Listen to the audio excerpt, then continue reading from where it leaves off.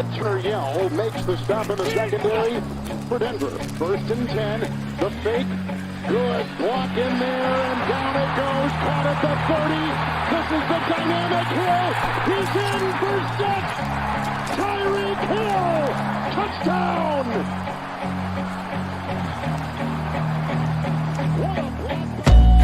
Into your hands a plan, your own hands can land your own brand. And damn, I feel like no one takes accountability. They want the credibility, convincingly unwilling to put in the hours it takes to get some power. Don't be fucking sour, take a cold shower, scream until you're louder, work until you're prouder, and all the doubters, they're just your downers. I swear to God they all let me down. I always fought just to wear the crown. I'm off, it's these fucking clowns who were all taught they deserve an ounce. It's only worth it if you work for it. Chiboy. What is happening, everybody? On a Friday, payday. Thank you. Need that. Christmas time is upon us. Holiday season. Hope everyone is well. Hope everyone is warm. It's warm right now in Florida. It's going to get cold and rainy all week. But, it is time. It's time. I was going to do film breakdown live yesterday, but the freaking website wasn't working. So I got to get better about doing it on, earlier, I guess. I don't know. Whatever. Who cares? Man, that game last night, definitely the highest scoring Thursday night game, I think. I mean, there was 80-something points scored, 90 points scored, a lot. Man, think about that. In one season, 2 games could have gone 70 over. I mean, 63 points. Wow. So we are going to do some film study today. We're going to look at some of the stuff that went wrong with the Dolphins. We're also going to look at the Jets. That pretty much that second half, they were turning it up, and we'll look at stuff. Shout out to everybody watching. I see people in the chat on YouTube. Samuel, Joe, Mike, what's going on? Dolphineer. I also see Michael and Dean watching on Twitter. What's happening, you guys? Salute. Make sure you guys are hitting the like button, sharing the stream, letting people know that we're live. Going to go into some stuff. Some news coming out here recently with Mike McDaniel just having his press conference. He's some players, we're injured all over. It's terrible. It sucks. I'm not happy about it. I'm not happy about all of the injuries. What up? Out of Europe. Word. Quite nice. Sweet. Yeah, man, this is bad for the Dolphins right now. It's not good. This is not good. We've got players injured all up and down the roster. Deshaun Elliott will not play. Robert Hunt will not play against the Jets this weekend. We're holding on hope about Tyreek. He hasn't practiced all week. I'm getting conflicting reports on the Tyreek Hill thing about the ankle injury. I'm getting that, there's people saying, oh, no, he's definitely going to play, and then I'm getting people that are saying that the Dolphins are probably going to keep him out, hold him out. And that sucks because if you look at how this offense ran without Tyreek Hill against the Titans on Monday night, it is a shell of itself. It's terrible. What's up, Shake? It is not the same offense without it. And no, quite nice. Nobody's afraid of Zach Wilson. He had a outer body experience last week, but it's Jets defense is good. Been good. Everybody know Jets defense is good. And with our offensive line in shambles and Robert Hunt not playing, it's going to still be a patched offensive line. We don't know if Teron Armstead's playing. What's up, Q? Kyle, Bihana, what's going on, guys? Hit the like button, everyone. Yeah, Bihana saying Tua ears in shambles. I mean, listen, Tua and the offense as a whole did not have a good day. And it's pretty much, here's the deal. Not unlike Drew Brees, Tua and Drew Brees both have this thing. They need really good interior offensive line play because both of those quarterbacks like to step up in the pocket to deliver their passes. If they got to start, getting happy feet like we've seen, Tua starts getting happy feet and we're in for a long day. And the Jets would love nothing more. I mean, listen, no lie. Before we played this Titans game, not that I was looking through the Titans, but yeah, I was looking through the Titans because the Jets are a opponent that's a division opponent. It could go either way. They could have no wins right now and show up and show out for their Super Bowl against the Dolphins, just to play spoiler.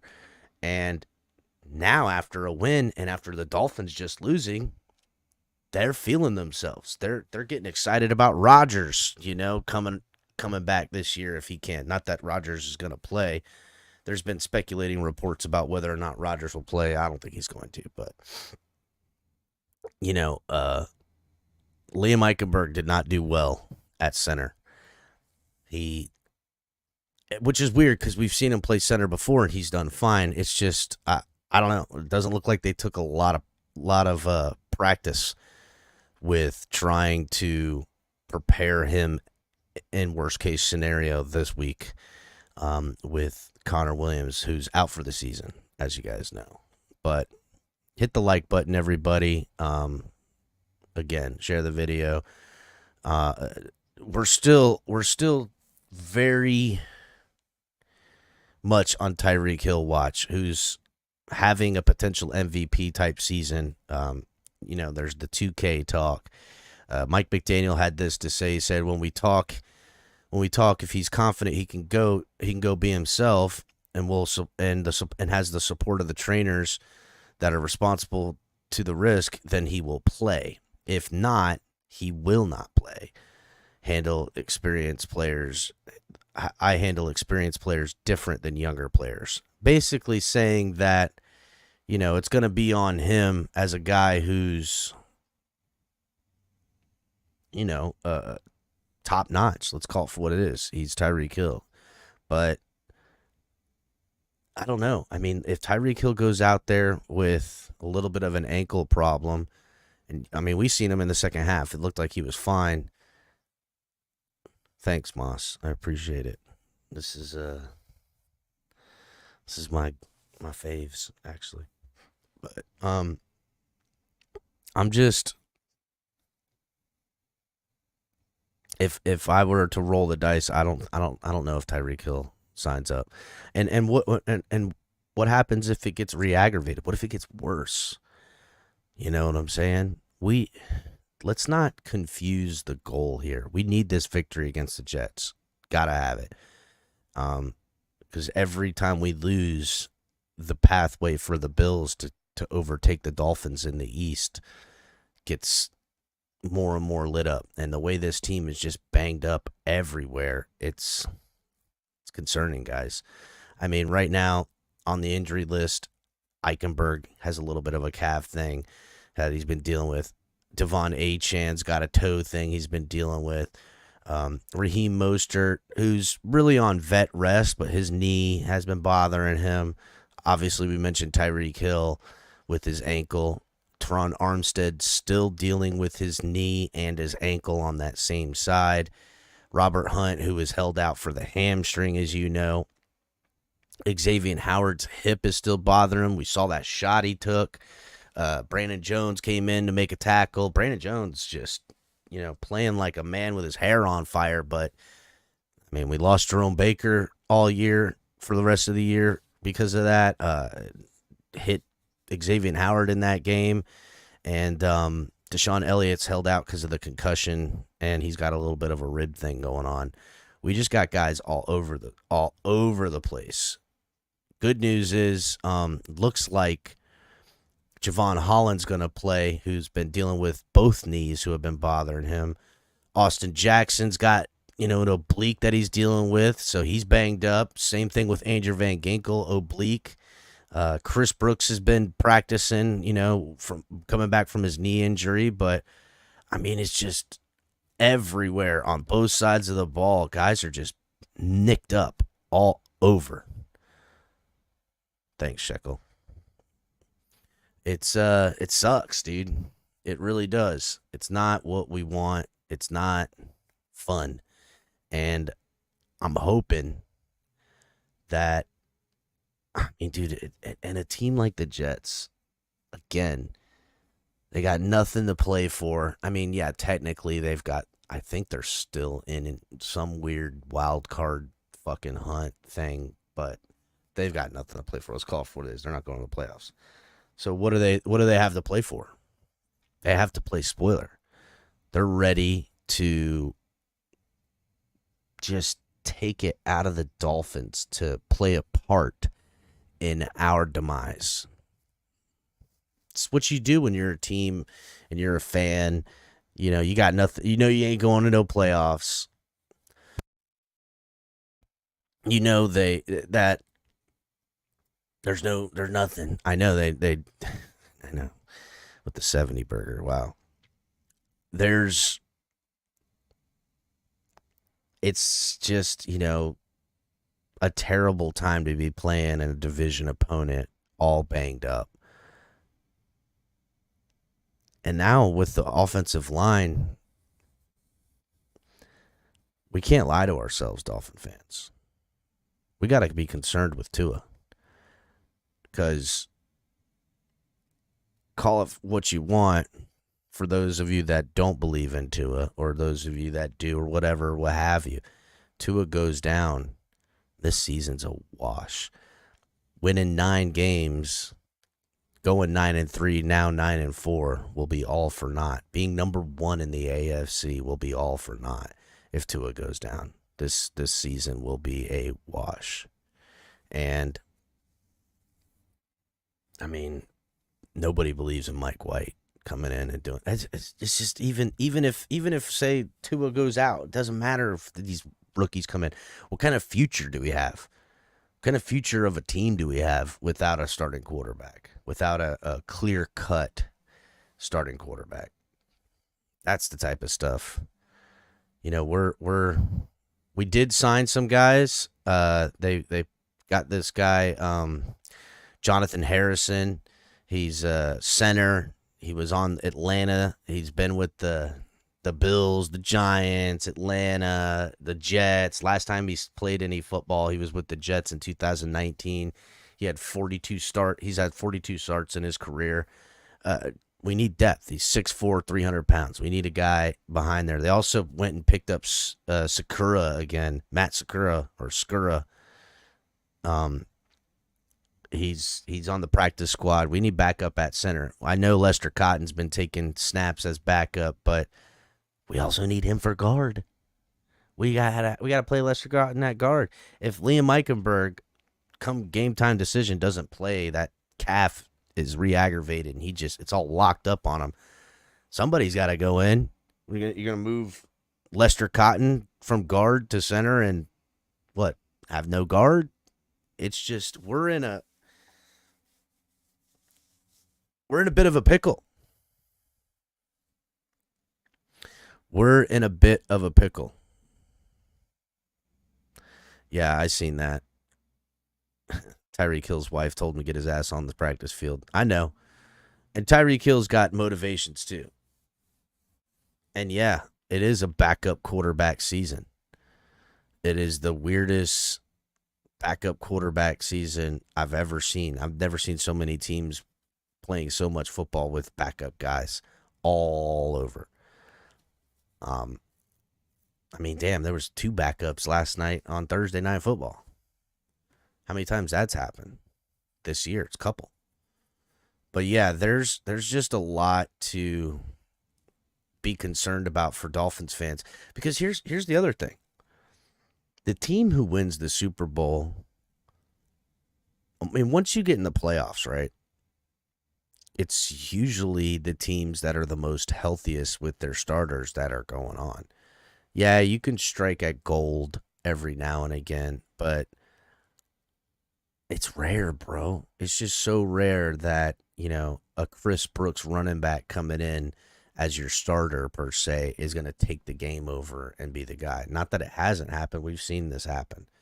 But you gotta have the healthiest team you can. And this injury report coming out for the Dolphins is no bueno. It's not good. It's not good at all. And it's rough, dude. It is rough. So I'm not happy about it. I know Dolphins fans aren't. The Jets are not a great football team, but Salah's a good coach. They got a well-run defense, and they're going to try to play spoiler. That's it in a nutshell, bro. They're going to do their best to play spoiler. They're going to try to kill us. If not for nothing, just derail our season. That's what we would be doing, Dolphin fans. If we had 4 wins right now going against the Jets, who have 9, we wouldn't be talking about playoffs. We'd be talking about making sure the Jets didn't go to the playoffs. That's what we'd be talking about. Everyone knows it. And if you say that ain't what you would do, you're a liar. That's just a fact. That is just the facts. So it's concerning, and I mean, I guess it's better that we're going against a team with 4 wins, but we just lost to a team with 4. Or wait, did the Jets got 5 wins now? Whatever, it doesn't matter. This sucks, guys. It does. It's not fun. It's not a fun place to be in. It's definitely not where I imagined we would be in at this point. I imagined us to have 10 wins, handled the Titans at home, injuries, whatever. I mean, that is what it is. But I expect this team to be far and away better than what I've seen from that Titans game. And now that we've seen this, it's concerning. Really is. So I'm going to present. We're gonna look at this film here. Let me go ahead and pull it up.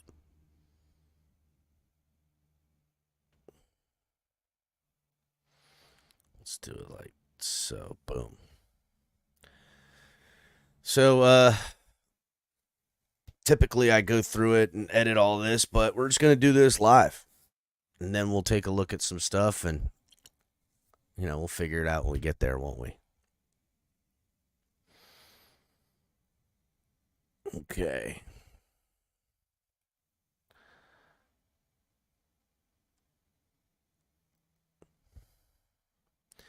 Dolphins on defense do a decent job in the first drive. Dolphins defense, it was absolutely apparent that, one thing you don't want to have happen is let Derrick Henry beat you. And they did a great job bottling up Derrick Henry. Yeah, he had 2 touchdowns, but I think he averaged under 2 yards a carry. And I think he only had like 30 yards, not even. Like, it was great job by the defense for most of the day. There was a little bit of a collapse there in the latter part, but for all the people blaming the defense's late game collapse, I would blame the offense for never showing up.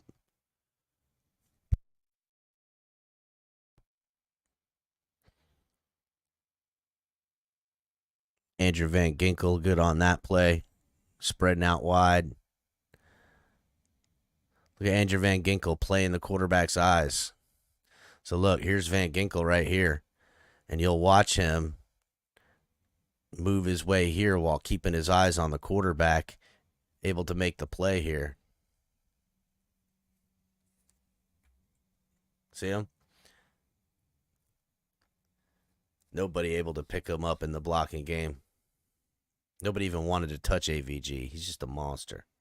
That brings up 3rd and 10 for the Tennessee Titans. They go 5 wide, and this is where the Dolphins want to work. Almost picked off there. And that's where Brandon Jones early in the game hemmed up. What's his name? Xavier Howard.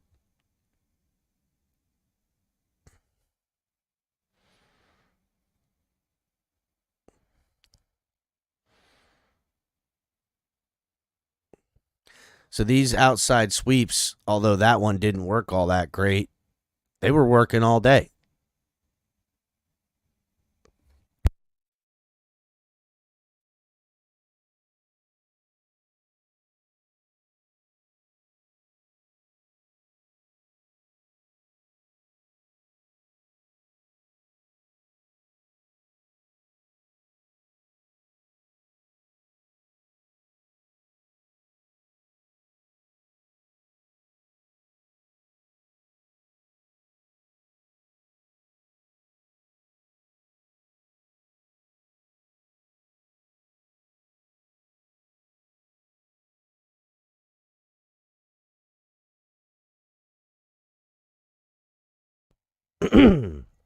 They did a great job with this 3-high shell here. Literally triple covering Tyreek. If he breaks this way, they're gonna be able to double cover him. If he breaks that way, they're gonna be able to double cover him. Making sure to account for the deep ball. They took away the deep ball in this game, but they also did a good job with their linebackers playing the middle of the field. Because the Dolphins, that's what they like to do. They like to use Tyreek Hill to clear everybody out and then find these soft spots where they can, especially in the middle of the field where Tua is his most deadly, to deliver the ball to take pieces out of you. The thing with the 3-high shell is it's going to typically leave these areas of the field open at some point. It's just what's going to happen in coverage. Tua should have taken this guy wide open, but the play call to clear it out, taking the safeties away, is supposed to be here, but the linebackers did a good job closing up the middle on this one. Boom. And all but got freaking Waddle killed on that play. Waddle ended up coming out for a little while after that hit. Thank goodness he came back. But again, got to kind of take what the defense gives you. They had a great defensive plan. And, it is what it is, dude. Lesson learned for the Dolphins, who've had the most high-powered offense in the NFL, to take what the defense gives you sometimes and reel it back. Mike McDaniel and them really got to think about it.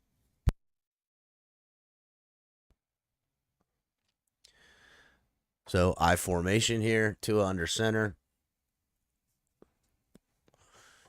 Let's get that run game going. That outside sweep looking good. Oh, Achane, get bottled up.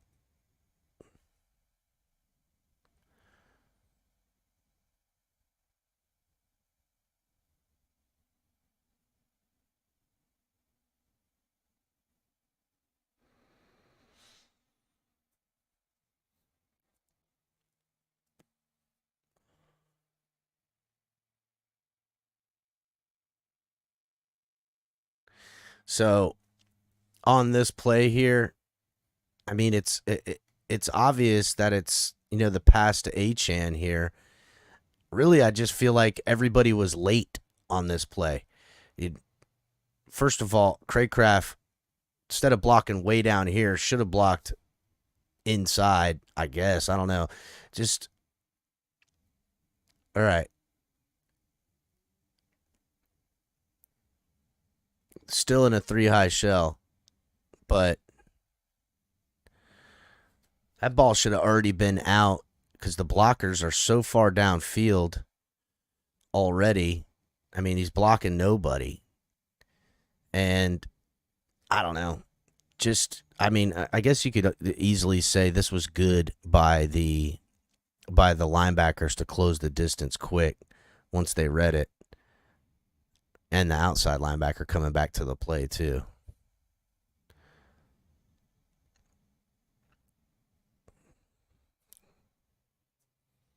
I mean, Craycraft was trying to block somebody 15 yards downfield. Like, I mean, don't get me wrong, that is good to take it to the house, but probably should have blocked somebody else first.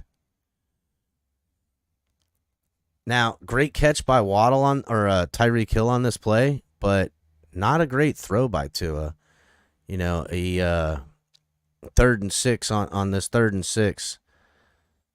One of the few catches, I think he had 4 on the day. Just a little, I don't know, a little short. Tyreek has to come back for it on this one.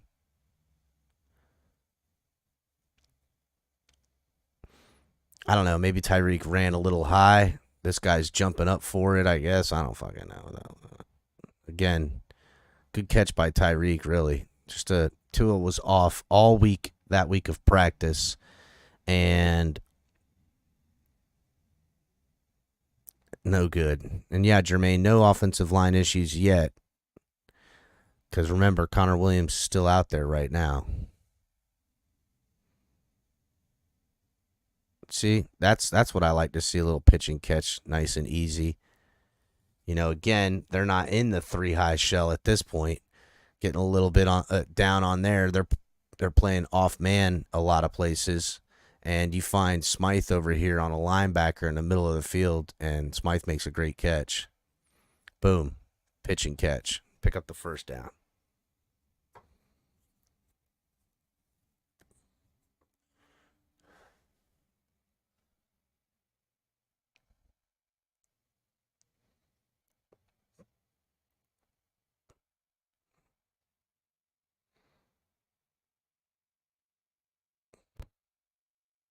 Raheem, bro. Raheem Mostert is a monster. Yes, this is the first drive. Q. Hit the like button, everybody. So now Connor Williams was out on that play. That play we just seen, that last play was where Connor Williams got hurt. That's Eichenberg now snapping the ball. Because here comes trouble in paradise.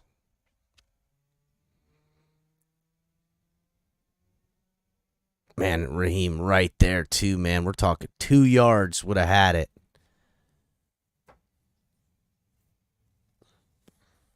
And here's where the fumble snap comes. And I mean, listen.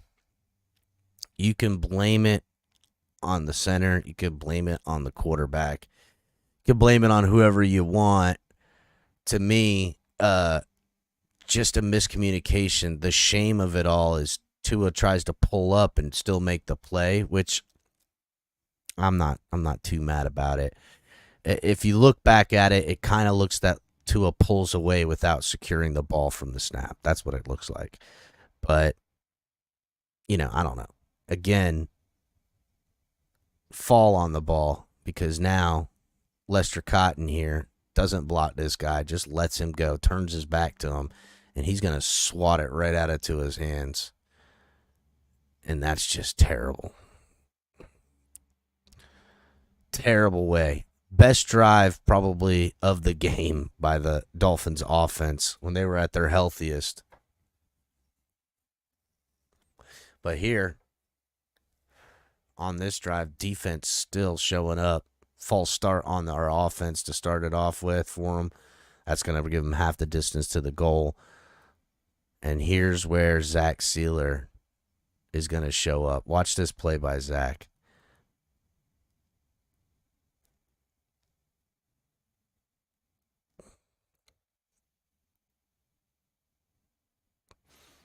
Oh, no, it's the next play. Bottling up the running back.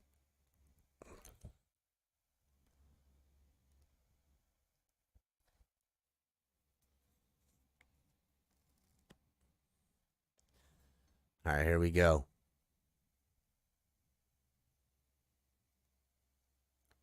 Man, I want to look at that again.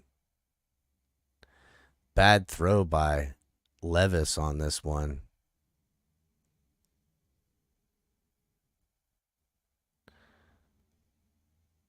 But damn, if he would have hit him, that could have been bad if he would have hit Hopkins. If you'd have had a little bit more time, which good by the Dolphins' defensive line getting on him real quick, but if he would have had a little bit more time, he could have found Hopkins, and that could have been real ugly.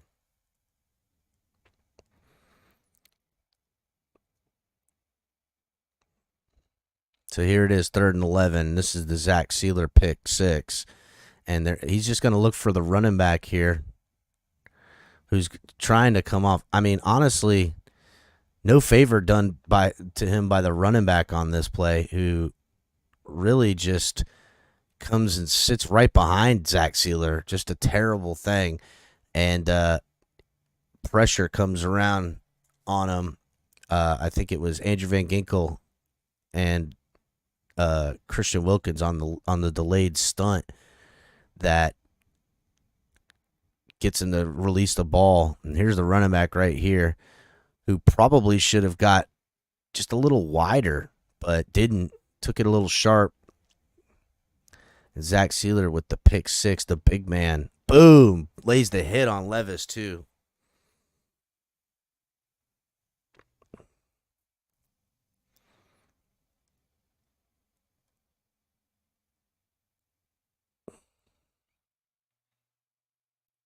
So now Tennessee back with the ball from the 25.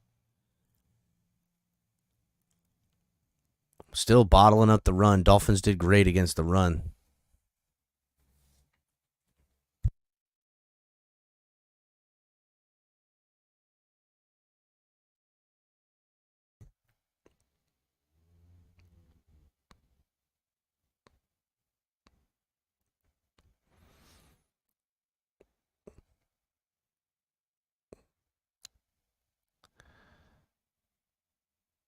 So something you'll notice when Derrick Henry on first down is in there, Dolphins were loading up the line, to just make sure that if Derrick was going to run, he was going to have to try to force it inside. Don't let him get ahead of steam. We heard that for all you guys that watch Hard Knocks.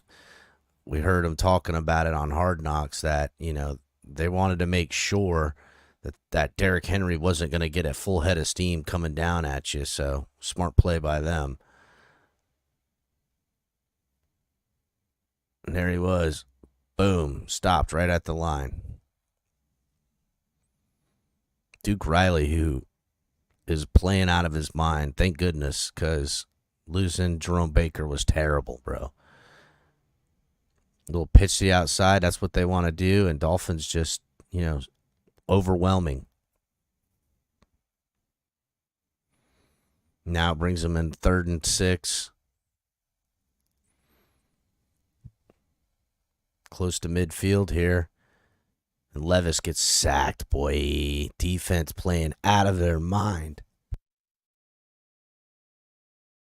And it's this first quarter, this first series, where I'm looking at the defense scoring points, doing what they're doing, and for anybody to say, oh, the defense lost them the game, you're wrong, bro. The defense didn't lose them the game. The only reason they were in the game ever was because of the defense.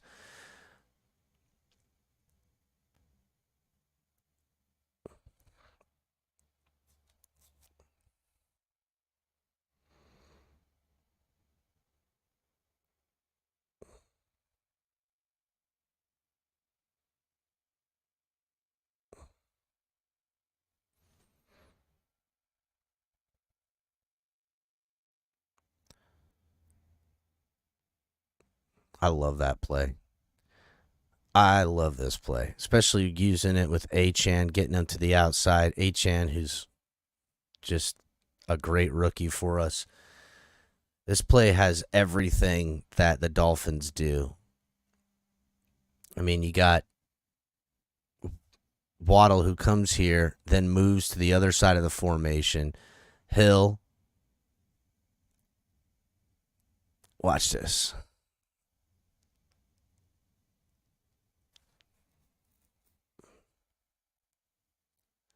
Hill goes into motion late. Pitch back in and around. And look at that. Look at the blockers coming out front. That's Eichenberg right there. And here comes Austin Jackson. And here, look, here's their D-line. Far and away from the play. Blockers out in front. Just a great... Actually, no, that's Alec Ingold. My fault. Oh, no, it was Eichenberg. Who really kind of got in the way of Achane, but still good play all the way around.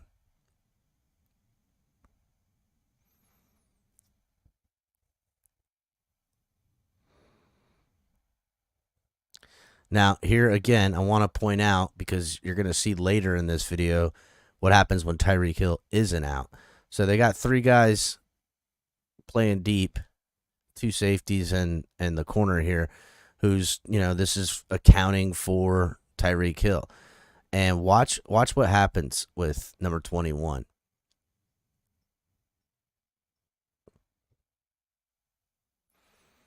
He immediately disengages on the inside to go and take Tyreek.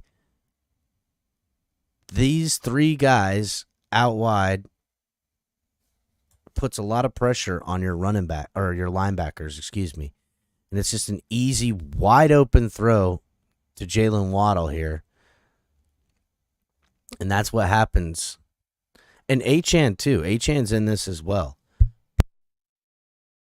Achane and what he does with his speed on the outsides accounts for the safeties being on the numbers rather than inside the numbers.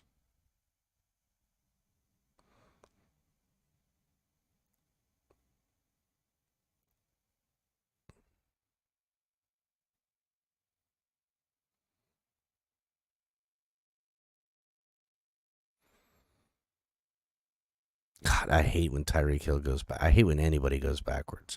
Now, first and 10, now they're going to have second and a bunch. And that's when Tyreek Hill got rolled up on as well. Second and 16, and now things are starting to get shaky. Barrios, who comes in for Tyreek. Waddle immediately showing up, gets all of it back. I mean, I think it's now going to be 3rd and 1.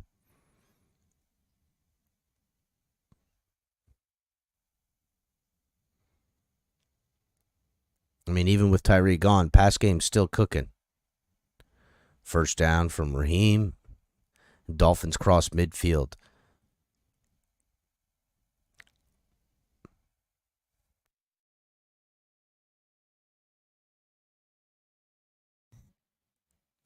Raheem again with the outside sweeps, just gouging them, bro.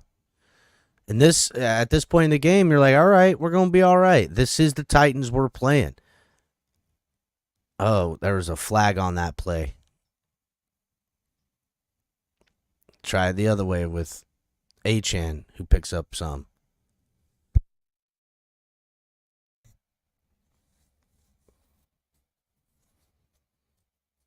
That's the end of the first. Now they're in the second quarter.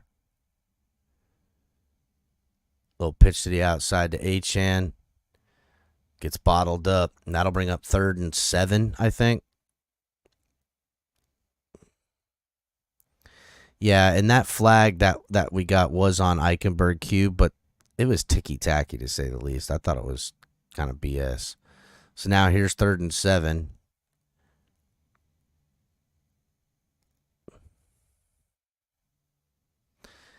And this is just a miscommunication on this play by Waddle and Tua. And I think what happens here from Waddle is he's coming across here, but seen Tua rolling out of the pocket, so he flips his hips to try to find open space, and Tua and him just have a miscommunication, and it almost costs him everything. He almost throws an interception right here. See what I'm saying? He was trying to get open, thought Tua was going outside the pocket. Now Dolphins got to punt. All that to end up punting the ball.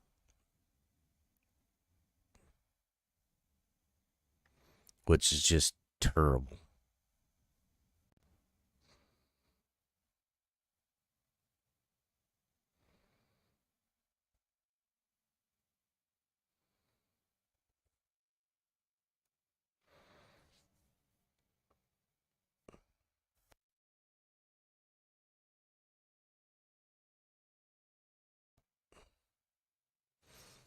Just good coverage by Deshaun Elliott. Listen, losing Deshaun Elliott, for you guys that don't remember the games that he wasn't playing in earlier, it is going to be a rough loss for the Dolphins against the Jets. Derrick Henry trying to make it to the outside, and that's right there. Derrick Henry with his hips turned, trying to square up to run in a straight line. Dolphins get to look. If he gets here and isn't tackled, it's big trouble. Because now, not that Brandon Jones could make the tackle, but that's how Brandon Jones ends up on a highlight reel, getting hurdled, getting stiff-armed, getting blown up, something like that. But Duke Riley comes across, plays cleanup with the rest of the guys. Again, Deshaun Elliott making his presence felt.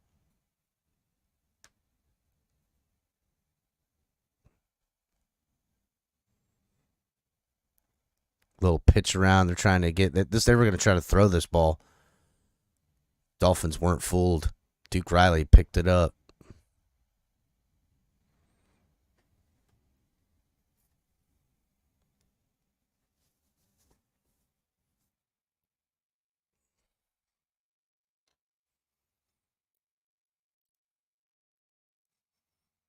Short of the first. Oh, look, they gave it to him. Oh, that's right. I remember seeing that on the replay. He got the first.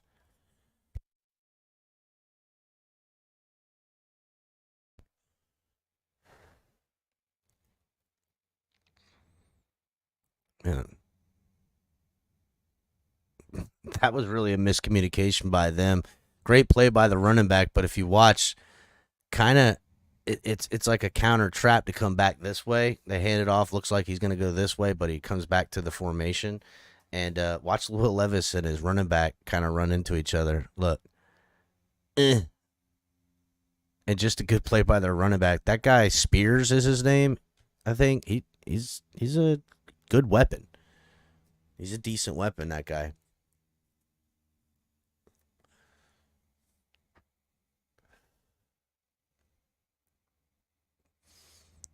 Dang, boy. Defense swarming on that one. Swarming. Playing the run, and if they decide to pass, then get to the quarterback.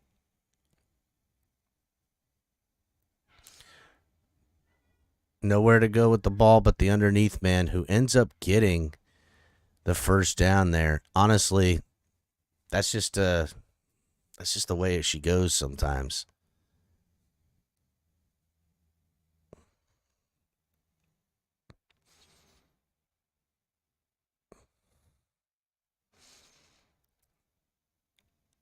Wow.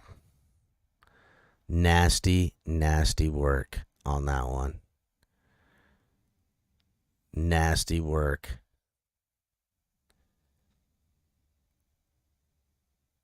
Why is that's not Hopkins here. Why is Ramsey playing so deep on this play?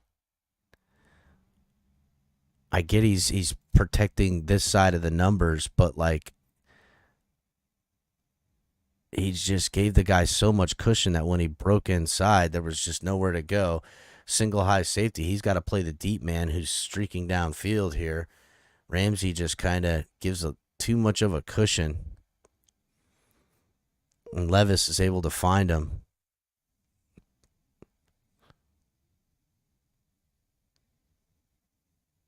And they're marching.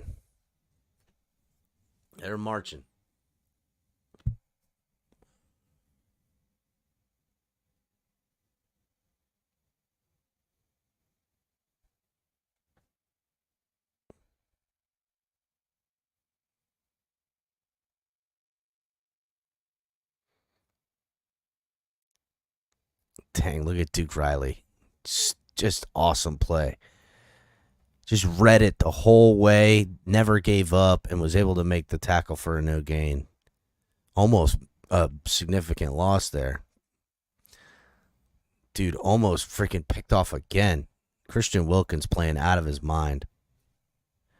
You know, I'm one of the guys that doesn't believe in paying Christian Wilkins the bag, but it's not for the lack of him not earning the bag. That's a fact. That guy is killing it. I just don't think we can afford it.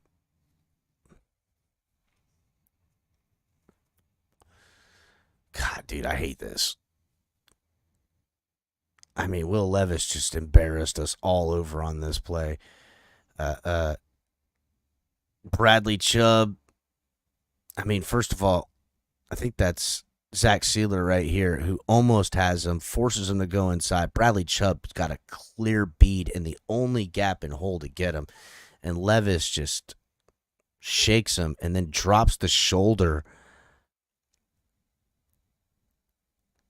Look at Ramsey, came all the way, ran like 25 yards to make this tackle, and just, boom, puts his head way too low. Jeez. Now it's 1st and 10 from the 12-yard line.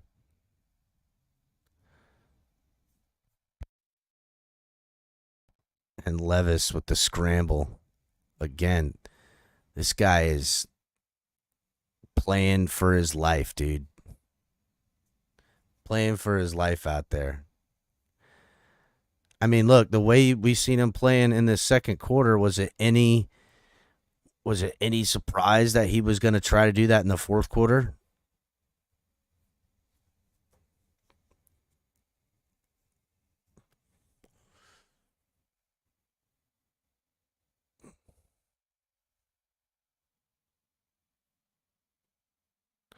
They ended up scoring on this possession. Derrick Henry run. I think it's right here on 2nd and goal. They try a wildcat. Derrick Henry just takes it. I mean, it's kind of like a cheat code. You got a big, gigantic running back like that. You just run it 3-4 times if you got to, and you'll get it eventually. I mean, you're only a yard away. If you can't, you got... I know, Brian's brains. It's a hard tape to watch, dude. I almost don't want to watch it.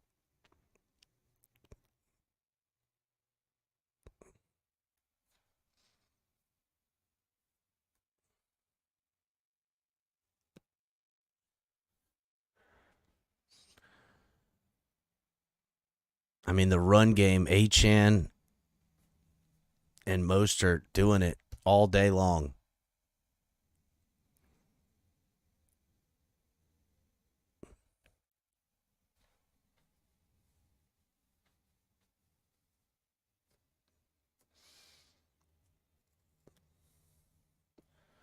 Mostert with the second effort.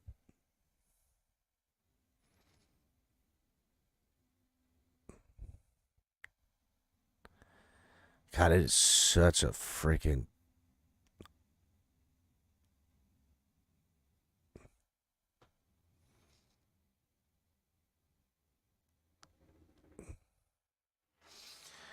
You know, I like Berrios a lot. I like his fight. I like how he plays the game. I'd like to see him get more opportunities, honestly. I just don't see why does, when Berrios is on the field, Tyreek isn't. Now, I get Tyreek's injured at this point in the game, but like, to me, there's like a speed package that we're not using with having Waddle, Hill, and Berrios out there. I get that they're all not the biggest wide receivers, but when you have an accurate quarterback like Tua, what are you worried about, you know?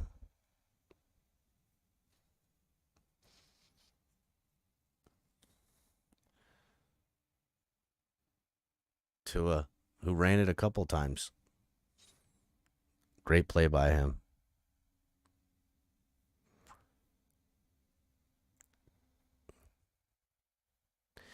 You know what? Tired of watching every fucking play. Where are we at? Ended up with a blocked field goal on that one.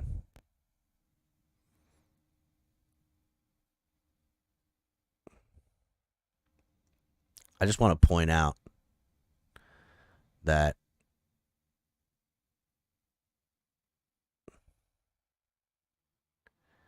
after this fumble, the Dolphins then get this touchdown. And then another fumble by them. Dolphins get another touchdown. the defense giving them short field positions. 3 plays, 7 yards. 4 plays, 8 yards. The other touchdown they had from the 4 plays, 2 yards. Zach Sealer interception. Just to put a caveat on why on the offense that didn't show up. Now, we can sit here and watch these drives, and I guess we will. I know everybody wants to blame the defense anyhow, so fuck it.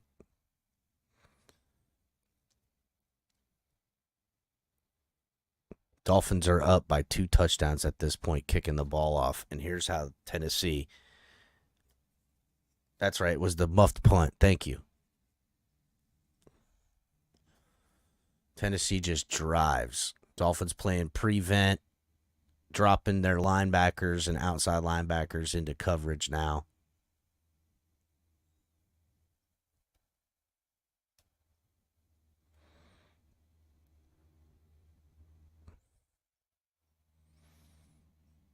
Damn, almost picked off by Cater Kohu on that one. 3rd and 4.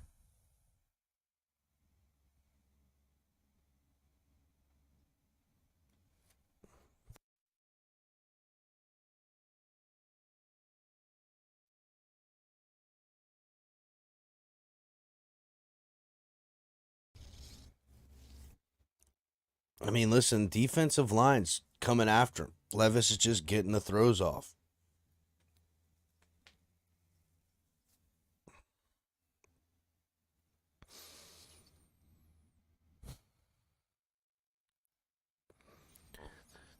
I know.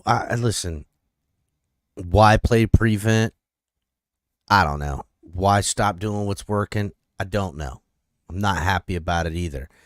But to sit here and say the defense didn't close it out when the defense was the reason why we were in it,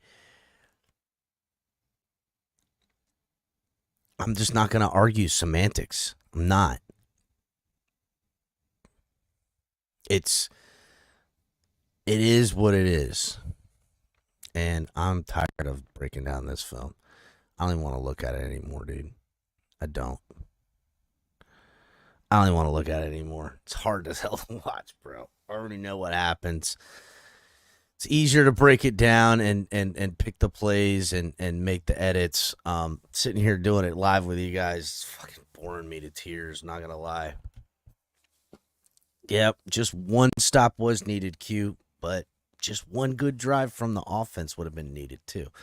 Or as the offense, don't go 3 and out. Or on the final play of the game, don't,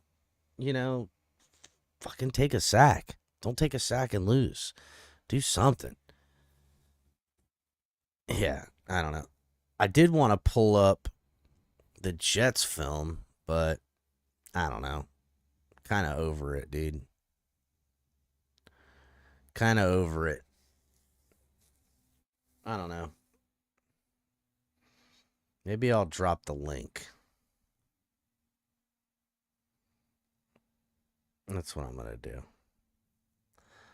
I'm going to drop the link. I'll let you guys come in here and debate me about whose fault it is. How about that?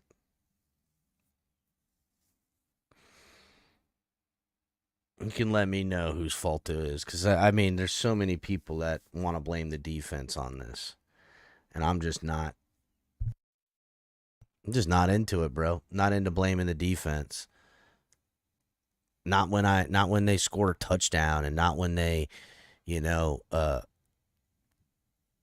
a fumble recovery that puts us inside the 10, and not when, special teams, which is mainly defensive guys anyhow, gets a muffed punt and allows the offense to score. I mean, the stats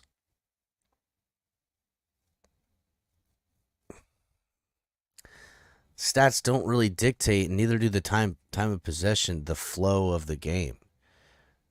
I mean, that's it. Oh, Q coming up here to debate me. Go ahead, Q. Tell me why I'm wrong. What's good? What's good? What's going on, El Capitan? Great breakdown, Oh man. bro. Great breakdown. Yeah, Can you Go ahead, buddy. can you hear me? Can you hear me? Yeah, I hear you Am I fine. loud and clear? All right. Loud and clear, brother. Listen. I just want to preface this. I know everybody's looking at me like, oh, what's the Tua guy? He's gonna come and defend Tua. Let me preface this. It's everybody's fault, including Tua and the offense. Now, there were moments where I'm going to pin the fault on the defense, and there were moments where I thought it was on Tua. There were moments where I thought it was, because of Tyreek out of the game. There were moments where I thought because of Connor Williams and you bringing in Eichenberg, and that's why I say it's And everybody's McDaniel fault. too. Don't forget McDaniel. McDaniel as well. McDaniel as well. And this is what I say. And I know you heard me say it's a defense. No, I said it's the defense fault for not closing it out. It's Tua's fault for not winning it. Because at the end of the day, when the defense failed to close the game and they made the game as close as it was, now the responsibility falls on Tua's shoulders and the offense. I know you don't have Tyreek out there. I know you don't have most of your starting O linemen, but you got to make something happen in this fourth quarter, in this final drive. Now, the previous drive to the final drive, I'm not going to put it on Tua or the offense, because they did what they had to do. They ran the ball. They tried to kill the clock. Mind you, Mm-hmm. Tennessee was down what, 7 points or 6, Mm-hmm. and Mm-hmm. so and that was the game plan. Okay, the previous drive to the final drive, you're going to try to kill the clock. Yeah, they ran it 3 all times and went 3 and out. 3 times. Yeah, 3 and out, and that's what they did. The last time, the final drive, they had to make some. They had to pass the ball. It had to be Yeah, got two it. time. And like I said, it wasn't to a time. He failed to rise up to the occasion. It was, I think, the moment was too big for him at that moment. Maybe it's because of Tyreek. Maybe it's because of O line. Whatever. Right? It should have been to a time at that time. But then again, you were up 14 points. So the I, blame, you have blame to go around. Everybody shares the blame, yeah. and that's what I want to say. I feel like the thing that frustrates me the most is that it was such a missed opportunity for Tua. You know what I'm saying? In a way, with Tyreek nicked up and playing, sparingly, and all that stuff. If Tua could have just done a little bit more, I don't know. See, my problem with Tua is my problem with that last drive was he looked goofy as hell, bro. Like, He did. you know what I'm saying? It You know was what I'm saying? Why you embarrassing. slipping, bro? Why Yeah, you dude. slipping? That's my dog, and he out there looking goofy as hell, bro. Like, come on, who's While I'm watching Will Levis will his team to a victory, it's irritating and it drives me nuts. And with all the narratives that surround Tua, it didn't help his case, and it drives me nuts. And I get it. There's fans of Tua and fans of the Dolphins that they're ready to fight tooth and nail against the narratives and all that stuff, but all you did was just throw an absolute gas bomb on top of this fire that the haters are trying to brew.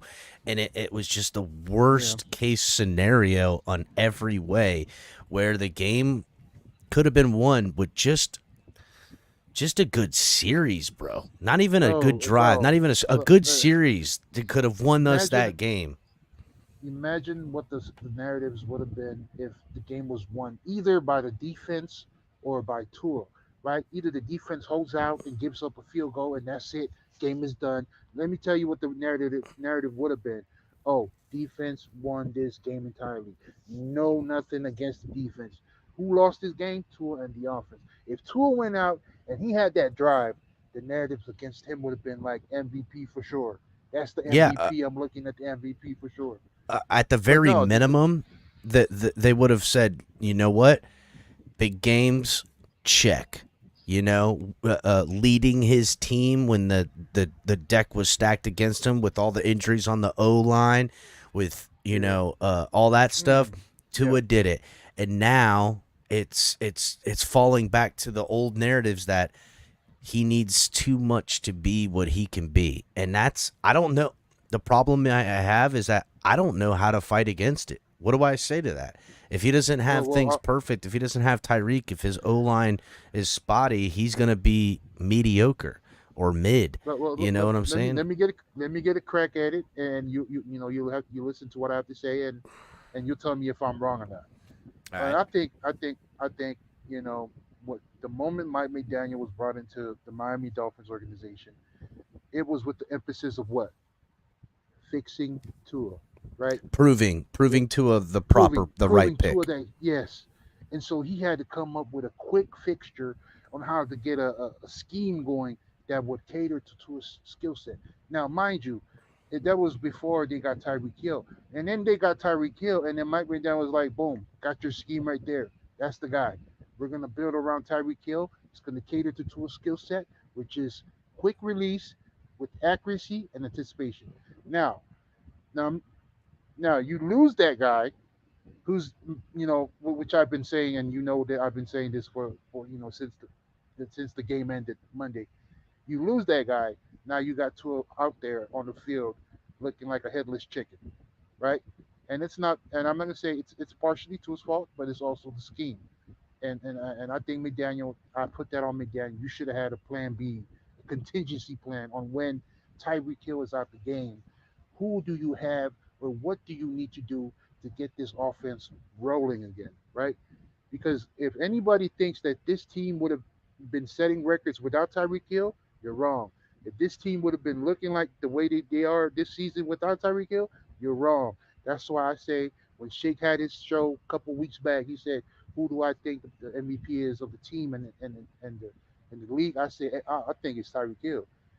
Tyreek Hill is the MVP. He's the entire scheme right there. And so, what do you think about what I have to say about that? I completely agree with you. And I would say this, there's a lot of people that are like, well, Tua is making Tyreek Hill too, though. Tyreek Hill's having his best year. It's stuff relative like to Hill the same way it is to Tua, but the difference is you have nobody on the team who can produce like Tua, who can be relative to Tyreek Hill like Tua.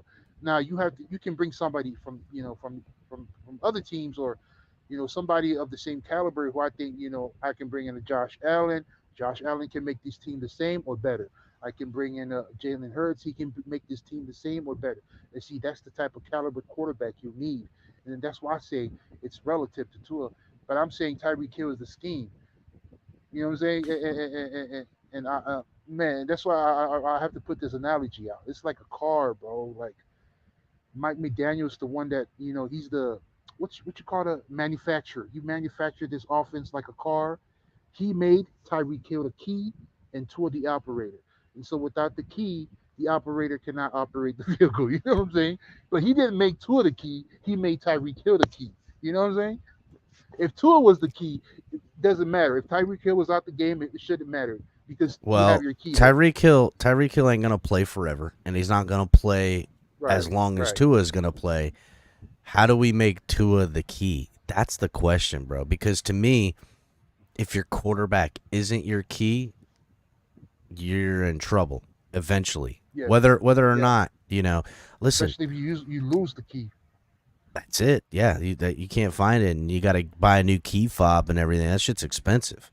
Yep. It's a dilemma.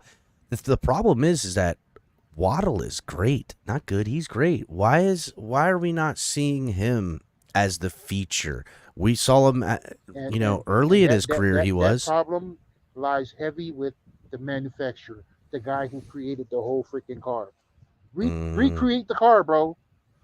You got it, bro. Like that's why we brought you in to create a car that would run smoothly. You built a Mercedes. I mean, not you built a what you call that? Super high speed car, fucking McLaren, Lamborghini, a Ferrari, McLaren. But the key, bro, you lose that key to that McLaren, it's not working. Yep. And now with him still nicked up, it's questionable whether he'll play against the Jets. Oh, man, I can't even. If he doesn't play, If he doesn't play against the Jets, what do they do? Is it just, Oh man.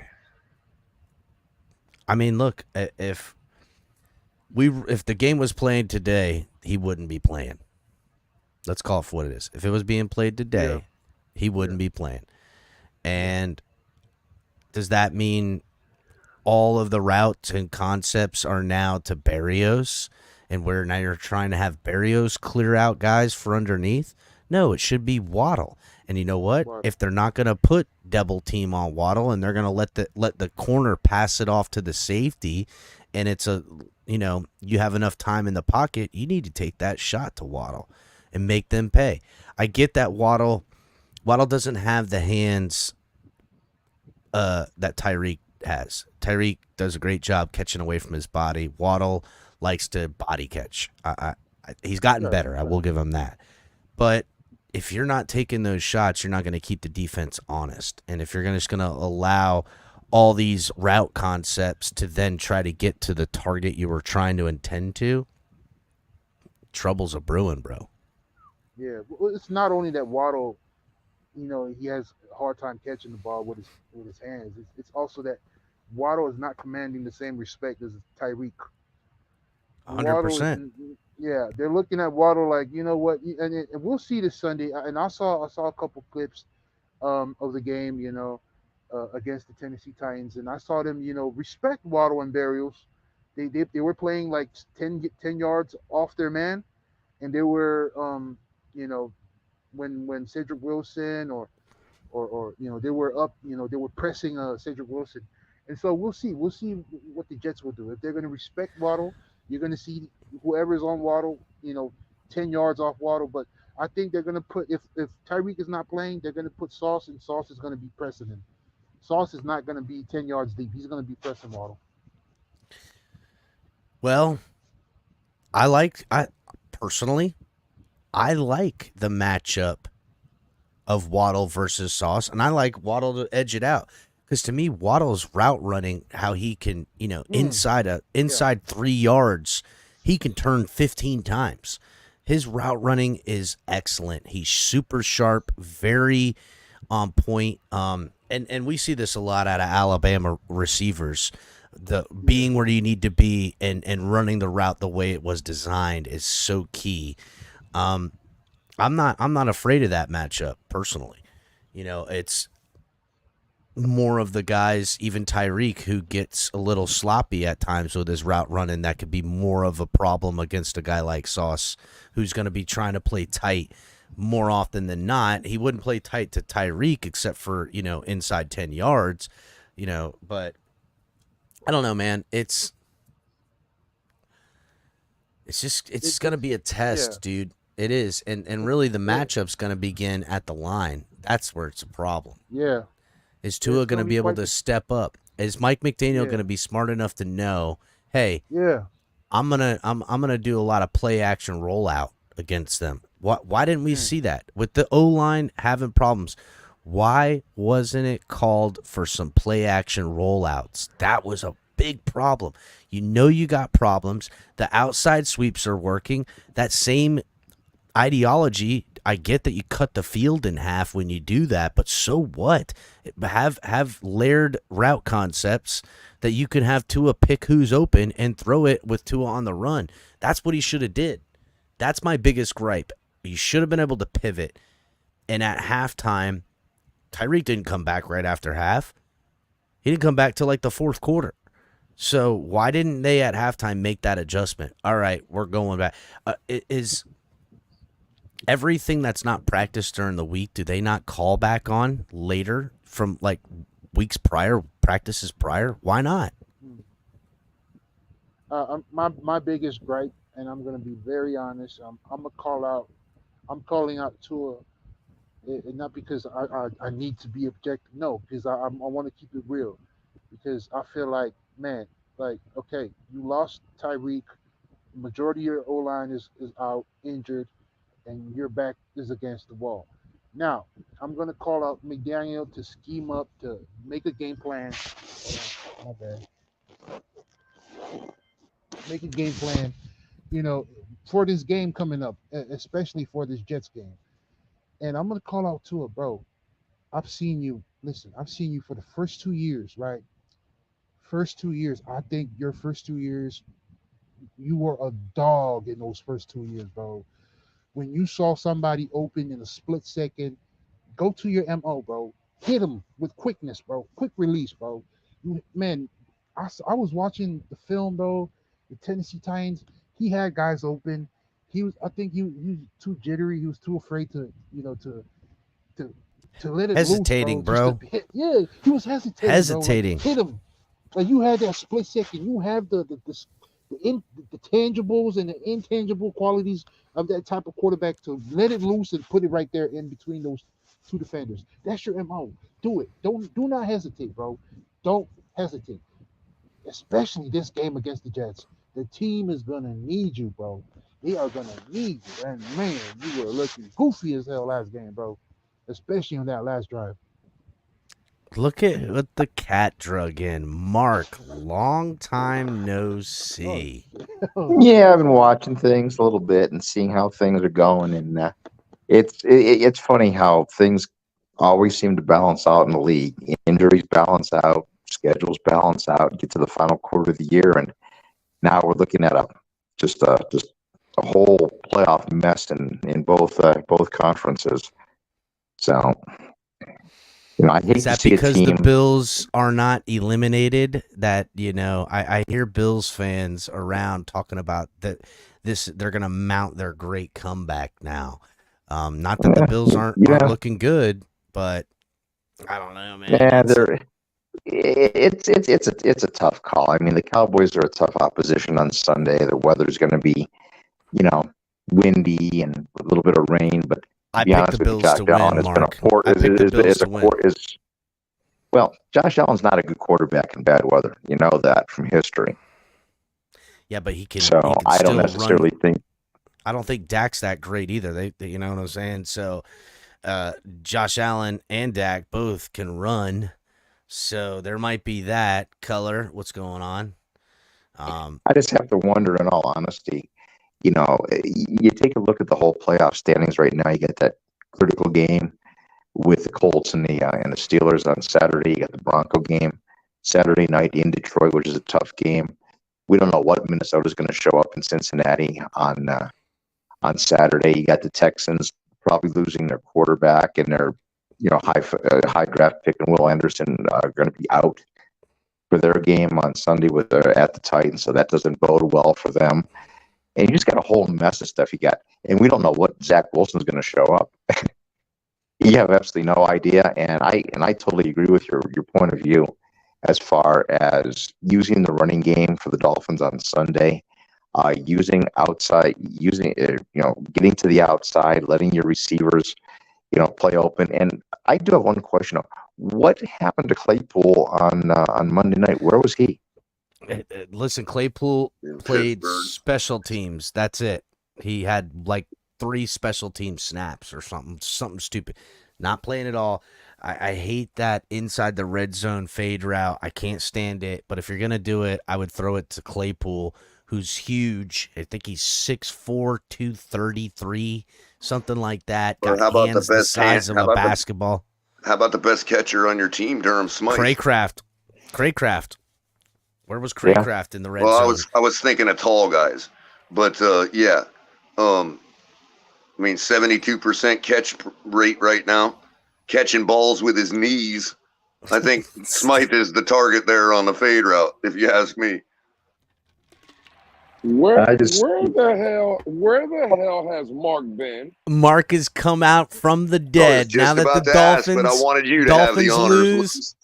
Dolphins lose and the Bills win, and they're mathematically not out of it. The Dolphins look like they're getting ready to slide with injuries all over the place. And here comes Mark. At these hotels that don't have Ethernet or Wi-Fi, Lewis. That's what he's been on business trips at hotels in the middle of the desert that don't have no Ethernet.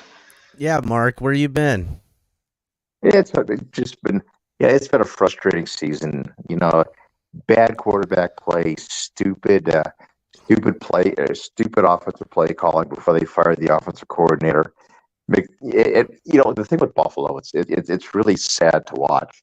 In every game that they've lost, minus the opening game of the season with the Jets, where they lost the game on the punt return, they put themselves in a position, and they don't use their timeouts correctly. McDermott can't coach for love nor money in a close game. So they get into a situation, they score, they take a lead, they leave the defense on the field and lose.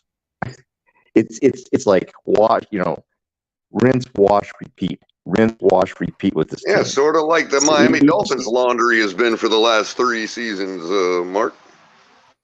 Oh my God! It's just frustrating to watch, and to me, the ownership in Buffalo's like, well, yeah, we're gonna stay with McDermott. We're gonna stay with McDermott, and you're gonna take a franchise or potential franchise quarterback, and you're gonna turn him into a guy that has a career like Marino, except he may not even get to one Super Bowl.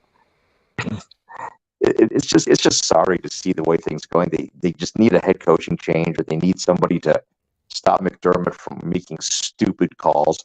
Yeah, Man, I hope you're right. I hope they do Yeah, get you rid all of needed McDermott. like a Harbaugh character for Josh Allen, bro. To be honest with you, man.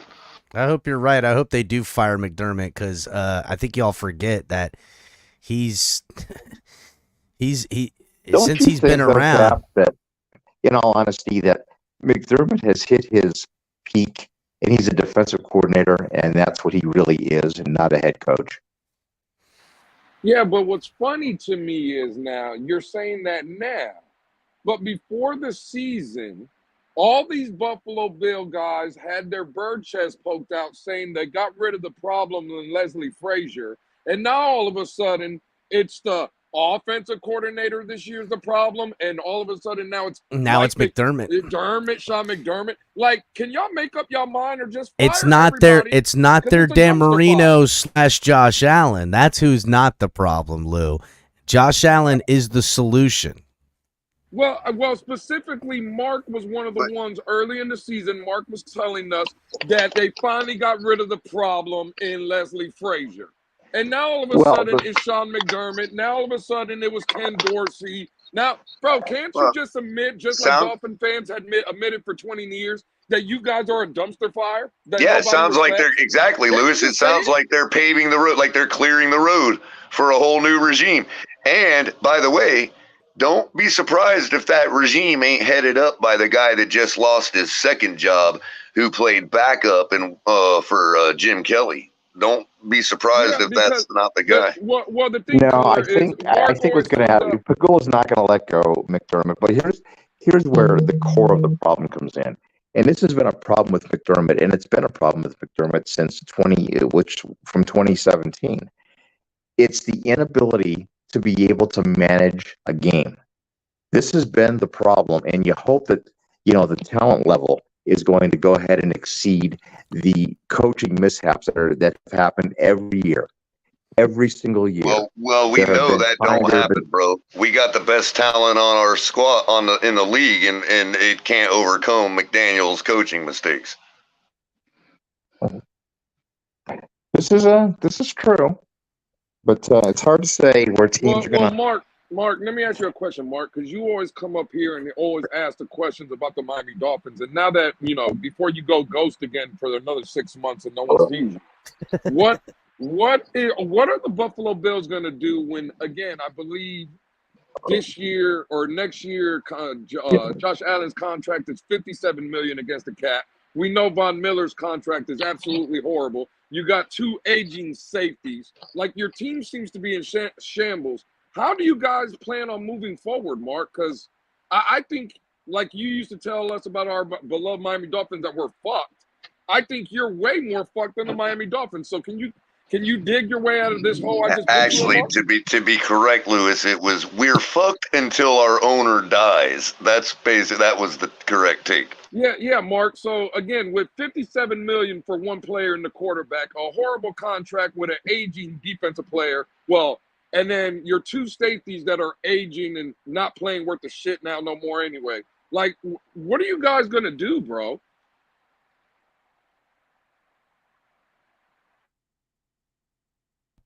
Nice going, Lou. You done ran him off. Oh, man. Oh man, I was just starting to heat up, man. My We had question the wasn't even fish that on the good. hook and everything. Well, that's Yep. okay. I'll answer for him. What we're going to do is become Miami Dolphin fans again. Oh man, is that Michael K? I see. Man, this is a bad representation of the Buffalo Bills fan. I'm just saying. Who is me, Lewis? No. No. You know the guy that gets lost every 4 months. Nah, he was in county for sniffing panties. Women started Jeez. getting creeped out. Damn. He was in laundromats. I'm sorry, Michael K, but don't ever say the word panties again in front of me. Yeah, it's fucking creepy as fuck, dude. It's fucking creepy as fuck. Yeah, he was in county for creeping out women.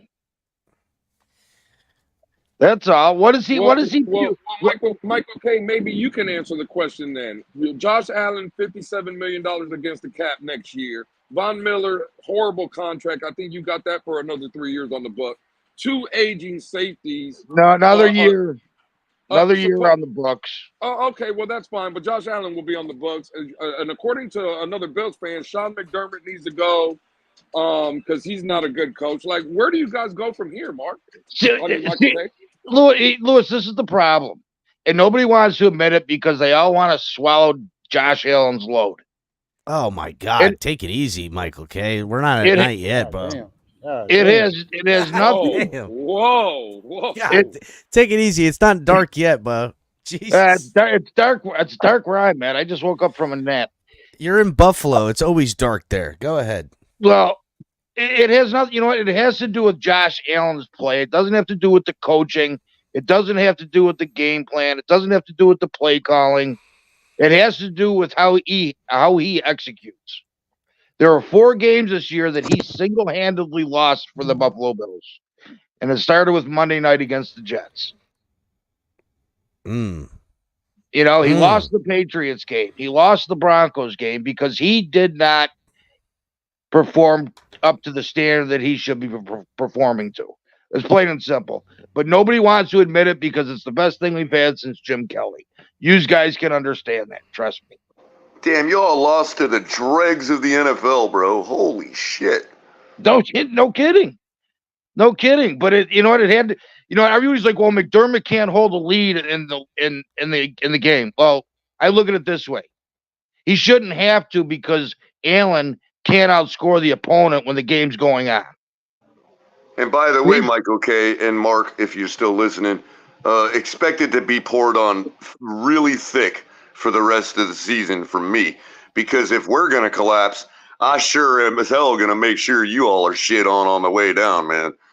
Oh, caller, have at it, man. Have at it. Because every chance I get, I'm going to ask you the probability. If we're going to collapse to the likes of the Ravens and the Cowboys and then whatever, you know, then, y'all lost to the dregs of the NFL, bro. Hold on a minute. You know what? If you collapse against the Cowboys and the Ravens, there's no, you know what? There's nothing to be disgruntled about. They're good teams. Well, you know, I'll still be disgruntled, but because we shouldn't have lost Monday. That's just all there is to it. If we do collapse, it's because we lost Monday night, bro. I'm just wondering how say they get rid of McDermott, right? How long will this continue before they start going, well, maybe Josh Allen isn't the guy. Maybe he is the problem. When does that become clear? You know what, with these contracts and the dead cap, there's nothing they can do. Allen is stuck here, whether we like it or not, for 6 more years. You know, nobody's going to get rid. Nobody's going to get rid of him. You could trade him. Yeah, you still get hammered with dead cap though. The dead cap's like $100 million. And he's already and look, I'm not trying to just. This is partly a trope, but not fully. The guy is not already showing signs that he just is not going to be able to provide the alternative running ability that has made him successful thus far. That's true. Made the Bills successful thus far. It's true. Well, you know what? Yeah, and it's funny you said that because somebody on talk radio here in Buffalo, you know, because unlike most Bills fans, I actually live in the city. Meanwhile, because Lamar Jackson's legs allow him to not be touched when he gets his yardage, he's still rolling right along and gonna be probably for another couple years unless he takes a bad hit to the head. I mean, come on, caller. You know damn well Jackson runs a lot better than Allen does. Oh yeah. But that's what I was trying to say when I was pointing out the obvious bias towards the quarterback who can run. All of a sudden, a white quarterback won't get injured and won't have his career. That doesn't even get touched when he gets yardage is somehow not going to be able to maintain that for his whole career. You know what I mean? Color's in it now. No, you don't. No, I don't forget nothing, Capitan. This issue and this subject has been on the shelf for a little while, but I don't forget nothing. I don't forget it either because I don't like that double standard. It's fucking, let's call it what it is. It's pretty racist. I don't like that shit. Meanwhile, Lamar Jackson throws a 40-yard strike on a rope into the end zone for a game-tying touchdown against the Rams last week. Tell me he can't throw the ball. I know. Well, here's the problem with Jackson. He doesn't get to throw it enough. And that's why that's out there that he can't throw the balls because he doesn't throw it enough. Well, partly that's him too by choice, and that may be a case where he likes to jazz. You know what I mean? So he sometimes he calls stuff. He calls his own number. You know? Oh, well, a lot of it has to do with their offensive line too. But I don't think that they're not. I don't think it's a case where they're not allowing him to throw. These days. So real quick, because I'm going to be shutting it down in the next few minutes because Shake's going on at 6 for the, drive time smoke show. Oh, drive time. Oh, yeah. And it's Friday night, so that should be an open panel, right? Yeah, it's going to be everybody dirty. Join us over there. I'll be kicking it over there. But what'd they say on talk radio in Buffalo about Josh Allen? What were you saying, Michael K? Well, and they're right too. And because everybody's like, well, he's not running like he used to. I still think, you know what? I don't know because I'm not one of the, and I'm not these analytical guys like the idiot that lives in Detroit. Right? I'm not like Mark from, Bill's Mafia that lives in New Mexico. You know what? I don't pretend to know that. Good job. What's it? You like that? Yeah, it was good. They're saying that even though, Pagula spent $256 million on this dude. And they took the run game away from him. That is guaranteed. That was fact. They came out and said it. Yeah. They're giving him his run game back, but I still think he's on a very short leash. And I think, and these guys are, and they're saying it, and they're some pretty smart cats in the business, that it still does look like that they're kind of holding him back a little bit. But it's helping. There's going to be a time and a place where they're going to let him go, but not right now. I don't have the data, but I could almost say in games in which he's throwing interceptions that are egregious, he's running that game lowering his throwing shoulder a couple times. And you don't feel it because the adrenaline's kicking, but you go and there's a little hitch in your arm and it sails or dips. I think that's happening. I think it's happening a lot. Well, here's the other Carla. Carla's back? No, it's Carla Jack.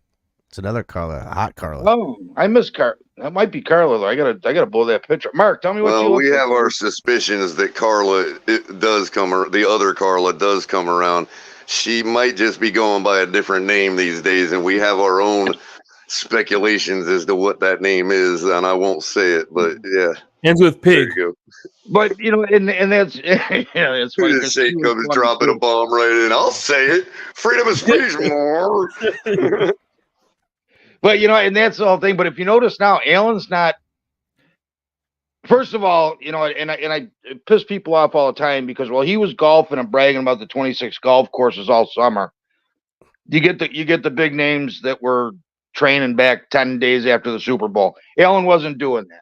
And I got a friend of mine, we go to his house, and his neighbor 2 doors down is like, I made him a card that said, member of the Josh Allen Bone Stroker Club, membership number 001, like he started it. Yeah. Because this guy would do anything for this guy. But he's out here making commercials, and he's all over social media talking about how many golf courses he played.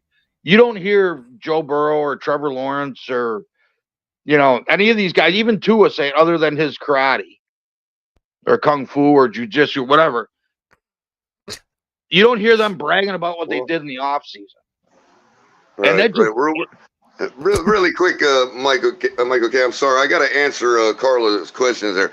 Carla is coming to us from Twitch, and we really appreciate that because we rarely have people sitting on Twitch watching. But we're multi-streaming our YouTube show onto Twitch for you guys, and all we do is talk Dolphins content here, pretty much, Carla. We don't really play games. I mean, some people here do fantasy sports, and some people here do Madden and stuff like that. You might find friends around here that will, you can parlay into that. But if you help us get more people over there on Twitch watching, I'd come over there and interact a little more. So, you know what I mean? Tell the Dolphin fans about us over there on Twitch. Yeah, I would do a live Twitch only if that was the case. And if you want, I'll buy shoes at 2 a.m. Isn't that what I will? And if I was to stream on play Twitch, some video I would just games. stream my daily duties. I would just play some video games, making my takes and shit. If it was there, I would play video games. I guess I don't know. I don't really play video games, but I'll play the new Spider-Man that comes out. I'll play whatever, dog. Play and I know we got a lot of people that like Madden around here. Madden football. So that's an option. We can make that happen. Oh, look, maybe some bath time with color. That'd be cool. Right, bath time with color. That's right. Coffee, a cup, and a bath. There you go. Yeah. But Color sitting in his bathtub with a coffee, smoking a cigarette. Shit would be lit. Look, it should be sick. Smoking a joint. I'll be smoking a joint. Fuck it. But as far as Twitch goes, I can direct you to a guy named Drubatron who stream. I don't know how much he's been streaming on Twitch, but he's got a profile over there and a channel that he plays like actual streams gaming, like his Madden gaming and all that. By the way, the only way I play Madden is on rookie with the salary cap turned off. Hey, look at Mark. I just had to turn my tablet on so I can read. Look at Mark. Come back up, Mark. Come on, buddy. Well, listen, I'm shutting her down. Shake's going live in 30 minutes, right, Shake? I was thinking about keeping it going, and I'll recycle that the stream tomorrow. Oh, okay. Nice well, Saturday midday. I gotta know, hey Mark, when you're in a random laundromat, we had a good midday Saturday last week, so why not? Yeah, all right, yeah, why not? Well then, hold it down, boys. I'll come back because I gotta go do something real quick. So give me some time. Go do something, Capitan. Yeah, we'll do another midday, and hopefully our buddy Larry L will join us.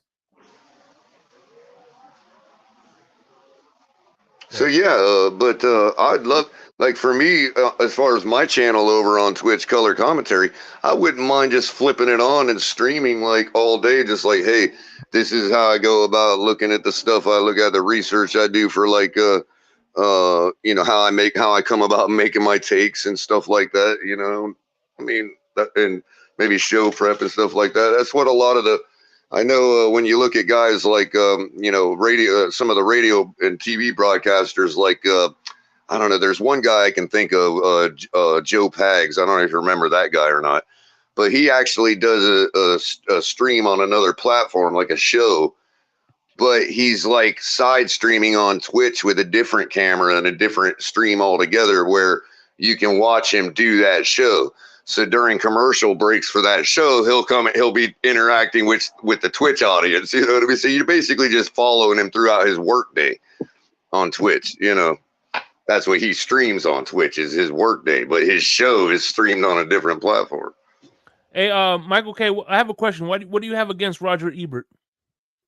Roger Ebert, that's Mark, man. Oh, my bad. That's Mark. I found a picture of him online. Well, I thought that was Roger Ebert.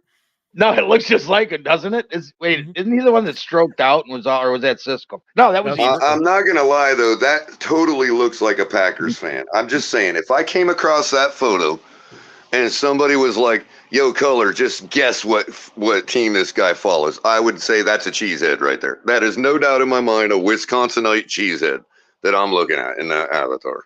To me, that looks like a pervert that goes after the brown panties. Damn, he left after that. What's going on, man? I just can't stand this. Look at some of his comments. Hit the wrong. Talking about quarterbacks.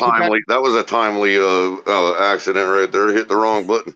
Oh, but he's talking about quarterbacks get knocked out. Herbert gets knocked out because he has a pin in his finger from playing the game. Man, I really wish and I've always been consistent. I don't point to other quarterbacks, but it is fair sometimes in conversation. The way some people bring up other quarterbacks is kind of fair. Like, because certain people, and this is something I came across on on Twitter today, and I wanted to, because Shake is such a model individual and a great show host, I have a chance to get it all out without being overrun by people talking over you and all that. Mm-hmm. I don't as a matter of course, in order to prop up Tua, I will not start a take or start a show or say, hey, this is why I think Tua is good because these guys have the same flaws as him. That's stupid. That's a whataboutism, and all you're doing is telling me there's more quarterbacks with the same flaws. And I have a standard for my quarterback, the Miami Dolphins quarterback. I don't give a damn what the other quarterbacks are doing or not doing. Okay, all I see is other teams' results that we weren't getting with ours. You know what I mean? That's all I saw. Now, when somebody though sits here and capes up for other quarterbacks, every single other quarterback but the Miami Dolphins quarterback, right? I think it's fair for others to then bring up other quarterbacks to say, hey, this quarterback has that flaw. You need to be consistent when you criticize Tua or say he's the reason that's the reason we're going to lose when other quarterbacks have that flaw, yet they've been able to win. So you see what I'm saying? That's a different way to bring up other quarterbacks that I think is fair when you're dealing with somebody that has literally caped up proactively for other quarterbacks. Oh, absolutely. See, and this is the problem. And all these other guys, you get that other clown that's from Detroit, Carson Wentz. The problem I have with Josh Allen, and this is the problem I have with the quarterback for the Buffalo Bills. And there was a thing I couldn't. Joy Taylor's face was priceless. I don't know who's the dude that sits on the far left of the panel, or I'm sorry, the far right of the panel on Speak. It's not Acho and it's not McCoy. It's the other guy, McGinty or something. I can't remember. So anyway, he's the fourth guy on there. I don't watch that shit, so I don't know. Me neither. And they did. I actually live my words when I tell people I don't watch that stuff, and they shouldn't. Now you're different, Mike. Okay, you're a different fan. You can understand what to take from that stuff. You know what I mean? But the people that come up and bitch about what they say all the time are it's why do you do that to yourselves? It's just crap. They're totally trying to get you aggravated, so you keep watching. That's the whole point. Well, you know what's funny? You know what's funny is real quick. You know what's funny is just like with the there's certain people. Oh man, I was watching the Dolphin game. Did you hear what that commentator say? No, I watched that shit on mute. I don't give a fuck what the commentator said. We're watching a game. Me too. Me too. Now there are people mature enough that understand what we're talking about that do watch the national talking heads because it's entertainment for them. And so I don't begrudge those people. No, I'm saying, because I'm one of them. Sometimes I'll occasionally check out what those idiots are saying, but I take it for a grain of salt, and it doesn't bother me when they're shitting on one of my players. It's whatever, you know what I mean? Right. I've done it for my whole life. I think people love to get triggered. That's what it is. Well, people don't understand that before we drafted Richmond Webb, and the whole reason somebody had pointed out somewhere yesterday that, about the conflict that was arising between Marino and the organization right before the late, right around 88, 89. And we were in a slump. I think 88, I think we went 6-10, if I'm not mistaken. But either case, What's good, Marino was wanting more money, and he was taking a lot of heat in the media about his level of interceptions at the time, because he threw a lot of them for a minute,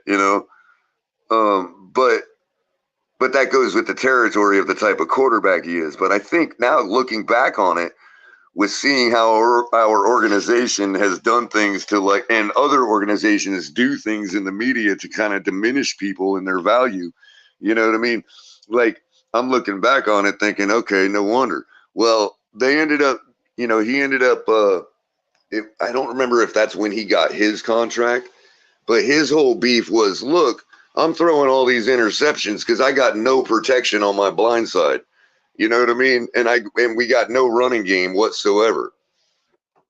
So I don't remember which year it was. Everybody probably knows. I just don't have it on the top of my head. But shortly after that, we drafted Richmond Webb and Keith Sims in the same draft. And it completely changed our entire team. That was what sparked the whole 90s run, early 90s and mid 90s run. And that's why, to me, a guy like Richmond Webb is so beloved and should be in the Hall of Fame. People don't understand that aspect of it.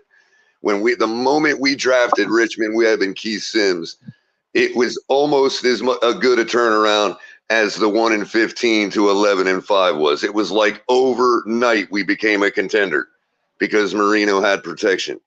We had somewhat of a semblance of a running game until Sammy Smith started fumbling the ball. See, to me, and I think me personally, I think Richmond Webb got screwed because the majority of the good pass rushers back in the day were coming off the left side, not the right side, because obviously, the left tackle. Now, he's a really humble guy. But I hope that would help him understand why it's such an honor to speak with the guy. You know what I mean? Like, he doesn't put himself above us, bro. Seriously, he's a really humble guy. Oh, yeah, but he should, and he deserves to be above us, bro. And what's funny is I reached out to him on with no unseen. I sent him a video of what we did, what I do, whatever. And he set up the date, man. He's like, yeah, I'm more than happy. Well, unfortunately for humble guys, I know this from, I'm not always humble, but when I act humble, I know this from my own results. Somebody's got to stand up and say something for a humble guy. He's humble. He's not going to go out there and parade for himself. You know what I mean? That's just like us. Zach Thomas. Right. Same with Zach Thomas. Right. That's up to us. So when people wonder why he's not in the Hall of Fame, it's because of us. It's because of the very reason he deserves to be in the Hall of Fame. He's a humble guy. Mm-hmm. Well, you know what I say, Color, too? The fact that, look, instead of us spending all this energy on what Chris Sims said or what Cowherd said, we should spend more energy. We spend more energy trying to cape up for Richmond Webb getting in the Hall of Fame instead of being outraged for what Cowherd or freaking Chris Sims or this guy said. Right. We can make it happen. Exactly. Why am I the first person? There was enough outcry. There was enough outcry for Zach Thomas to get in. Right. Why? To Shake's point, why am I the first person that has publicly spoken about that kind of angle as to why he deserves to be considered Hall of Fame, like with the whole changing of our culture as a team in the late 80s, early 90s, you know what I mean? Mm-hmm. Like, nobody's ever spoken about that angle. It may mean nothing to nobody, but nobody has ever. Why am I the first person that's spoken about that? So, here's the problem with Richmond Webb. The only massive pass rusher he really had to face, which is the reason he should be in, is Bruce Smith. Because that's not exactly true. Because remember, Michael K., we were in contention, which means twice on two separate occasions we faced the Kansas City Chiefs in the playoffs, and they had Derek Thomas, dude. Yeah, Derek Thomas usually came off the left side though. He very seldom came off the left side. So credit Sims for that. Right. Well, you look at it. You got Jesus Christ, Reggie White and Howie Long. All those guys came off the left side because and you look at it today. You TJ Watt, Right, JJ Watt. but All these Michael guys K. are coming. But Michael K. That's because they watch Bruce Smith's film. Why are they going to go up against Webb? Well, because everybody's and that's what I don't understand. Why did they go get Armstead? Why did they go get Armstead as a left tackle when Tua's blind side is actually the right side? So they should have beefed up the right tackle, not the left tackle, because that's where the heavy pass rushers are coming off the line now. One of the reasons why they put emphasis on the left tackle, well, number one, primarily because number one, they got him cheap, and number two, they got Armstead for a good price, and number two, Tua tends to roll out to his left a lot. Well, yeah, because he's left-handed, but he can see he can see danger. Then that's the whole point. He can see what's coming at him. Then that's what that kind of baffles me. I don't understand that. I just don't understand that whole concept. The whole concept is you want the guy that's going to make sure nothing happens to your quarterback from the backside. But if you look at it, when he got concussed in Cincinnati, where did that guy come from? Came from the left side of the left side or the right side of the defense. Yeah, but that play was so broken down, Michael K., that you can't really look at that play like that. You know what I mean? If you really think about it, you're talking about it at that 6 or 7 second mark of having the football.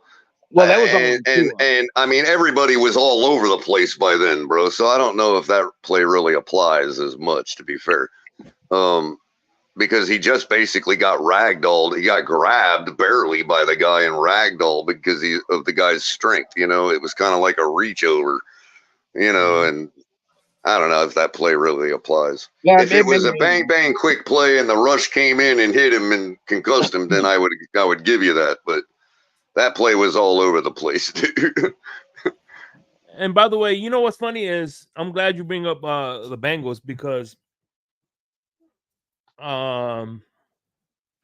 last Tuesday, Monday night loss, right, reminded me of the year when Adam Gase, right? Laramie Tunsil went down. Okay.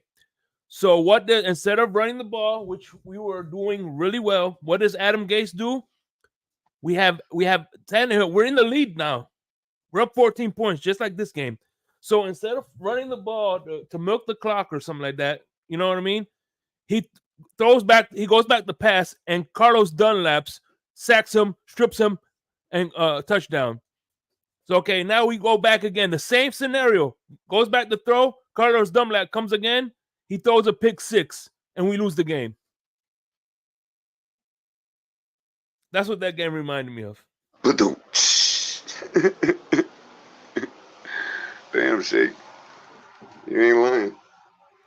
I don't know. I would really like to believe that the Titans just match up really well with us, dude, in the trenches, and it's tough sledding with them, even if it came late in the game. I mean, as far as the scoring goes, I don't know, man.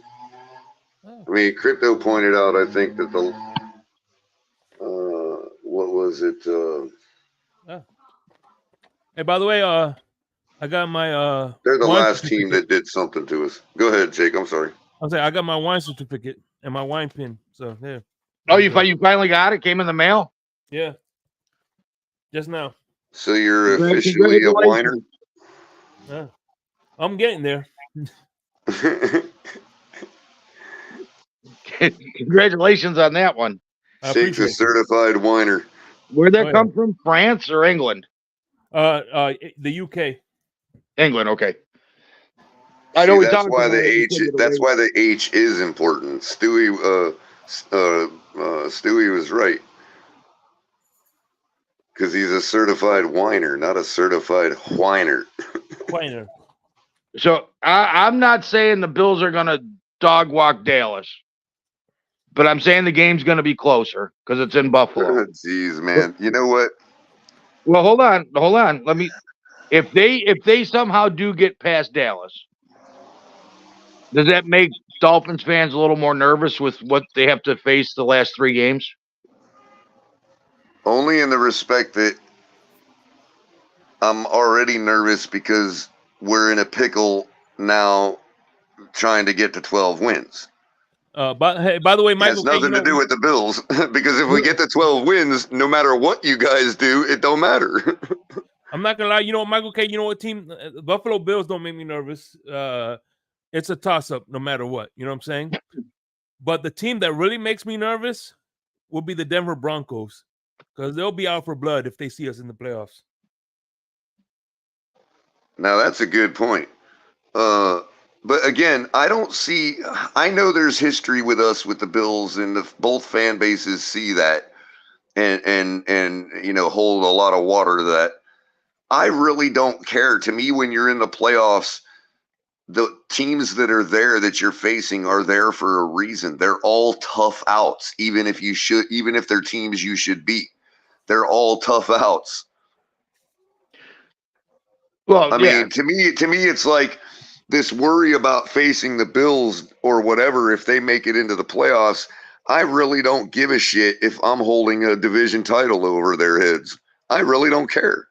It's no different than facing the Chiefs, the Bengals, any of these other teams that are well put together.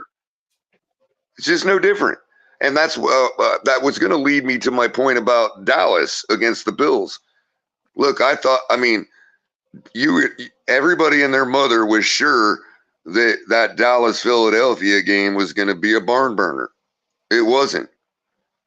However, if you go back and watch Miss Finn's Pick'em show on Wednesday nights, where I co-host with her for the league-wide Wednesday, shout out to Miss Finn's,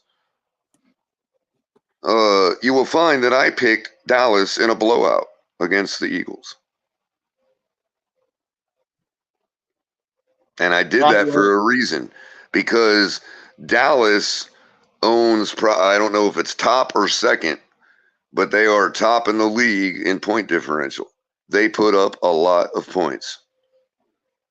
They're just like us in that regard. And they have, arguably, we could say at this point right now, a better defense than ours. And the Eagles don't have that, period. The way the Eagles score can sometimes take the entire ball game, dude. So I'm like, Dak Prescott and that bunch, if they get their stuff even average rolling, they're going to put up over 30 points. Well, what's the Dolphins defense? What's the Dolphins defense now? 8th or 9th overall? If you go by efficiencies, which is the one I track because it's the one that you don't have to argue about whether yardage matters over scoring or whatever, all that shit. If you go by ESPN's efficiencies list, Miami is now 11th. Going into the game against Tennessee, we were as low as 8th. Okay, I thought it was 8th. Hold on. I don't have a lot of time, gentlemen. Go ahead, Vontae. I'm good. I'm not even taking a full lunch. I'll always let you interrupt. Michael K will always let you interrupt Michael K. So go ahead. Absolutely. So I truly apologize, but I'm going to go ahead and say, man, in the good words of my Cuban friend Louis, fuck all that. I ain't trying to hear none of that color. Shout out to Shake Money. That's what I'm worried about. Shake Money. Thank you, man. Shout out to Shake Money, my Gator brother, my Dolphin brother. Congratulations on this next In step. fairness, Vonjo, I was asked. I didn't just offer the information. And you know, Shake Money, I call him our local Dolphin sommelier. If you don't know what a sommelier is, go look it up. But shout out to you, brother. I'm proud of you. And I know there's bigger things to come. So keep doing your thing, man. Keep climbing. And that's all I got to say. I just came on for that. Thank you, guys. My brother. Thank you, man. That means a lot to me. Gotta love Vonjo. Hell yeah. Yeah, man. I'm gonna be doing wine content after the season. Just don't let Vonjo turn into the Dark Knight. That's when you don't want to see Vonjo. No. Bro, the other day I was Cat for life. What's going on, he was smelling the glass. Hey, what's going on, guys? He was smelling the glass of the wine glass, and then he swallowed the whole wine glass, mixed it around, and swallowed the whole drink. And he says that's what connoisseurs do, to fill the whole body, to inject the whole drink in one shot. Is that true? What you say?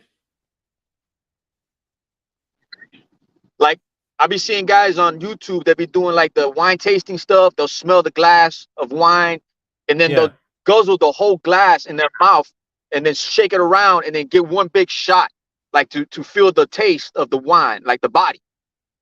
Okay, so what they do, it's called, they smell it to smell what are fruit aromas and the smell they have what they call primary, secondary, all that good stuff. They smell it first, and then they taste it. They swirl around their mouth, so they go around all the palate, and then spit. And eventually they spit it out because they got to spit out. They can't drink it. They got to spit it out because bro, the guy put the whole glass in his mouth. Jake. That was crazy. All right. See, you drink cognac in a very similar way. The proper way to drink cognac. If you've ever seen those really big, goofy-looking tulip-shaped glasses, that's actually for cognac. And you just put like what, Shake? Like a half inch at the bottom of it? Yeah, a quarter. And you hold it in your palm, and you swirl it around in the glass because your palm brings it to body temperature, right? And then you like take a little bit of it in your mouth and kind of swish it around, or first you sniff it, breathe in the aroma. Then you take a little bit of it in your mouth, just sip it, and you swish it around, sort of like Listerine or something. And then you kind of just gradually swallow it as it seeps into your mucus of your mouth and all that. You know what I mean? And bro, you finish like one of those glasses and drinking it that way, and your ass is ripped, man. And by the way, man, the palm is basically activating the drink. That's well, it kind of warms it to body temperature, you know. Yeah. Cool. But yeah, that's why you have stems. You don't want to warm the wine up with your hand. The spirits, yeah. Right, exactly. By the way, Shake, that was taught to me by my grandfather in Germany, Nice. God rest his soul, who is the first person that ever got me. He's the first person that ever got me hammered while I was visiting over there back when I was in my younger days. As it should be. That's how it should be. Getting hammered with Abuelo. Of course, part of it had to do with the schnapps that he put in the ashtray and set on fire. You know what I mean? Might have had something to do with that. By the way, I was going to order some food from... Hey, since we got derailed off of football and we're on wine talk, what do the legs on the side of the glass mean, Shake? The alcohol. Alcohol. Okay, what's going on? How heavy the alcohol is. By the way, being that it's the drive time, we are here to talk about it, so you guys don't have to do it. Don't drink and drive. Exactly. Get home safely, then pop open your spirits. Responsibly. That's what legs are. Alcohol content. Public service announcement: don't get hammered on the highway. That's what legs are. And wear your damn seatbelt. Wear your seatbelt, bro. Believe me, the windshield hurts. And it may not hurt right away because of endorphins and all that. But when you get to be my age, that's when it starts hurting. Telling the truth, bro. But yeah, man, speaking of hurting, bro, I was just looking a little while ago, bro, and they were saying that Zach Wilson was AFC Player of the Week. Is that true? Yeah. That hurts, bro. Yeah, I don't know how, but the Jets are still in it mathematically. Well, even a dog shines on the sun's ass every once in a while. What do you mean? They're still in it for the AFC East? And you know what? I thought about. I heard this, and now it's starting to make sense. They brought this up last week. That you got to remember, the head coach. You know, remember, what was the name of the head coach for Houston? Bill O'Brien. No. Right now? D'Amico Ryans? Yeah. D'Amico Ryans. D'Amico Ryans was under Robert Saleh, so he knows he kind of helped Zach Wilson navigate that defense. He faces that defense every day in practice. So that had a big hand in and one of the reasons why That's a good point. You're right. Against that defense. True. Huh? It's the same tree. Yeah, you're right.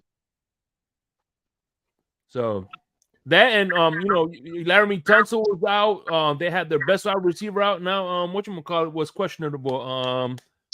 CJ Stroud is questionable for this week. Boy, talk about falling apart, man. I thought they were the ones that were supposed to be like, hey, everybody forgot about the Texans.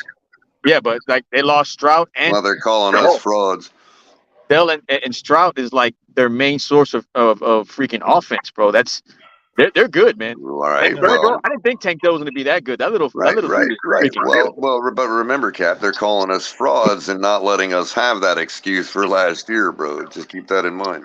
Yeah, you got that right. That's true. It's just funny how that works, man. It's always week to week where somebody just gets the, you thought there was something and they're not, and it's like you're not exposed, but it's like, damn, like the narrative changes real quick on people, bro. It's not only. I'm not trying to advocate for that excuse. I'm simply saying we should apply it to the teams around the league and not be so hypercritical on ourselves. Yeah, no doubt. Well, here's the thing, and you know what's funny is the fact that even if the Chiefs hobble into the playoffs, let's say there's a little collapse and they hobble into the playoffs, people would still give them more of a difference because they have a track record of consistently doing it versus us. Well, yeah, considering they rolled right along with Chad Henne last year. Yeah. Real quick though, let's say for instance they hobble in with Patrick Mahomes and we finish in strong, but because of the last few years, they'll still give more preference over the Chiefs. Right, exactly, and that's at least fair for them to do. But this whole idea, because they won the Super Bowl, they're still good. No, you got to prove that you're still that team every single year. Yeah. So to your point, if they were to say we're giving Chiefs the credit, the benefit of the doubt because they're Super Bowl champions, I'd say go F yourself. But if you're saying give them the benefit of the doubt because they carried themselves with Chad Henne when it came down to it, now that's track record. That's different. Yeah. That's something you actually can give them credit, like benefit of the doubt for. And it may be the reason. It may be also the reason they're Super Bowl champions, but you can't just say, oh, you give them that benefit because they're Super Bowl champions. No, you got to keep putting it down every year because the 49ers were the team of the 90s, but they're not now.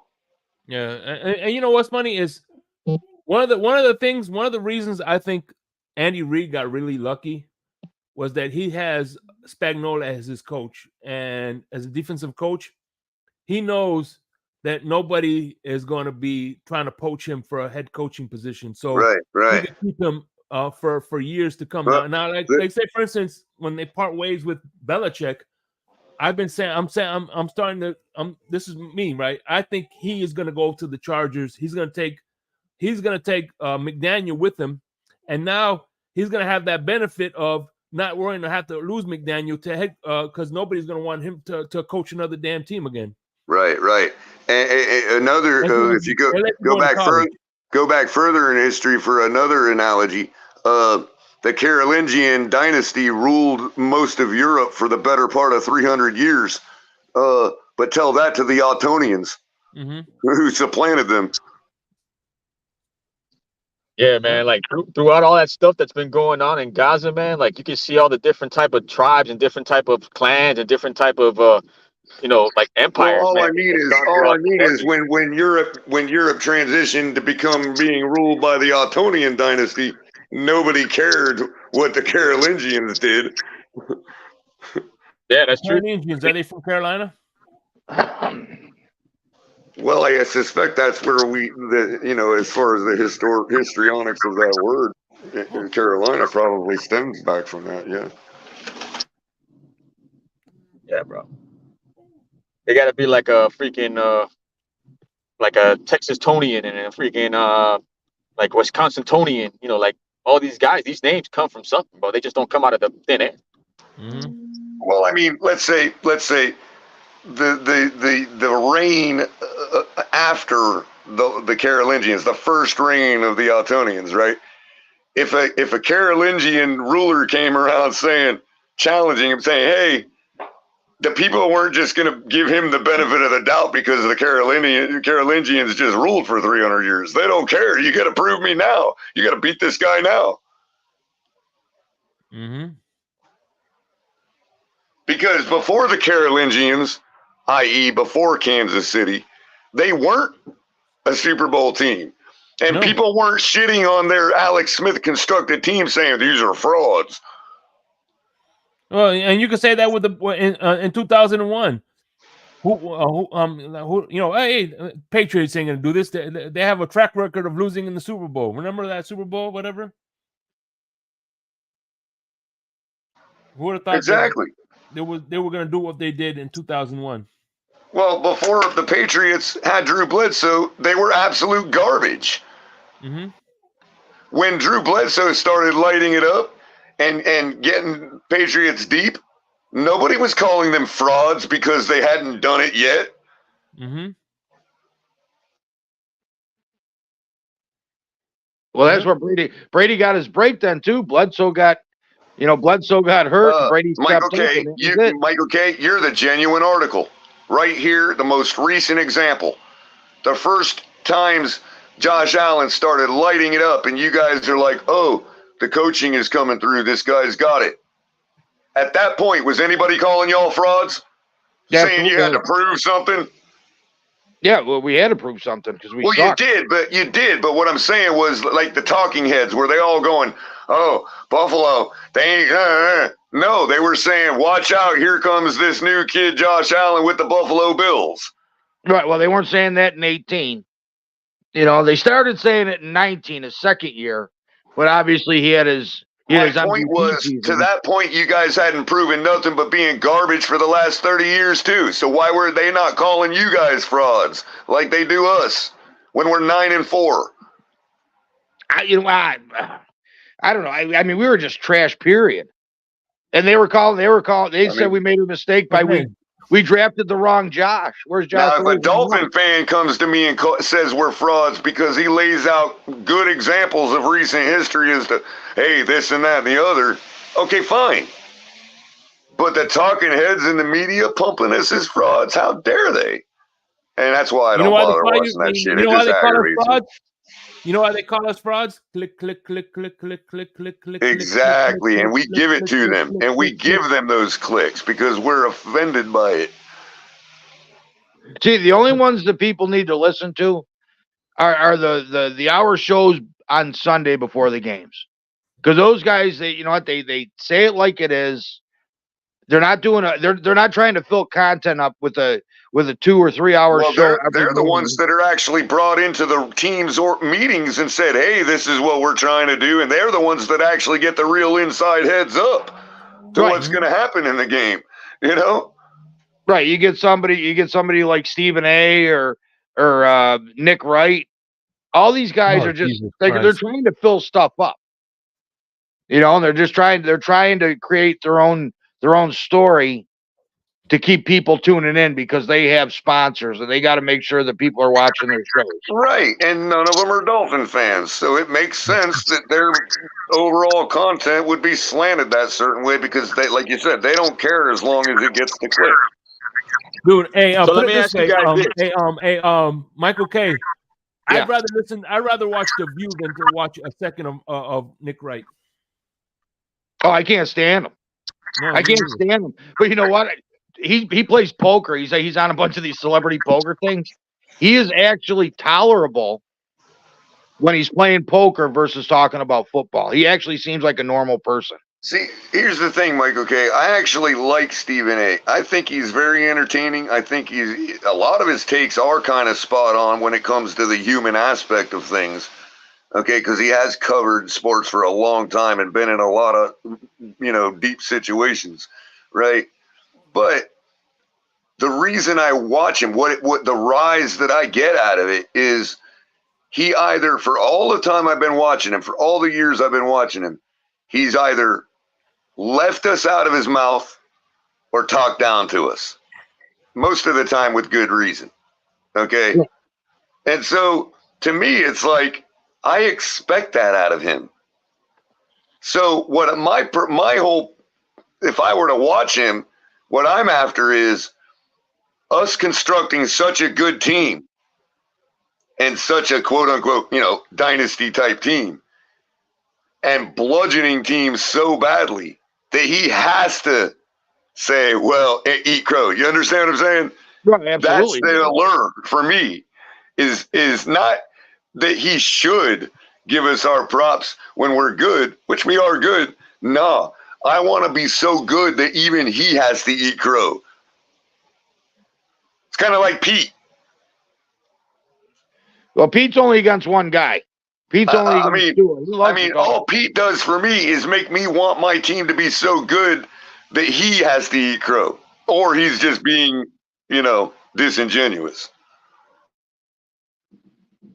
Well, it's something. There's something different about Dolphins fans, and I don't know what it is.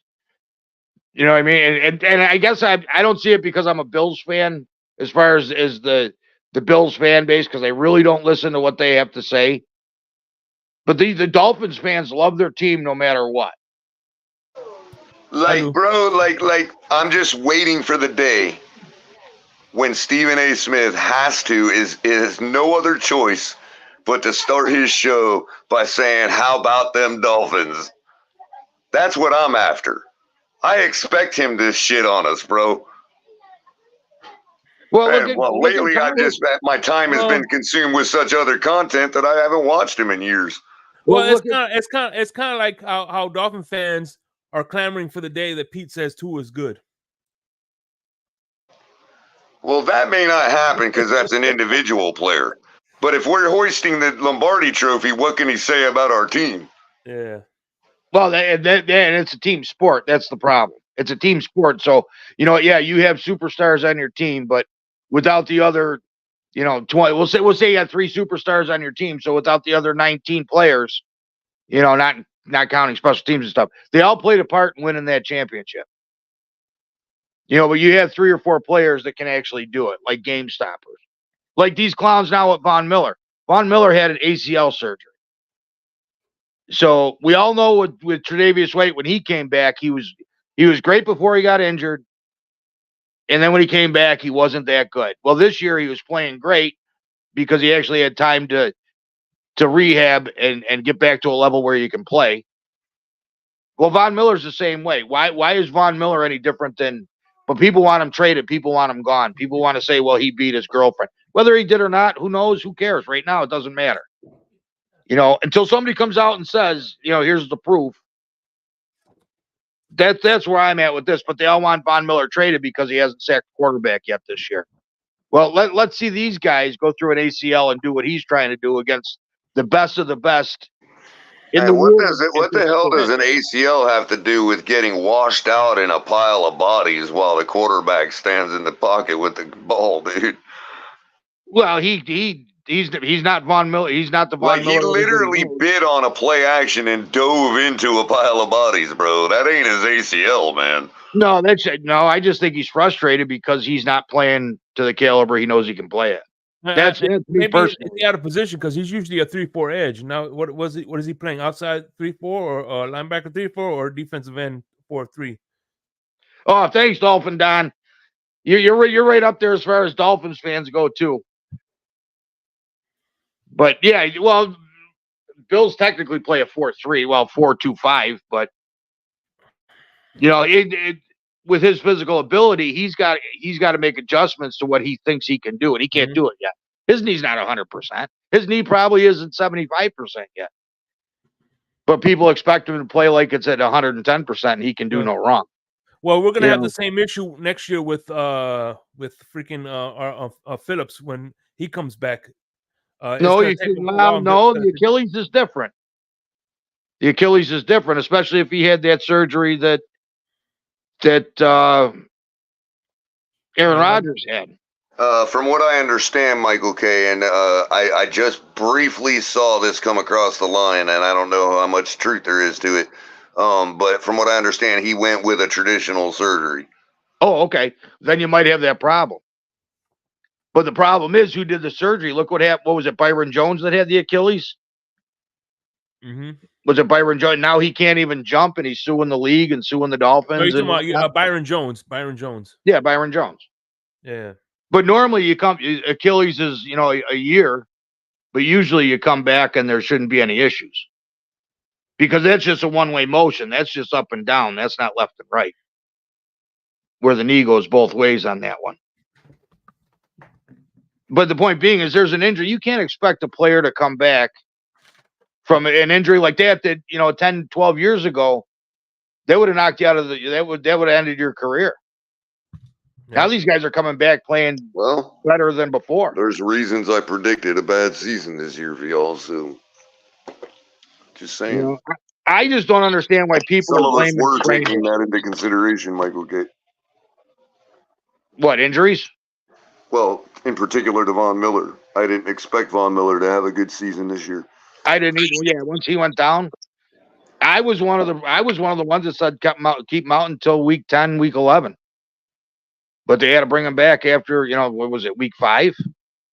I think it was week 5 or week 6 we went to England. Look, man, I'm gonna stand on my square. I am mildly surprised of what happened the first time we met you all this year. I really am. Look, and I think it's fair for Bills fans to be surprised. That's the thing I'm trying to say, because I can list a myriad of different reasons, mitigating circumstances, we'll call them, instead of excuses, on our side of the field, as to why we not just lost that game, but also got a bunch of points put up on us in the long run. But the Bills, like, when they lose, it's like, what can you say? But, like, there's just nothing brought to the table, dude. We're bringing shit to the table when we're losing. Well, that's the whole thing. I bring it that Allen didn't perform. That's my stance on this. Not saying we're going to win every game, but the Bills as a whole, even with the injuries, are still not a 8-16 or whatever they are. I mean, I don't care if it was the same old, Dolphins can't beat a good team phenomenon with Kansas City. I don't care. We outperformed their offense. It was obviously a good day for both defenses. And anybody that's fair that uses their eye test can admit that. Doesn't matter what both offenses should have done. We still outperformed them on offense. The scores for the offense were identical. Their defense slightly outperformed ours by getting a score. That's it. No, and absolutely. of course, you could point to the mistakes made on our drive down the stretch. Okay, but that has nothing to do with Kansas City being bigger, stronger, and faster than us. So what I'm saying is, like, this idea that we don't compete, bro, or that we don't bring nothing to the table even when we lose, bro, if you play out the same scenario, exact scenario up to the point that Tua fumbled that snap, if you play out that scenario 100 times, I would estimate 75 of them Tua doesn't fumble that snap and we go on to get the game, go ahead, score. Or tie it or whatever needed to be done. We needed to tie it at that point. Now, then all bets are off in overtime. Right. So then why does everybody say that because we didn't get the dub there, we didn't find a way to do it, that's what separates the good teams from the bad? You might argue that, okay? But given that we have scored plenty this year on our defense, there's no reason to think that we couldn't have been the ones to get the defensive score that day and win the ball game. Other than bias of Miami just can't find a way to win these big games, which is a fair bias, but it's still a bias because there's no reason to assume that the history dictates what a team is going to do in a given situation going forward. Right, but if you look at it, Color, if you look at it, if every time the Dolphins are in a big game or primetime game or meaningful game, they end up losing, after a while, that's expected. Right. So that's out that's fine. That's fine. But given our schedule, which has been the same all year, why do the same people that have predicted 12-5 or 13-4, why do those same people then also say that we have no hope of beating the good teams? Because there was always been enough good teams left on our schedule to drop us to below 12-5, so that you can't predict 12-5 or 13-4 and have that bravado and then turn around and say, because we're 9-4 now with 4 games to go, 3 of them being at home, that all of a sudden with a 5-1 home record and a track record of not losing 2 in a row, that look, we're either going to beat one of the good teams or we're going to collapse. So if you don't think we can beat the good teams or never thought we could, there was never reason to believe we were going to be 12-5 or 13-4, and those people are being are flip-flopping. That's all I'm saying. Well, that's good. In other words, this is like when somebody constructs a robbery, right? And somebody and the one guy's like, well, should we really go through the door? And the guy's, well, don't get cold feet now. I'm saying the same thing. Well, yeah, you got to do it. But these are also the people that if you believe we were going to go 12-5 or 13-4, then you have to still believe we're going to get 3 out of 4 wins going forward. Well, I'll be. You know what? I was one of the ones that said you were going to lose to the Chargers week 1, and I truly thought that since we lost to the Titans, which was a mistake, 3 of those 4 wins have to come against good teams. That's just the way it is. No, absolutely. So we're either going to do it or we're not. In which case, if we collapse, or 2 of the 4, then everybody was right. Yeah. We can't beat the good teams ever, because there's 3 of them in front of us, and there's 3 opportunities plus whatever playoff opportunities we happen to end up with. Yeah. Well, at the end of the day, or all 3 could just be in the playoffs, so we could just lose out, make the playoffs, and win out in the playoffs. Look, again, then you're talking about cleaning house type of collapse. So I don't foresee that, dude. I'd like to believe that the projection. I'd like to believe that the wave function is going to collapse somewhere around where it's at. I mean, it's not. I ain't going to go there yet, Crypto. But you know what's funny is no, I'm just saying, but you still got opportunities in the playoff to get those 3 wins against the good teams. You could sneak into the playoffs, right? You could sneak into the playoffs and win the Super Bowl, and nobody's going to ever give 2 fucks how you got into the playoffs anymore. Well, I tell you this. That like for me, I predicted 13-4 to start the season, so I'm out of losses on my prediction. Mm-hmm. But as far as the projections, 11-6, 12-5, which has been consistently what they've been all year, 5 losses means, okay, fine, you got to win 3 out of 4, but that loss cannot come to the Baltimore Ravens or the Jets. It may be allowed to come by to the Bills, but we don't know that. We can't know that yet, depending on what happens. In other words, if we win 3 in a row, then we might be able to drop the one to the Bills. But I'm just saying, it cannot come to the Jets because of morale and the fact that it tightens up even more. And it cannot come to the Ravens because they hold the tiebreaker on the top seed. Right, it can't be the Jets or Bills. We're out of options, people. That loss to the Titans took away all of our outs.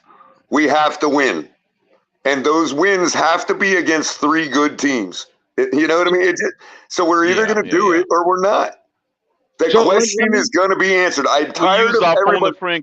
What I'm tired of, Crypto. What I'm tired of is before every game against a good team, everybody's trying to already answer that question. And after a loss to a good team with 3 more good teams to play, people already want to answer that question. No, the question will be answered when the wave function collapses, when the clock hits 0 in the last ball game of the season. That's when we'll know and can answer that question. Because if we are not 10, if we're anything better than 10-6, That means we beat a good team. What are you rating now? What are you last rating week? now? We're 9-4. We have the Going Jets into- left going to into go last and week. 3 good teams. If you consider Buffalo to still be a good team. Oh, Well, Buffalo's they're a tough out, whether they're a good team or not. They're a tough out, is all I'm saying.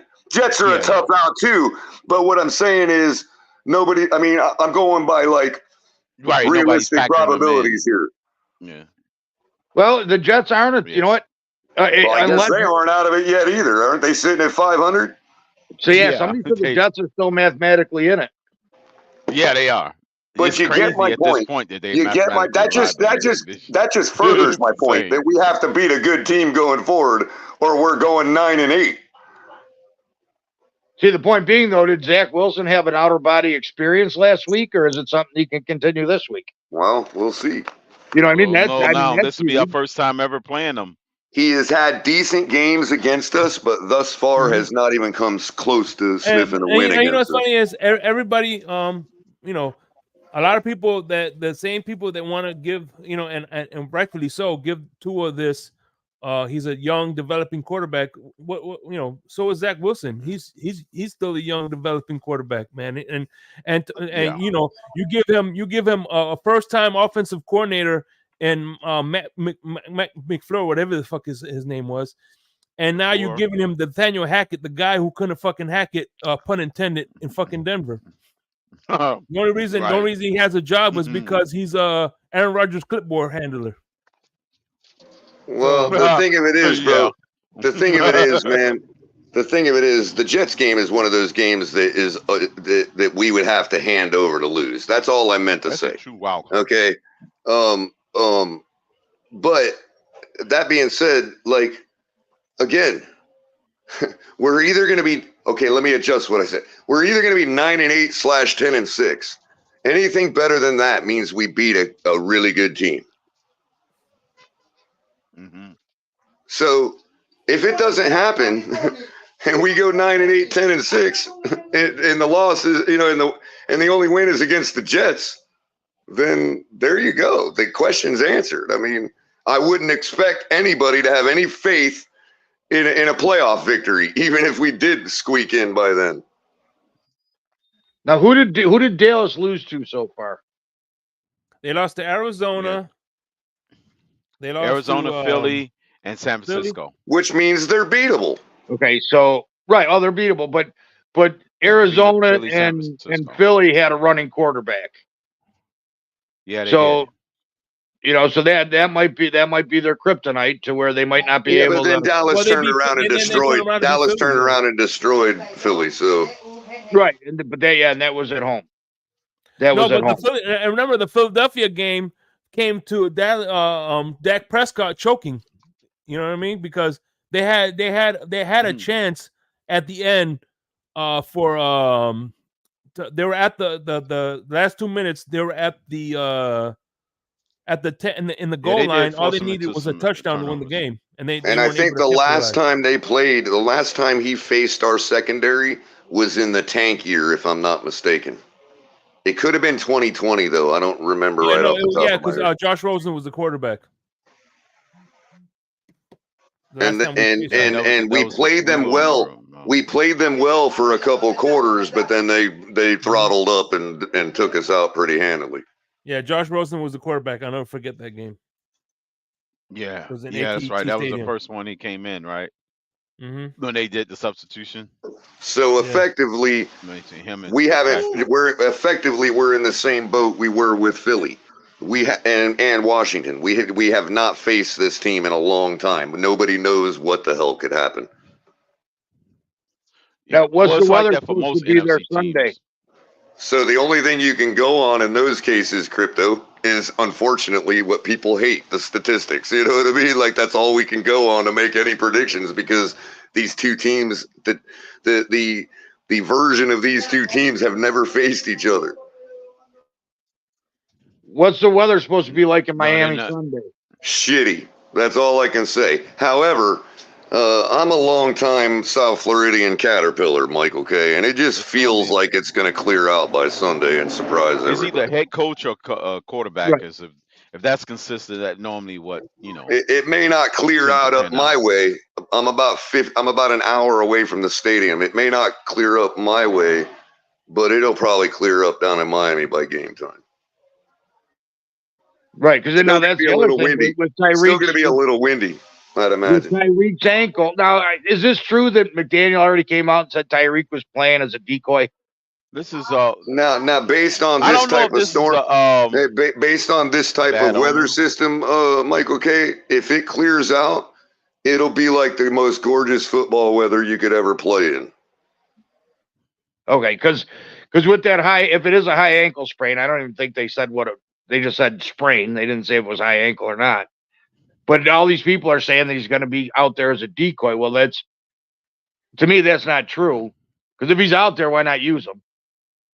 Because you're going to know in the first 2 series if he's a decoy or not, because he gets the ball 3 or 4 times in the first two series. I never buy into it. I'm always at the point where if a player plays and he suits up, it's counted as playing time. Right. Well, look at Devontae If you eventually Adams make your way back into the game, then you're playing. You're officially playing. Right. Devontae Adams the day before yesterday didn't get out of bed until 6 p.m. because he had the flu. Played last night. He had 8 catches, 2 touchdowns. He lit it up.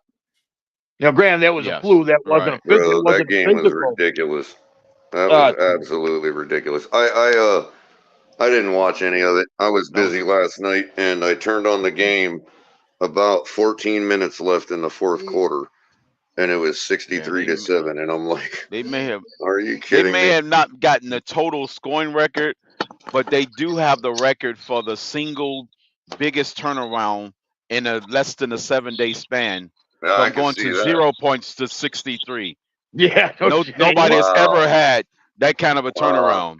Yeah, I can see they do have that record. Yeah, and they did it in 4 days. They didn't even leave a whole week. Give them something. Well, give them something for their effort. I mean, damn, Oh, man. it was a 4-day turnaround. They didn't even wait the full week. They have a 63-point swing. Hey, were you all just as pissed as I was when they threw the flag on that punt return? Because I'm like, damn, that was, because that was going to close. That part. Well, that was going to close the margin of victory and crypto. It would have made it end almost exactly like ours. Like they got a punt return in junk time. You know what I mean? And I'm like, this is unbelievable. Right. 63-21 with a punt return in junk time. If the Raiders get another touchdown, it's 70-21, and the game ended exactly how ours did. You know what I mean? Like, but it didn't happen. They threw a holding flag on the punt return, bro, and the Chargers ended up having to get the next touchdown on offense. Hey, by the way, real quick, they almost gave up the special teams. And now that I got Cap for Life and crypto on an unrelated topic, I just saw this. Do any of you guys used to pencil fight? Oh, fuck yeah. Since elementary school, dude. Yes. I'm an old pencil fighter. Oh, yeah. That's why I've been hopping on my... It, bro. That was a part of it, Jake. That's why I say I got my number 2 pencil. I had it for a lot of reasons. I always hated that kid that had like the short, fat pencil, and it's like, come on, guy. And they knew we would do it. They used to put pencil machines inside the freaking lunchroom. They used to get all the pencil machines. The key to winning that game is having a short enough pencil for nobody to be able to break, but still long enough to get some whipping action. And that was the kid that always won, man. It was like you couldn't stop that dude, man. Like, how did he get to that, Yeah, you got to have it at least at 4 inches or 5.5, 4 around there. You got to have a strong, like a eraser muzzle tip. You know what I'm saying? Like that way when you fling it, the eraser won't fling out. That were better than others too, man. Yeah, remember them? You got to get that like them real thick ones that is hard to sharpen. Remember them composite pencils that were like particle board type pencils that you snap them just by looking at them. Yeah. Bro, I used to do a little bit of biting right by the eraser metal, and that would give me the edge of like a nice sharp edge, like to a punch every time I'd go down the middle, and I'll crack it. I would flip it towards the bite mark. Your eraser was worn down, and you could square off the crown to make a slingshot. Yeah, if your eraser was worn down, and you could square off the crown by biting on it, you know what I mean? Oh yeah, definitely. But no, I hated the asshole who every time when he got bitter, the next time he just kung fu chopped you. I'm like, what the fuck you do that for? Yeah, hey, but it was like random, bro. You be in the lunchroom, bro. You be eating lunch, and all of a sudden, some dude will come up to you, and you look at him, and you go right at it, right there, bro. Bam, and that's it. You're gone. You're done. Oh man, those are the days, boy. Yeah, that was something. Get the rubber band, make a little slingshot. Yeah, and then we just started turning our click. Then we just started turning our click pens into pea shooters and shooting each other with them. You know. Oh, well, we used to have spitball fights. We hollow out the pen and use it the freaking. No. You could take the cap of a click pen. No. You take the guts of the click pen and you take the cap and you reverse them and turn them around and you take the little piece that makes the whole click pen mechanism work and you turn it around and you load it in the thing. And you can use it as a gun. Yeah. You load it in with the spring and you click it and lock it in and then you can push the button on the back and shoot the little plastic piece out. You got a gun, bro. Yeah. Color nose, bro. Oh man.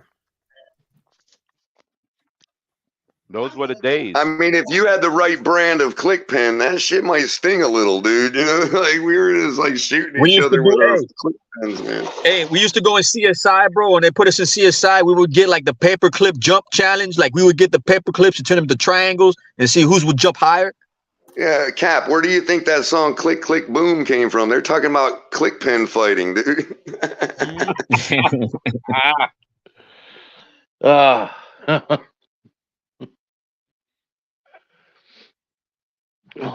Oh yeah, the poppers. And then you'd be click pen fighting, and some asshole would come up with his little fucking rubber band slingshot between the fingers and own everybody. Oh yeah, I used to do those too. But remember shooting paper clips off the rubber band and get the welts? But yeah, but instead of papers, I used to use paper clips. Yeah, you get the paper clips and they give you welts. Oh yeah. We used to do the football, paper football. Paper football, hell yeah, man! I was I'll never forget this dude wanted to kick my this guy wanted to kick my ass. Obviously because I was at church doing it, and I accidentally hit his daughter. And luckily I was at church. The father wanted. But did you make the kick? Huh? Did you make the kick? No. I'm talking about when I made a slingshot out of a rubber band and with the with the paper clip, I was aiming at my friend, and he ducked, and I accidentally hit his daughter. Yeah, it was always funny when you shot the click pen and the little plastic piece flies out and lands in the girl's hair that never brushed her hair, and like it goes far, bro. And then by like fourth period, you got the girl in the same class, and she's still got the little plastic piece in her hair. Nah, bro, we used to go after the teacher, bro. He'd look around and be like, "What the." Hey, you know, universally, this is how I think the universe works. This is why I somewhat am intrigued by simulation theory, because like we all had the same experience. Don't matter how old or young you are, and it's not possible because we all didn't have the same classes in school, right? Yeah. But every one of us had that girl in class that smelled like pee. What? Don't lie. You had that girl in class that like followed you your whole school career that everybody knew smelled like pee. Actually, there was a talking about that wet dog. That was a couple. I know a dude who used to smell like pee. We used to call him Pee Pee. Yeah, bro. You always had that one every year. No, hold on. She used to wear brown corduroy pants. She smelled like pee, and she was the girl that the plastic piece would get stuck in her hair. No, it was a dude. We used to call him Pee Pee. Yeah, we had guys smell like shit and pee. Here's another one. Y'all been to rock concerts, right? Most of us been to a rock concert of some sort, right? Every one of them has that girl that's wearing cut-off shorts, okay, that are frayed, with a tank top on, a bottle of whiskey in her hands, blonde, ratty, sun-bleached hair going, wow! Every one of us has seen that girl at a rock concert.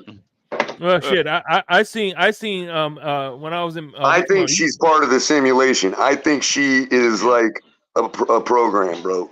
Hey, by the way, you just described a couple of maintenance workers that I know in Miami Beach on duty. They cut off shorts, tank tops, and they will do the same thing while smoking a Marlboro. Mm.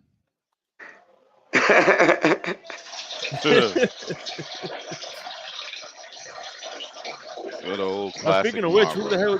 That's that Michael you, K. God damn it. Oh, sorry. Sorry, hold on. Let me mute. I got you. Had to be.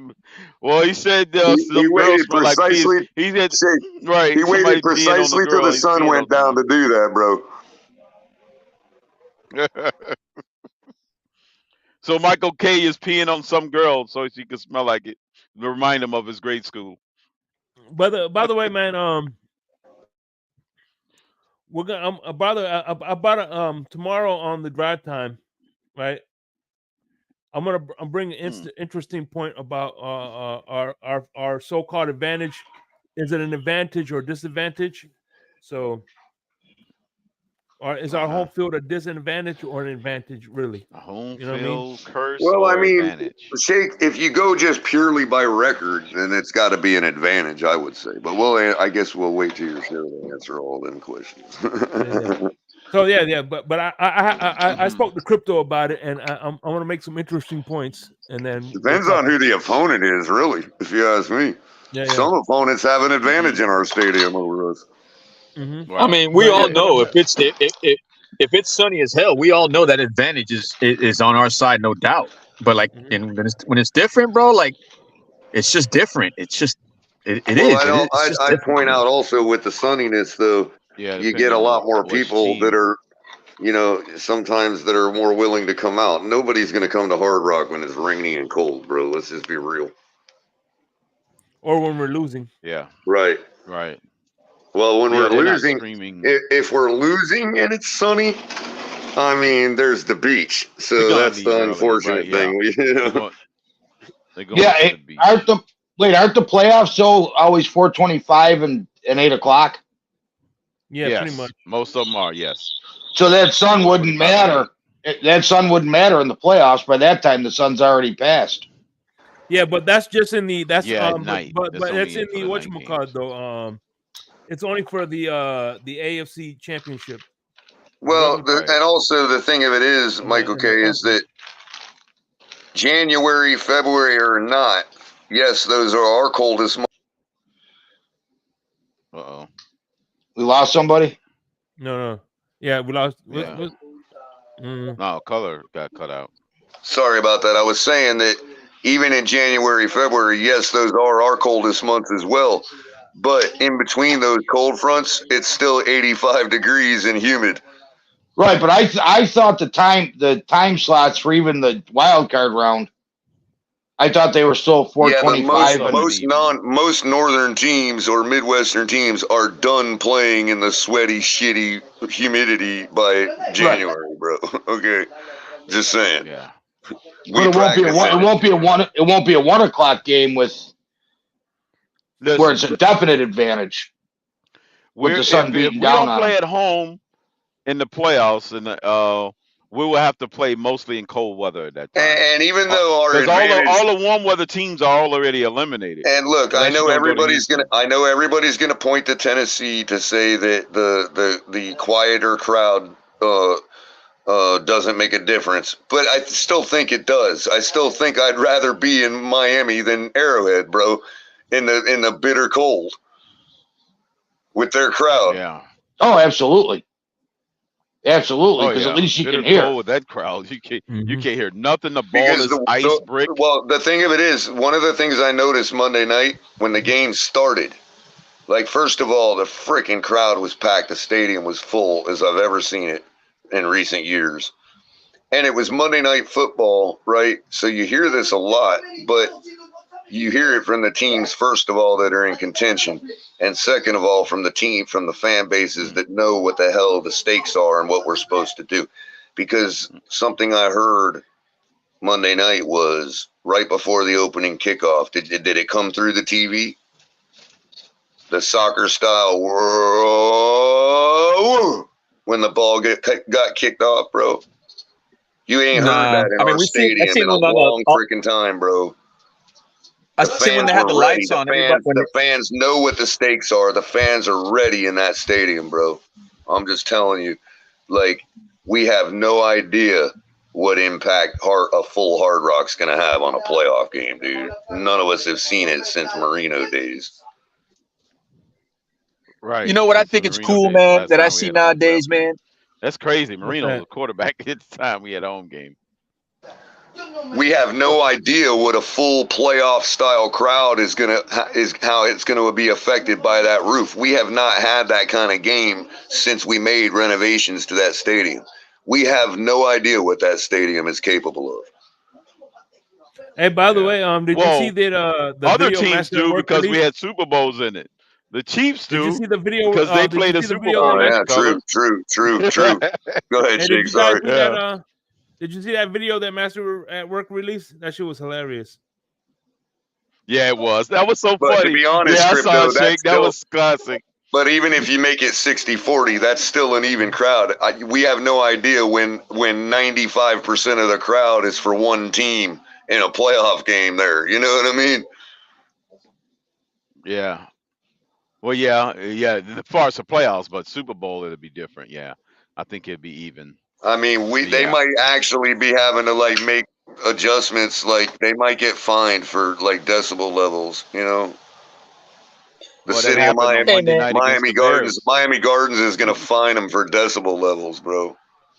Hey man, you know what I think would have been cool?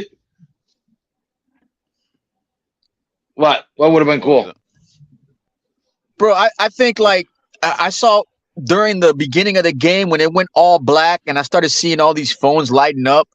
Not a lot of them were lit up, but I mean, it would have been cool if half of them were lit up in blue and orange, man. If they were lit up in blue and orange at night. I didn't know that was going to happen, Cap. That was so freaking awesome, dude. Oh my God, that was awesome. What happened? What are you talking about? The blue phones? No, they turned out the lights, bro, for the player introductions. They turned out the lights, bro, and like like zillions of people in the crowd had a light, some kind of light, either on their phone or something, dude. And it looked like a bunch of glitter all over the fucking stadium, bro. They should do that more often, bro. It's like WWE, bro. They always do nighttime effects for night games. Each stadium had their own little thing. It's the modern version of all that of the flash photography back in the day, Crypto. When the whole place would erupt in flash photography, it's like the modern day equivalent of that, bro. It's like everybody holding up. To a Dolphin night it's like everybody holding up a lighter in a freaking rock concert. You know what I mean? It was great. You know, color that still doesn't hit. It still doesn't have the same effect. 2 night games this year, but it was a Dolphin road game. Oh, nothing had that effect of that flash photography, Michael K. That shit was awesome. Like Madison Square Garden, 2 boxers. You know what I mean? Like, and that flash photography just erupts. There's nothing like it in the world, man. And we'll never see it again. I was actually talking about the big lighters in a concert. Oh yeah, it's a little more of a warm effect because the lighters are a warmer color. Yeah, it was more like. By the way, Shake Money, give me the schedule for next year if you can get it. What'd you say? I mean the teams. You got the list of all the teams. The teams should be already preset. Just don't know the games. I was going to see which game I can get to.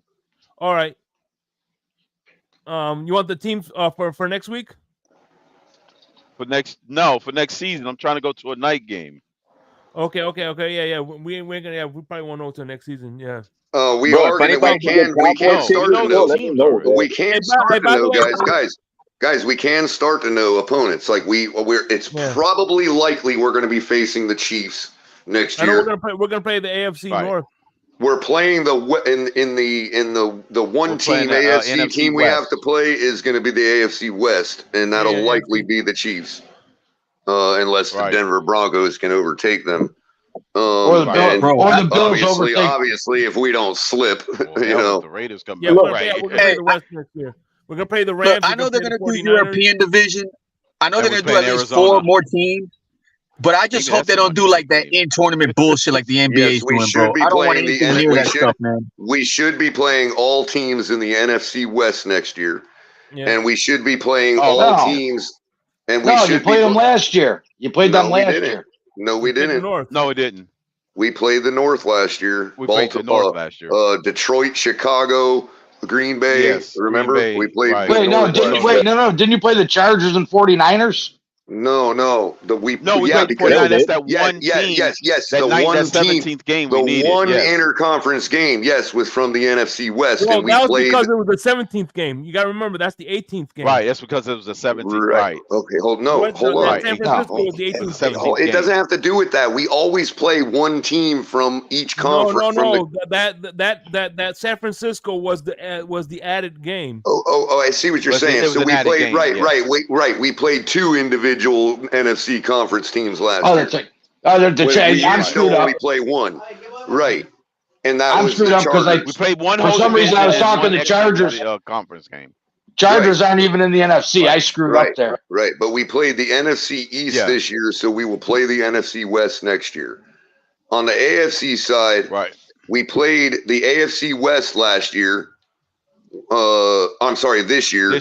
And last year we played the AFC North. We will be playing the AFC South next year. So that means the Texans, the Jags, the Titans again, I think we might play the West again because remember. No, they cycle it, bro. They cycle it. We played the West last year. We can't play the West. I'm sorry. We played the West this year. We played the North last year. That's why we played Baltimore, Cleveland, and all them guys. And we'll play the South next year. Well, I think they we're gonna play the entire South. When we played the NFC West, we played the same conference, the West and East. Right, but that don't matter. What I'm saying, that's the reason. That's the reason we keep facing the Ravens, because they'll land in second place in their division. We'll be second place, and it'll be that 1 year we play the North for our one team. You know what I mean? Mm-hmm. And then next year we'll play the AFC North and have to face the Ravens again. You know what I mean? That's why it happens like that. Just like next year we're going to face the Chiefs because they're likely going to be the first place team, and we'll likely be the first place team. I got something to say about that. We play them again. We'll play them again. No, you can't unless you think the Broncos are going to overtake them, Mike, okay, if you think that. But it has nothing to do with the Bills. We're talking about first place in their division. Yeah, I'm saying I think the Bills could actually take first place in the East. Well, like I said, as long as we don't slip and the Chiefs don't slip, then that's going to be the matchup next year. See, I do believe that. Well, if the Dolphins get past the Jets, the Jets win the division. The Jets are still mathematically allowed to win the division. Somebody explain that. Y'all got the same more than the Bills. Dolphins have to lose out. Jets have to win out, and Buffalo lose too. Jets are division champions. Jesus, really? They're still in it? Yep. Mathematically, they can still make the playoffs. Yeah. Yep. That's how they win. That's their path to the division. Bills losing to. So you're saying Aaron Rodgers? Aaron Rodgers is going to come back? Is that what you guys are saying? Crypto, what do you think? I have a feeling that the whole Aaron Rodgers bullshit is going to come down to this game. Mm-hmm. If they're able to steal a win from us, Rodgers coming back for the run. Right. Because if they steal this game from us, then those chances that Crypto was just talking about go way up. But not only do they go way up for that, they go way up for their chances of making the playoffs to begin with. So, yeah, Rodgers will come back if the Jets steal us Sunday. Right. Exactly. That will be their one shot. They got one shot. They're one and done. Bananas, bro. It is up to Zach Wilson. Bananas. It is up to Zach Wilson to save the Jets season and allow Aaron Rodgers to come riding in on a horse. It is up to Zach Wilson. It's up to Zach. Yep, that's what it boils down to. Jets season is on the line. Because it makes sense because think about this. Reports out of New York was that Aaron Rodgers had to call Zach Wilson for either him to talk him into to come back and play in that game in Houston. Yeah, that's right. He talked him into playing. And the thing of it is, Rodgers could honestly come back this week if he wanted to, but he don't want to go down to us. First of all, he doesn't want to risk an injury against us because he knows we have the capability of getting to him. And secondly, he don't want it. He don't want to be coming in on a white horse in Miami. He wants to probably do it in New York, or New Jersey. Right. He'd rather do it at home. Right, you're right, Color. Because he don't want to get re-injured in Miami. You know that's possible. Well, plus it tells them if they have the capability of stealing us, then that's something worthy of him to play with. Mm-hmm. Yeah. That gives them a little glimmer of hope. Then that will be the third team that the Dolphins unfreaking resurrected from the dead. I don't like this movie, Color. We've always been the leading cast member on resurrecting football clubs. Oh yeah. Well, don't say that shit, Crypto. Otherwise, Miss Fins will have to call you a jinxer. Oh yeah. Yo, Fred. Coley said, "Don't say that shit now." Right. Miss Fins will say I jinxed us. All right, Miss Finn. Fred Dunlap, what's going on, my brother? I'll save the script. What's up, Irving? Dolphin for life. Josh Allen is the next Tony Romo. Well, Miss Fins has a piece of next Cleo Miss Lemon. Fins has a back scratcher right next to her that's made out of bamboo, and I guarantee you she pulled it out and just knocked on it, bro. Oh yeah, she did. No, he's the next Cleo Lemon, Shake. Yeah. It's Cleo Lemon. So, guys, really interesting day of football hey, listen, tomorrow. Hold on, real quick. I have a question for Mark. Michael K. You there? Yeah. Go ahead.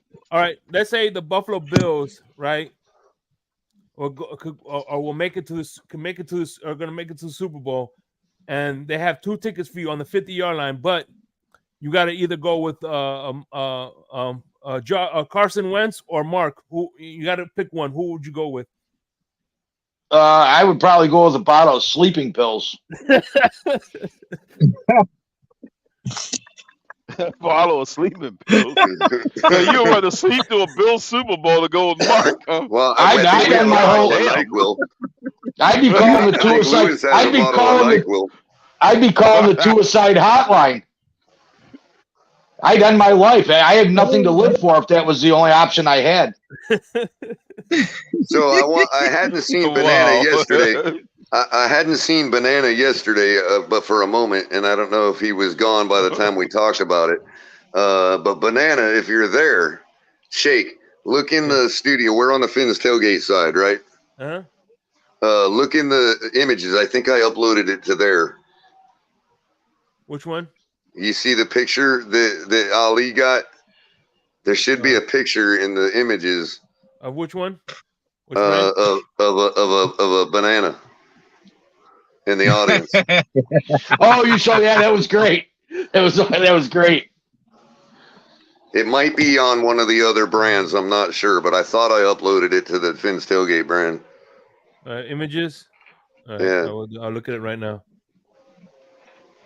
Yeah, I remember during the Miami Heat victories, they used to have a guy dressed up in a banana suit. Well, I think we actually located Banana. That's why I want to show the picture, and I want to ask Banana if that's actually him. Okay. Banana Man. I don't see it on this one. Probably the other brand. Check mine. It might be on mine. Okay.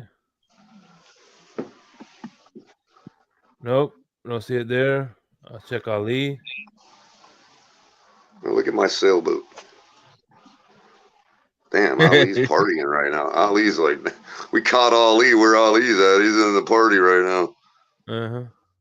Nope, not there. How about Tunk? Was it Tunk? I know I uploaded it. Maybe. Oh, you know what? I think I just shared it off my desktop. That's what I did. Oh, okay. I'm sorry. Hold on. Let me get over to my desktop.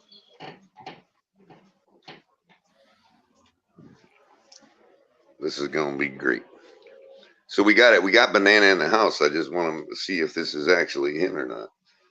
He's going to be like, no, I don't go to games. I'm in BFE. Well, the young folks might not know where BFE is, Shake. You want to let them know? But for Egypt, yeah.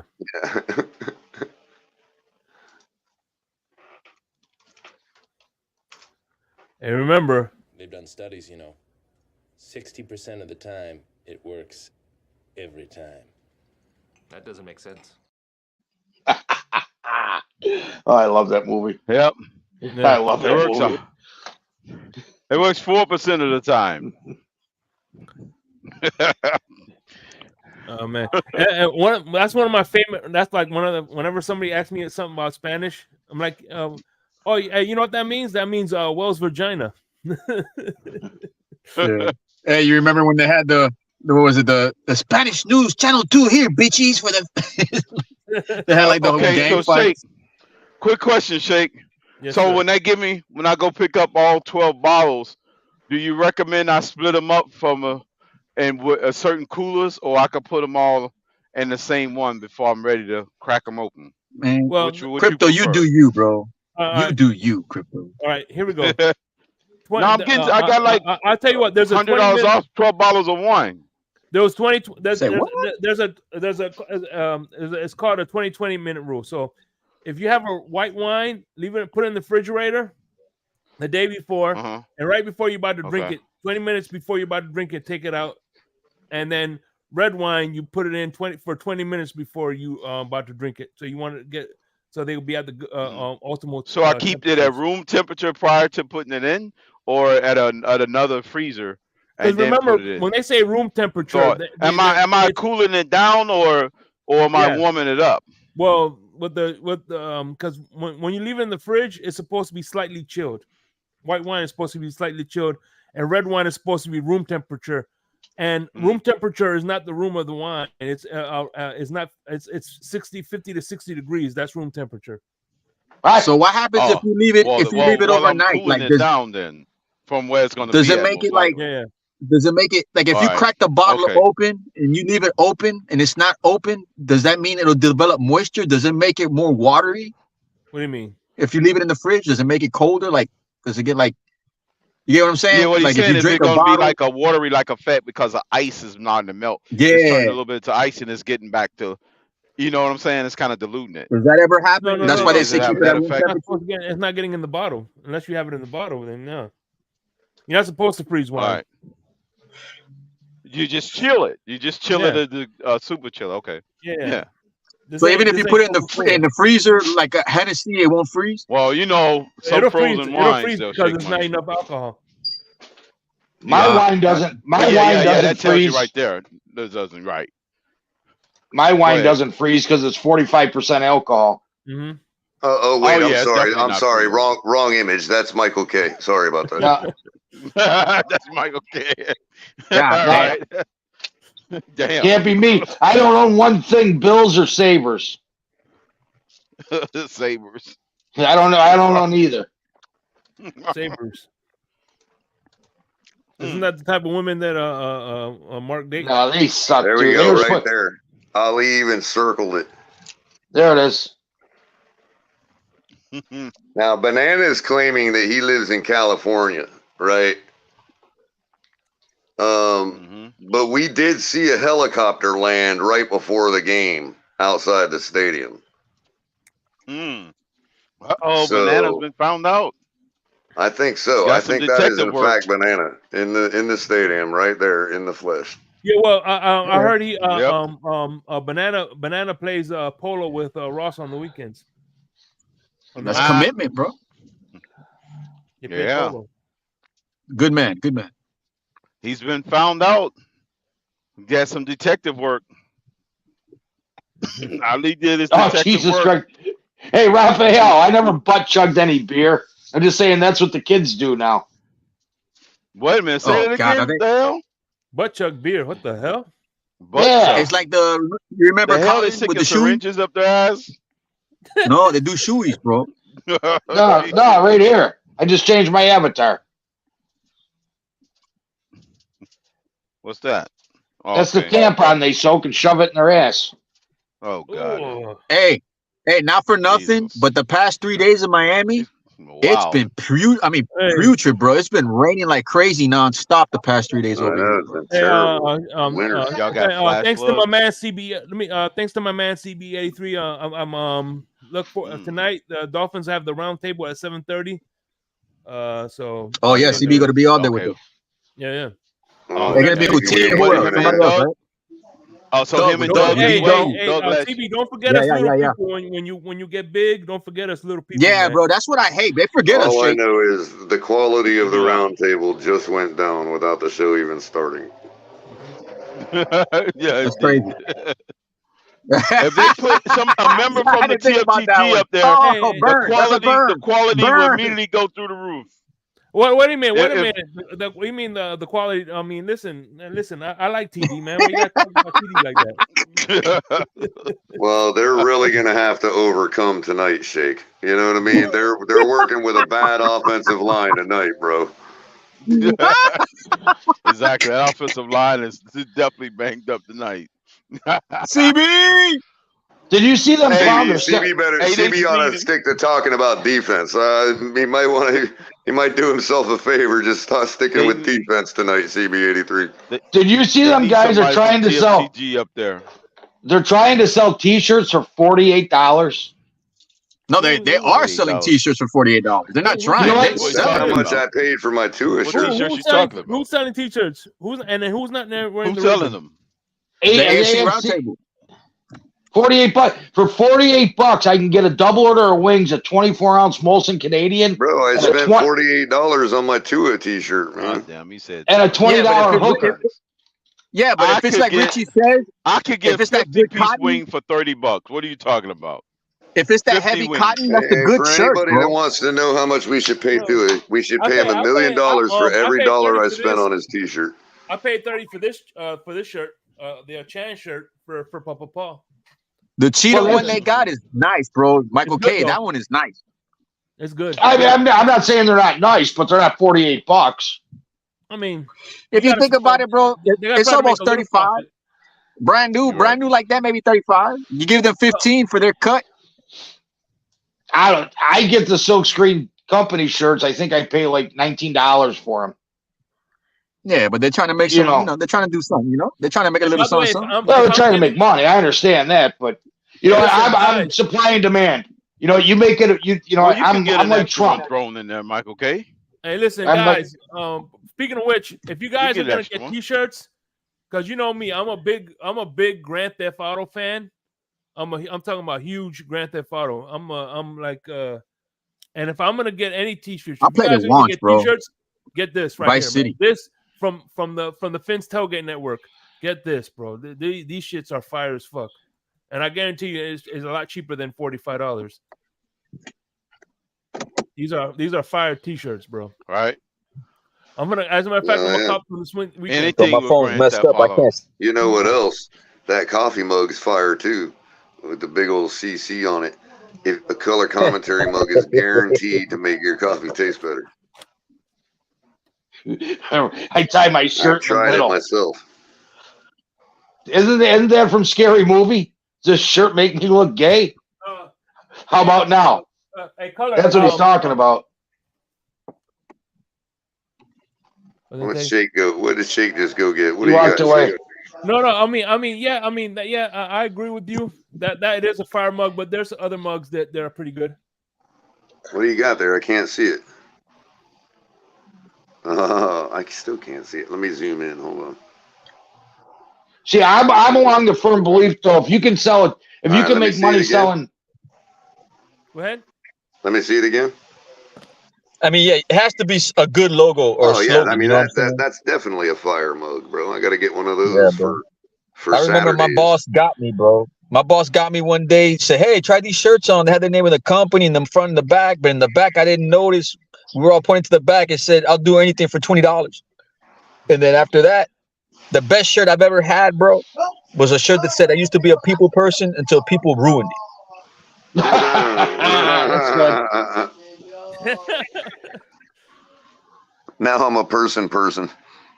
Well, like the girl there was a girl standing on the corner saying she'd do anything for $50. Apparently, cut my lawn is not one of them. Nice.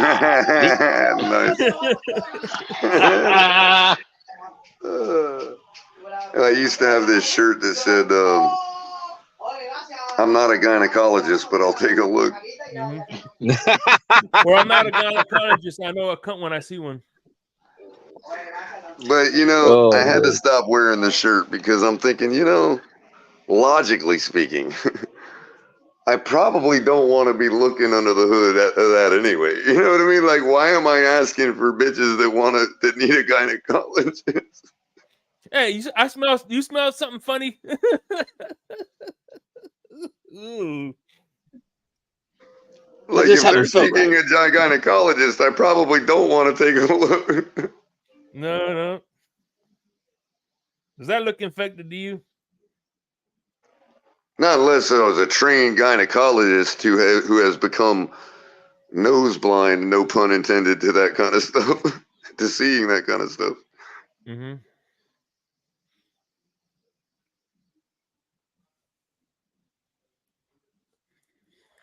Oh, it's a Miami like, Dolphins the first time roundtable. I'm gonna the first time, I'm not gonna say which department it was, but I had the opportunity to fix a computer one time in a morgue in a county. Well, I guess I already spent it because everybody knows what county I'm in, but it was in the county morgue, right? The what do you call it? The what's the official name of that department? The coroner's office. Coroner's office. Right. Coroners. The county coroner. Right. And I had to go into the office where they do their work and keep their records and all that. So like you know how like in CSI when you're watching, they go to that one guy that's their coroner that's always they're always discussing the shit over the dead body, right? Yeah. And then they'll walk into a room that's adjacent to it, and they'll start, looking at computers and shit like that. Well, that's the room I had to go in to fix a computer, right? Mm-hmm. And I'm telling you, like, the guy had to warn me before I even got there. He's like, "Are you okay with certain? Is your stomach pretty hard?" I'm like, "Yeah, I can take anything." Now I didn't have to go in the room with the cadavers, but just in that room next to it, I'm like, "Wow." Now I withstood it. It was horrendous, but I withstood it. Was cut open and everything already, right? Well, there did happen to be a guy on a table, like I could see through the window. You know what I mean? Mm-hmm. But the smell of the place, even in the office where their computers are all at, like, it was horrendous. And it was, I could take it. It wasn't, I was fine, but I don't know how those people do their job every day in that environment, bro. There is something to be said about getting nose blind and stuff, man, because they must not even smell it, man. You know what I mean? Like, to be able to do that job in there every day, man. Oh my God. Yeah, they're nose blind at that point, color. They can't smell. Those are a special kind of people, bro. That's all I'm saying, man. These CSI people, they're a special kind of people, man. By the way, listen. I remember I used to work at Barry about University. your Okay, work. I worked at Barry University, and I finished my last job there was maintenance helper. So what I used to have to do from time to time was help either change a light bulb. If I couldn't change the light bulb, the electricians would do it. Either change the light bulb or change ceiling tiles and all that bullshit. And so anyway, one of the rooms that nobody wanted to rooms that nobody wanted to go to was the cadaver lab. So I volunteered because I thought it was cool. I'm like, listen, as long as they don't fucking move, I'm fine. And every depending on what time of the year you go in, there's a certain room when there's literally a jar like this big full of kidneys. There's a jar full of hearts. There's a jar full of different body parts. And what's interesting is all the bodies are chopped into 4 pieces. Goodness. The cadavers. Oh, thank you for that, donate to science.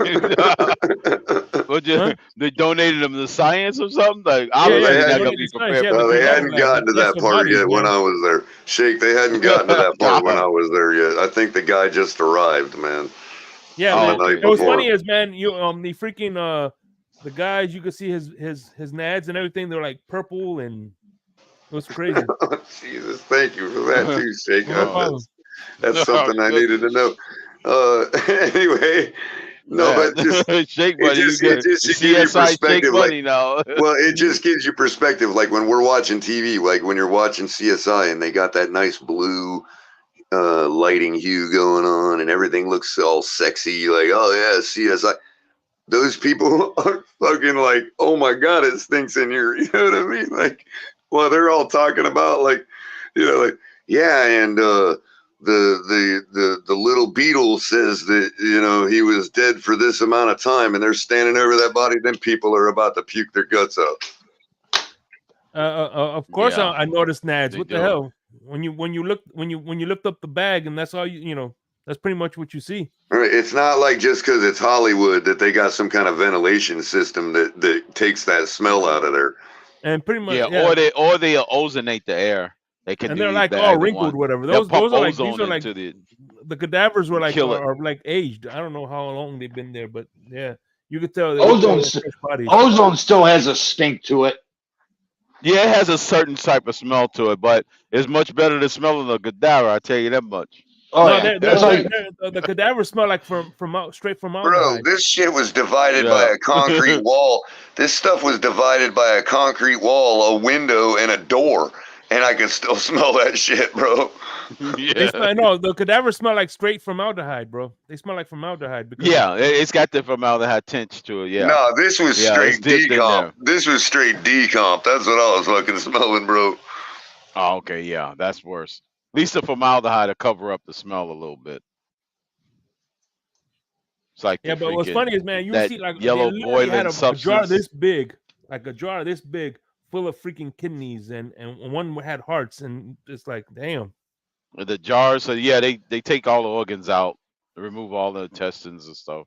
They saved in shipping. Yeah, they saved in shipping. Put it all in one container.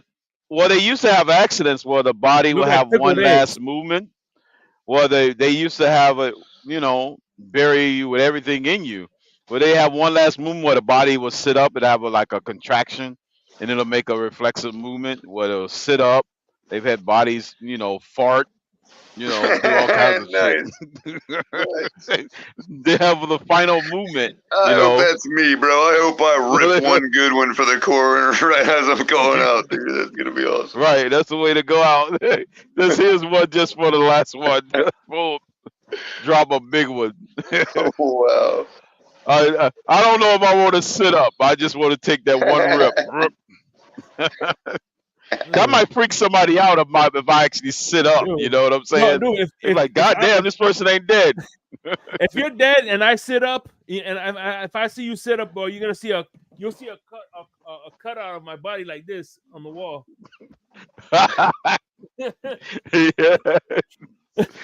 Yeah.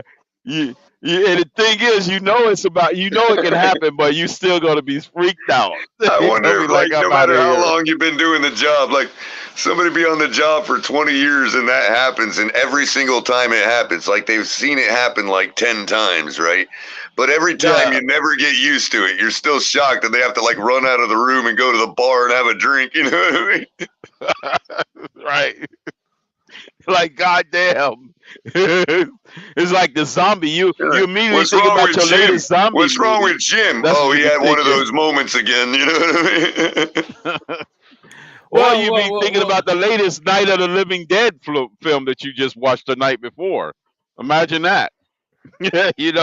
What if you watch Living Dead the night before? Yeah, they call it a zombie shot. That's what they call it, a zombie shot. The guy runs to the bar and tells the bartender, just give me a zombie shot, and the bartender even knows what happened. Do you know what I mean? Right. I don't know if he was really dead. Did you check? That's Big Billy. What's up, man? That's what I'm saying. As soon as that happens, everybody in the room is like, well, I'm calling it a night. What up, Crypto Cutler? What's happening, man? Speaking of takes from the undead. What's going on, my brother? It's Big Philly. What's up, Philly? Who that? Oh, God. Is there a Buffalo fan up here again? Your nemesis, yeah. I thought you guys disappeared after you guys dropped all those passes. Uh-oh. You know? I told you to take Cook as an anytime scorer. Yo, that hurt. No, I ain't gonna. Don't get me wrong. That was not the only one, bro. But because the person I ended up picking over Cook scored, but not every. I didn't hit the whole ticket, so it hurt. I cried. So what's the limit? What's the limit on the Hard Rock app for number of slots in a parlay? That I have no idea, man. I did 12 What, do the other like a day. 50-leg parlay, man. You can do whatever you want on a parlay. I don't know what's the deal with that. Today. $1 I just on go a on 50-leg MGM parlay. Grand. How much do you think that'll win? Well, it depends. Probably about $4,000. Probably like $4,000. Yeah, bro, but the probability of all 50 hitting, dude, forget it. Even 12 all is like 50. a lot, dude. Well, I put 50 on a 7-leg you'll last win night. 49 of them, and on the last one you'll be needing 1 yard to get the last that one, happened and to you me won't on get it. Prize Picks. They'll kneel the ball at the end of the game. They'll kneel the ball. They'll kneel the ball. They'll call it kneel the ball in the Y'all last realize play. that if I ever hit one of these crazy parlays like y'all are doing, y'all will never see me again, right? Bro, not no $4,000. Because I've got so many other ways. Because I'm ready with so many other ways to diversify that money besides gambling that you guys will never see me again. $4,000? Oh yeah, I'm the same way. No, not $4,000, but I'm out. talking about like if I put 20 on a 10-leg and I get like, what does that usually get you? 20 grand. Yeah, not even 20, bro. 20 gonna take some time. 20 gonna take some real time. you can win I'll pretty still see big. you. Unless you invest in something like Dogecoin, that shit goes up to fucking $1 or some shit, which that ain't happening. No, I'm talking about in general, bro. In general, it ain't gonna take much for me to get the ball rolling, bro. Well, I'll tell you without having to without gambling is what I'm saying. Like, there's other ways to do it besides gambling. The money this week's going on the Dolphins. They went up to mine. But there again, though, Big Philly, $grand to win. Big Philly, though, there again, though, if you got yourself a $5,000 to $10,000 bankroll on gambling, even gambling can be done, in a maximizing, minimizing way. You know what I mean? To where you can compound that very easily. You no longer have to do 10-leg parlays when you got a $10,000 bankroll. I get that aspect of it, but you're still gambling at that point. That's what I'm saying. Well, I get it, but even if you did parlays, the legs of the parlays wouldn't be the most outrageous bets. You know what I mean? Yeah. Like people don't realize that's what you call leverage, color. That's a leverage bet. It's leverage, but you're leveraging up. What people don't realize, it's also bankroll management. It's also bankroll management. Like if you've got the key, like with poker, you can point to a guy. There's a guy named Chris Ferguson, a famous poker player. He's the guy that wears like the duster and the gunslinger hat and all that shit. That's Jesus. Hold on. I'm sorry? That's Jesus. Yeah, that's Jesus. Chris Ferguson, right. Yeah. He's actually a mathematician. Like, he has like a degree in game theory and math and all that shit. And he did a tutorial special on one of the old gambling sites, or one of the old poker sites back when it was big online. And where, if you registered, you could get their content and all that. But he did this thing about bankroll management, where he started playing free rolls, won his first free roll to get some amount of money, and then implemented his bankroll management scheme to show how you could go from 0 to like 20 grand in like 6 months, right? And then it's just exponential after that. But one of the big things one of the big keys to his bankroll management was like rules. You know what I mean? And knowing to walk away. Setting the rules and following them. So, for instance, no matter what the size of the bankroll, obviously you want, when you're talking about percentages and the tournaments that you're going to be playing, or the cash tables you're going to be sitting at, you're going to want to start with some kind of bankroll. But the point was, like, he has a rule: you never sit down at a table with more than 2% of your bankroll. Yeah. And you never sit at the table with more than 3% of your bankroll. So you never sit down with more than 2. Managers doing. You never sit down with more than 2, and you'll walk away when you've hit over 3% of your bankroll. You can sit back down at the table because you're going to sit back down with 2%, but you're always going to be gaining. You always got that 1%. Right, and if you follow that rule, never sit down with more than 2% of your bankroll, never sit there with more than 3%. Your bankroll's not going to go away. It may not grow. It's going to grow faster and slower at different points, but it's never going to go away. Well, good if you lost that 2% 50 times in a row, then you're done. You keep losing it, but obviously, if you're a good poker player and you're following, proper conservative ways to play poker, that's you're not going to be affected by that unless you're talking about just getting hit with bad luck so much that obviously, but poker's a game where you don't need good luck to win. You just can't have bad luck. Right. Well, you look at all these guys that win the main event. Whatever it's up to now, like $11 million or whatever. They're usually all one and done guys, no names, that just had a run of cards for that week and a half. But all the big money players, like Phil Ivey and Daniel Negreanu, Ferguson, the Chinese. Oh, I can't. Phil Hellmuth. All these guys, they've been around it a long time because they know what they're doing. They know the calculations and what to play and what not. The Cowboys still alive? Well, that's what I'm saying, Michael K. No, Doyle Brunson's dead. The part about not sitting there with more than 3% is the part about the part that implements knowing when to walk away. You know what I mean? Right. Yeah, but these guys, when you're talking their bankroll for any length of time with more than 3% of your bankroll. So in other words, secure your gains is what he's saying. Even if it's only 1%, secure your gains. Right. See, well, like when our casino opened up, it was like 2000. I think our casino opened up in 2000 when it was legal to gamble, and they opened the poker room. I would always take $200, sit at a 1-2 table, and play 1-2 with the 100.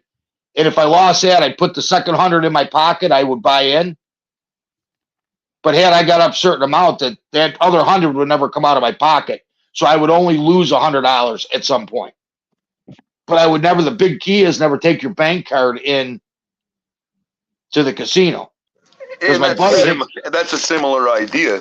He was just a mathematician putting percentages on it. You know what I mean? You just had to know the difference. You're implementing the same rules, basically, of bankroll management at that point. You're saying you're maximizing your gains and you're minimizing your losses. You're saying you're always going to lose. You're just controlling what that loss is going to be. Well, like tomorrow, there's 3 games tomorrow. I don't know what the 3 games are, but I'll wake up in the morning and I'll go on. I got my yellow legal pad, and the two teams are playing the 1 o'clock slot, whatever it is. I don't know who it is.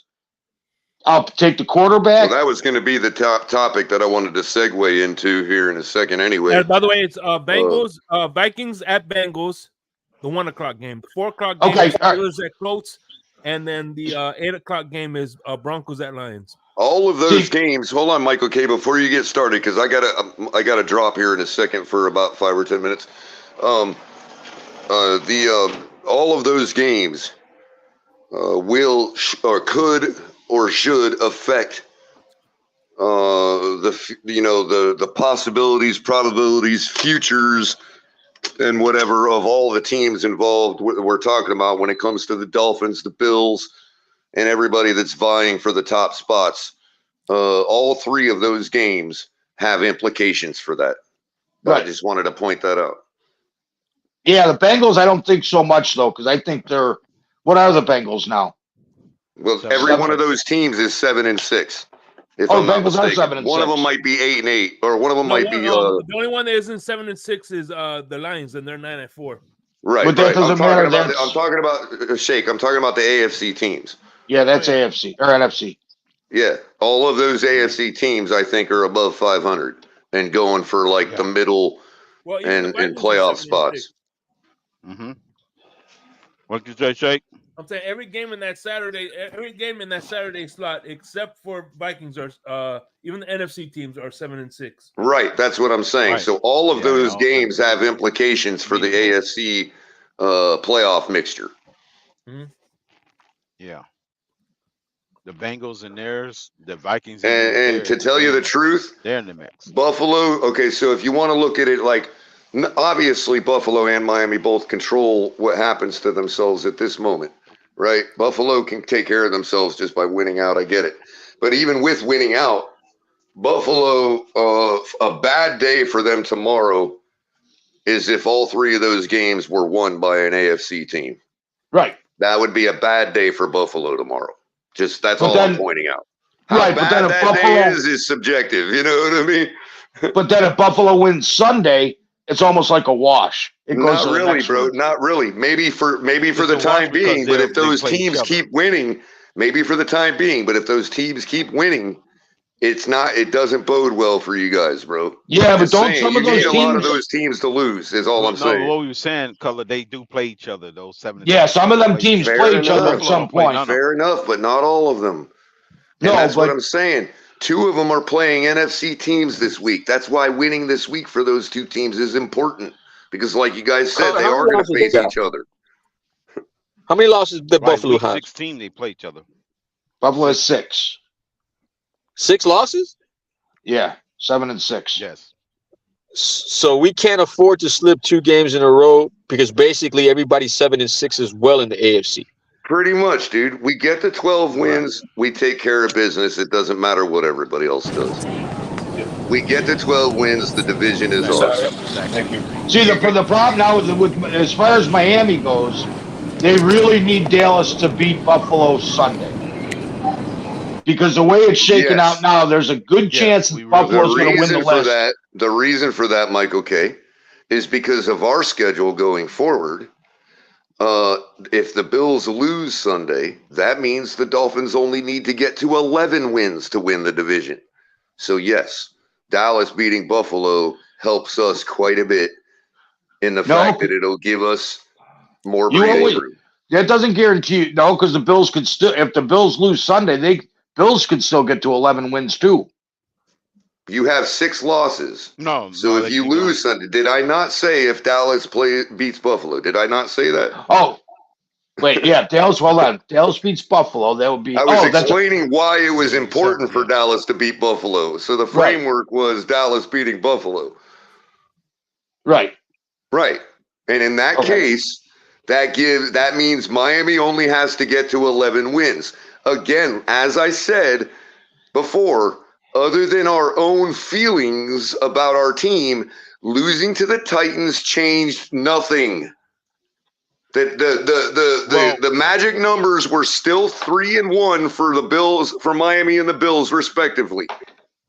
If the Bills lose a game, Miami's magic number becomes 11 wins. And let's say if we would have beat the Titans, we would be sitting at 2 wins right now for our magic number. I will only add this caveat: if the Bills lose and we lose, the Bills could still win the division with 10 wins. Of course, bro. Yeah, that's how many times do I have to repeat that this is in the framework of the Bills losing to the Cowboys? Yes, and also with us beating the Jets. If we lose to the Jets, it's a moot point. Of course. It was always going to be a moot point if we lost to the Jets. Yeah, that's what I'm saying. That's why we couldn't lose to the Titans. We wouldn't be in this mess if we beat the Titans. We'd be clinching the division Sunday if Dallas beats Buffalo. Right. Now that's been postponed. They might have to wait until week 18. Well, again, nothing's changed except when it happens. And obviously, it's tougher for it to happen now. Yes. See, now I disagree with that. What you don't want to happen is Buffalo. But mathematically, nothing has changed. Yeah, you don't. Right. That's the same. That's consistent. You don't want Buffalo to beat Dallas and the Dolphins to lose to the Jets. Only for the fact that Buffalo's next 2 games are the Patriots and the Chargers. Well, now you're talking, okay, Color. Now you're talking, wow, look at the Bills making a comeback, and now it sucks. It's a battle for the division. Absolutely. What? So what? Right. Well, the then Bills you have demonstrated thus far. Bro, you just rattled off 3 of their losses to the dregs of the NFL, and I'm supposed to have confidence that they can beat the Cowboys. Well, they're playing better football now. I don't even have confidence my own team can beat the Cowboys. What am I going to have confidence the Bills can? Well, if Arizona can beat the Cowboys, it's any given Sunday. Obviously. Well, there you go. I can say the same thing about the Miami Dolphins. If Arizona can beat the Cowboys, then so can the Dolphins. See, me personally, I think the Bills beating Dallas is the only thing it depends on is if Allen takes his head out of his ass and actually plays like he can play. I think Dallas's defense is too much for him, dude. What is the even if he has his head out of his ass. I'll let you know whether or not Jack Prescott is going to be fumbling the ball a lot. Mid-40s. That game. Mid-40s and possible rain. Now they're saying the rain might hold off till after the game. So they're going to have a little bit of precipitation. No flurries, no snow. No snow. If it's anything, it'll be rain. It was 50 here today. It was gorgeous. The only angle you guys can rely on would be conspiracy theory, Michael K. The only angle I could even think of for y'all is that Trayvon feels bad for his brother, okay, and realizes, oh, they're a shoe-in anyway because they beat the Eagles, blah, blah, blah, and says, hey, I hate the Dolphins too, and let's Josh Allen eat all over him. Doubt it. But that's your only angle, bro. What, the Diggs tanks? Or at least lets his brother have a nice day. Well, his brother's out. His brother's not playing. Out for the season. Diggs ain't playing. Well, what are we talking about here? Yeah, his are we serious? Not playing.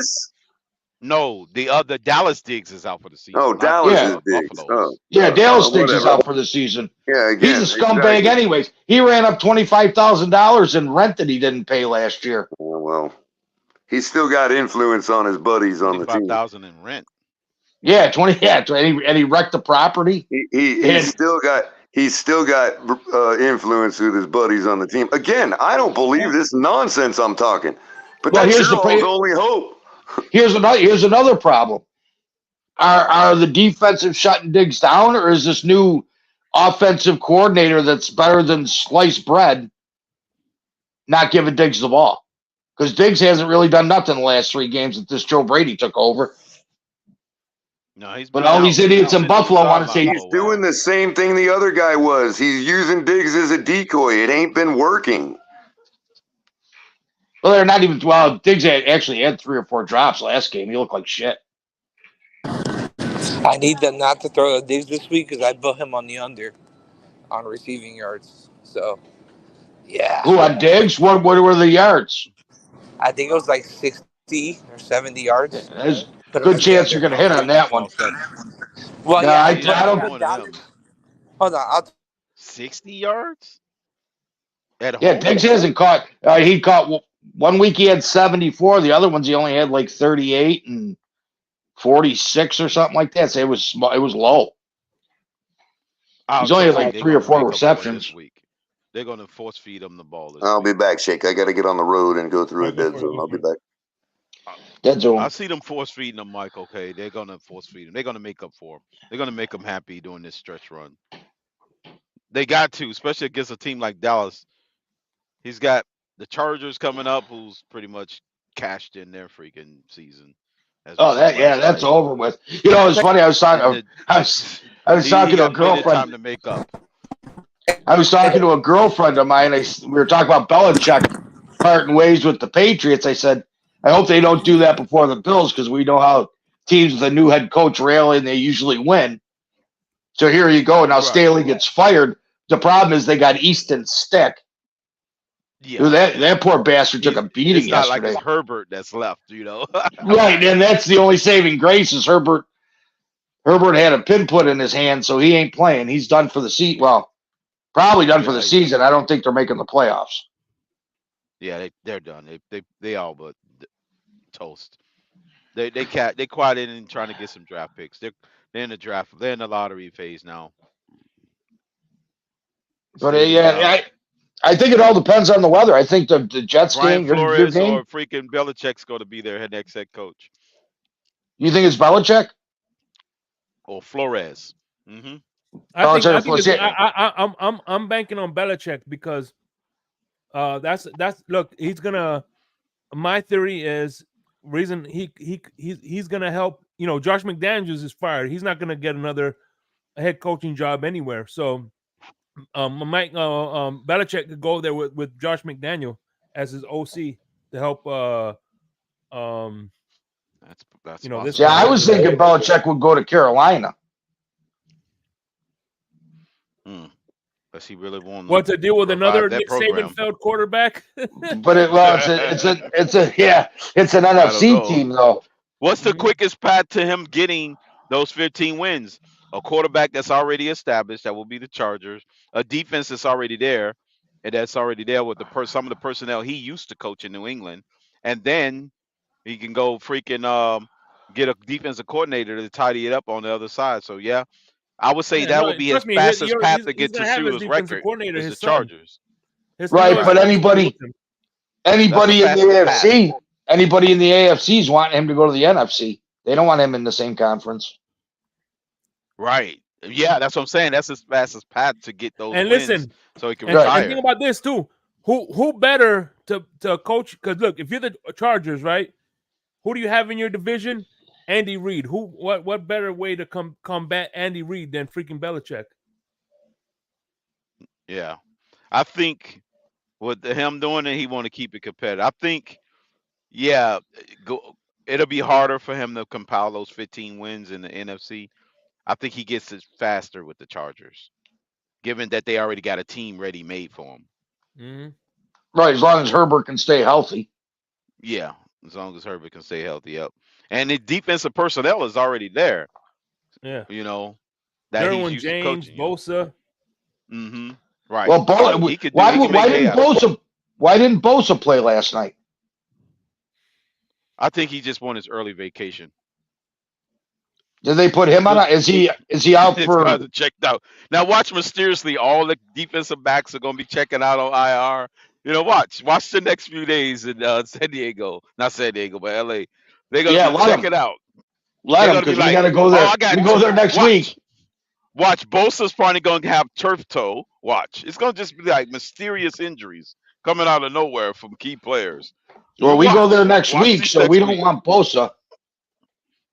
Oh, don't worry about it, Mike. Okay, he's got turf toe. You heard it here first. I'm looking it up right now. Hold on. I'm looking to see if he's on IR or not.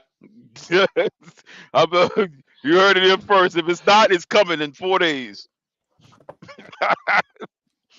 He already got paid. These boys are checking out. You can see the writing on the wall. These boys like, coach just got fired. He got what he deserved.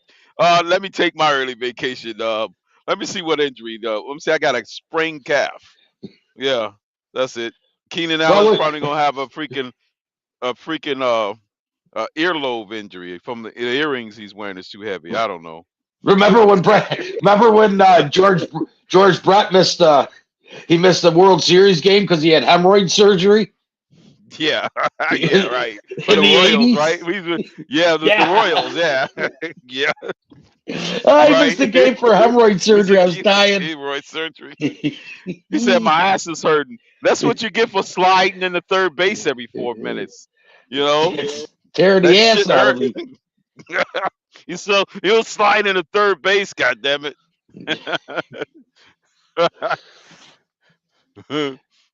Yeah, we don't have to worry about it. Bosa's out for at least 4 weeks.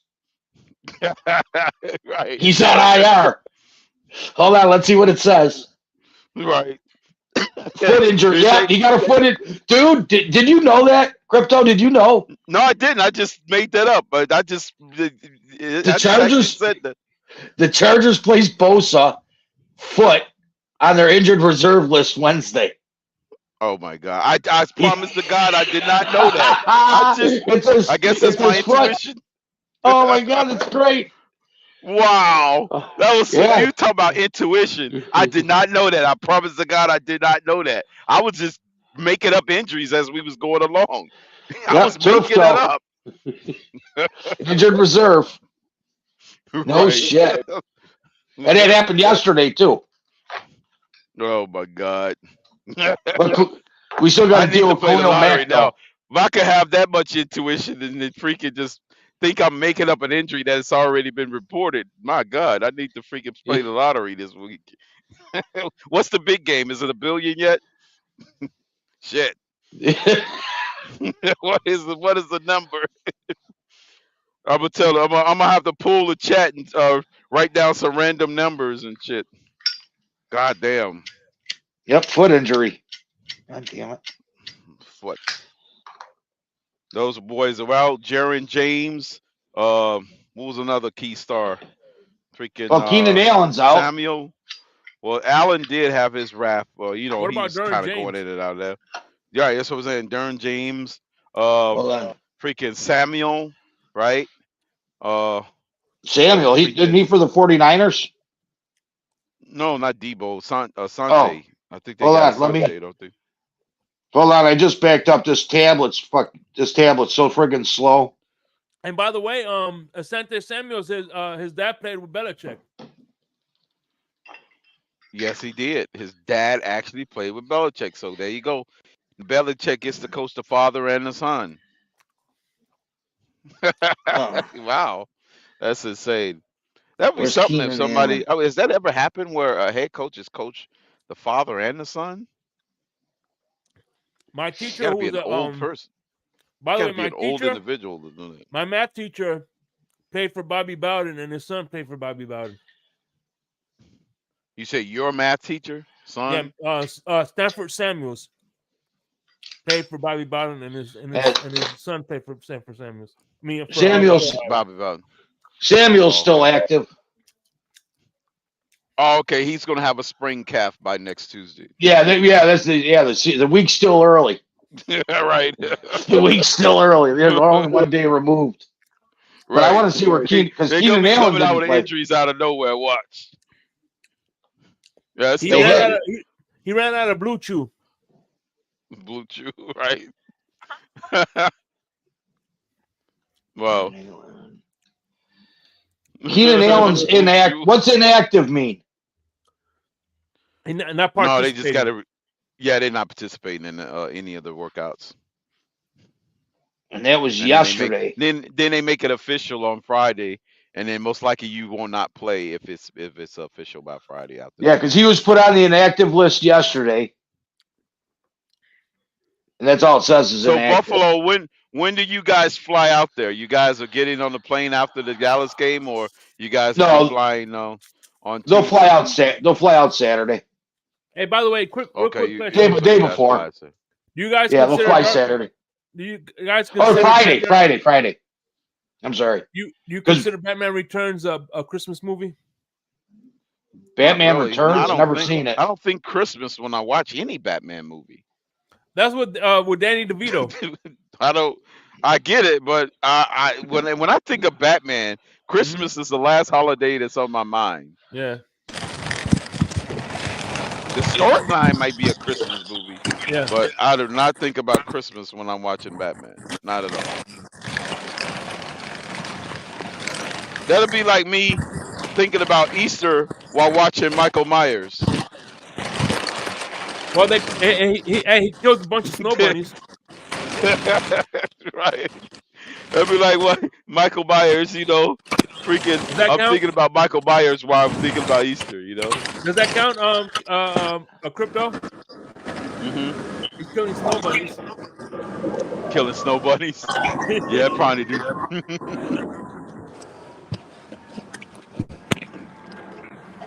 Oh man.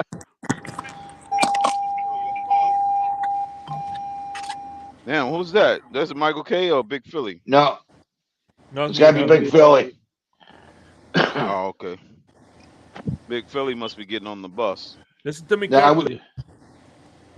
we went for our Friday fish fry at lunchtime today. Yeah. So I came home and took a nice nap. It was nice. Oh yeah. You had a fish fry up there. They still doing fish fries at this time of the year? Oh, they do it. Yeah, they do it. Buffalo, they do it all year round. Oh, okay. All year round, there's fish fries. Well, they probably got it local to like inside the restaurant. What kind of fish? Right. Haddock. Haddock. No perch. Yeah. You guys don't No, like. no. You know what? Well, the Canadians. This is another reason I can't stand Canada. They still gill net for perch and walleye, so it kills our fishery. But they don't. There's not too many places here that sell perch or walleye for fish fries, and it's super expensive. What about you guys? Don't you guys? Perch is kind of You guys expensive don't though. fry I ain't gonna catfish? lie. We don't eat catfish. Why not? That's pretty good fish. Perch is my favorite though. Perch is the best fish on the planet. Ocean perch. Oh, see, I like lake perch. I like tilapia. Yeah, that's good too. You know, tilapia they said is not a real food. But I like tilapia See now I would eat tilapia when I come down to Florida. I'm gonna fish for them. I would eat tilapia there, but I wouldn't eat them in the farms because they eat shit. Yeah, they don't feed them right. Yeah. Yeah, I can hear you. Yeah, we hear you now. All right. No. Now I'm out of public, so I actually have signal. So real quick, the Buffalo Cowboy game, right? So the way I bet it on Hard Rock bets, so I did the Cowboys to win, CeeDee Lamb anytime touchdown.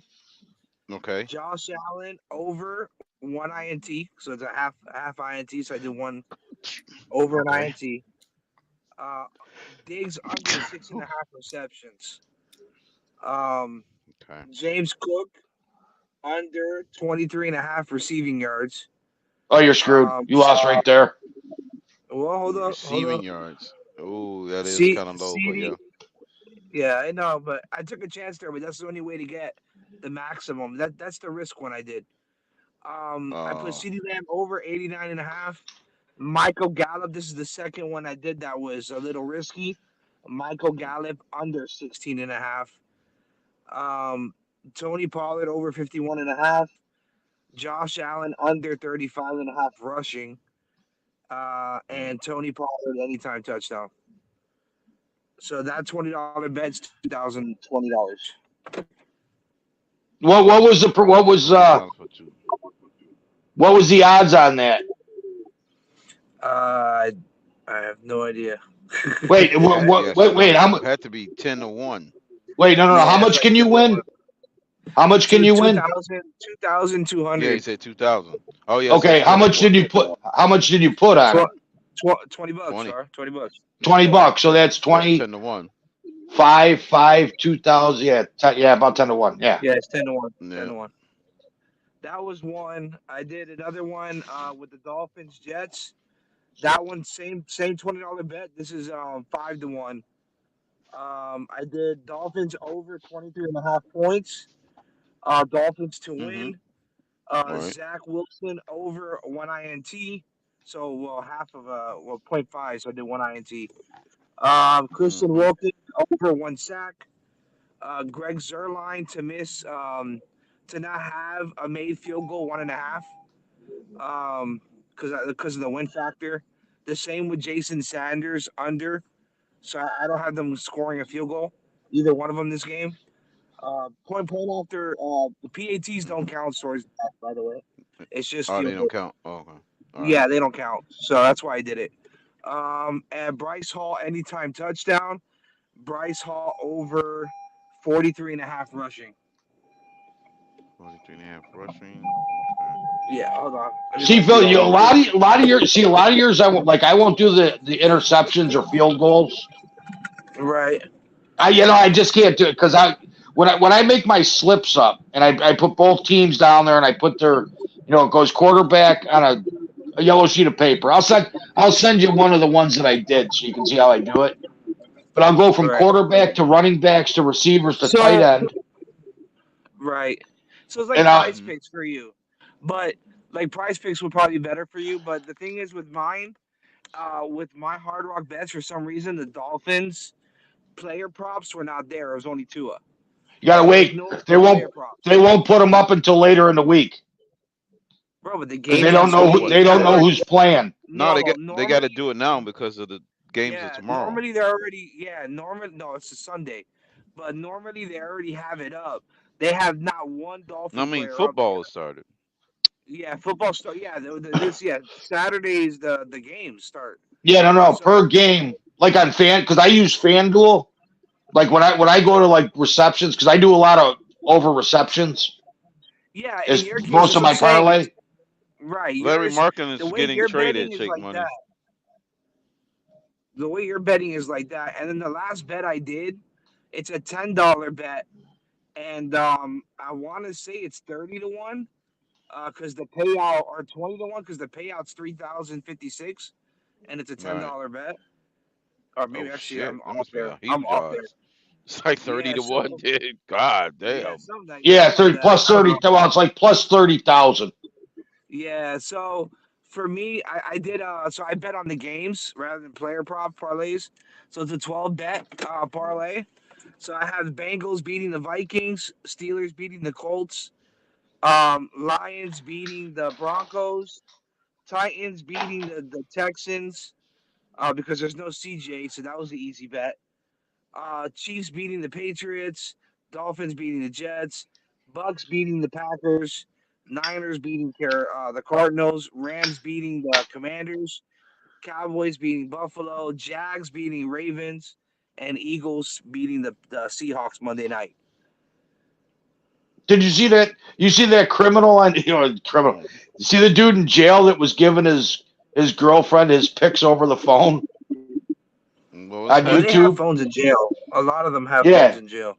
There was a dude that put in like a 9 or 10 leg parlay, put $500 on it and hit. Won like $160,000 from jail. God damn. Can you put that in my commentary, what state? please? What state was he in? I don't know. I caught the last half of it on McAfee, but you can see it on YouTube. He did it 2 weeks in a row.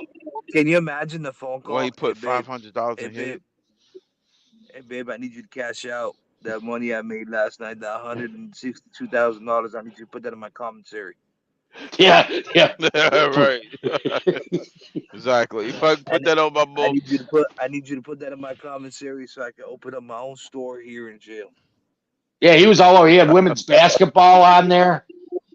He had a bunch of different picks. Oh yeah. It was a multi-layer. You know what's a bitch? God.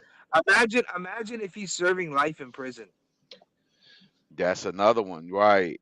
Can you imagine? That's crazy. Can't do shit with it. Oh, no, man. I guess his kids will be happy if he got kids.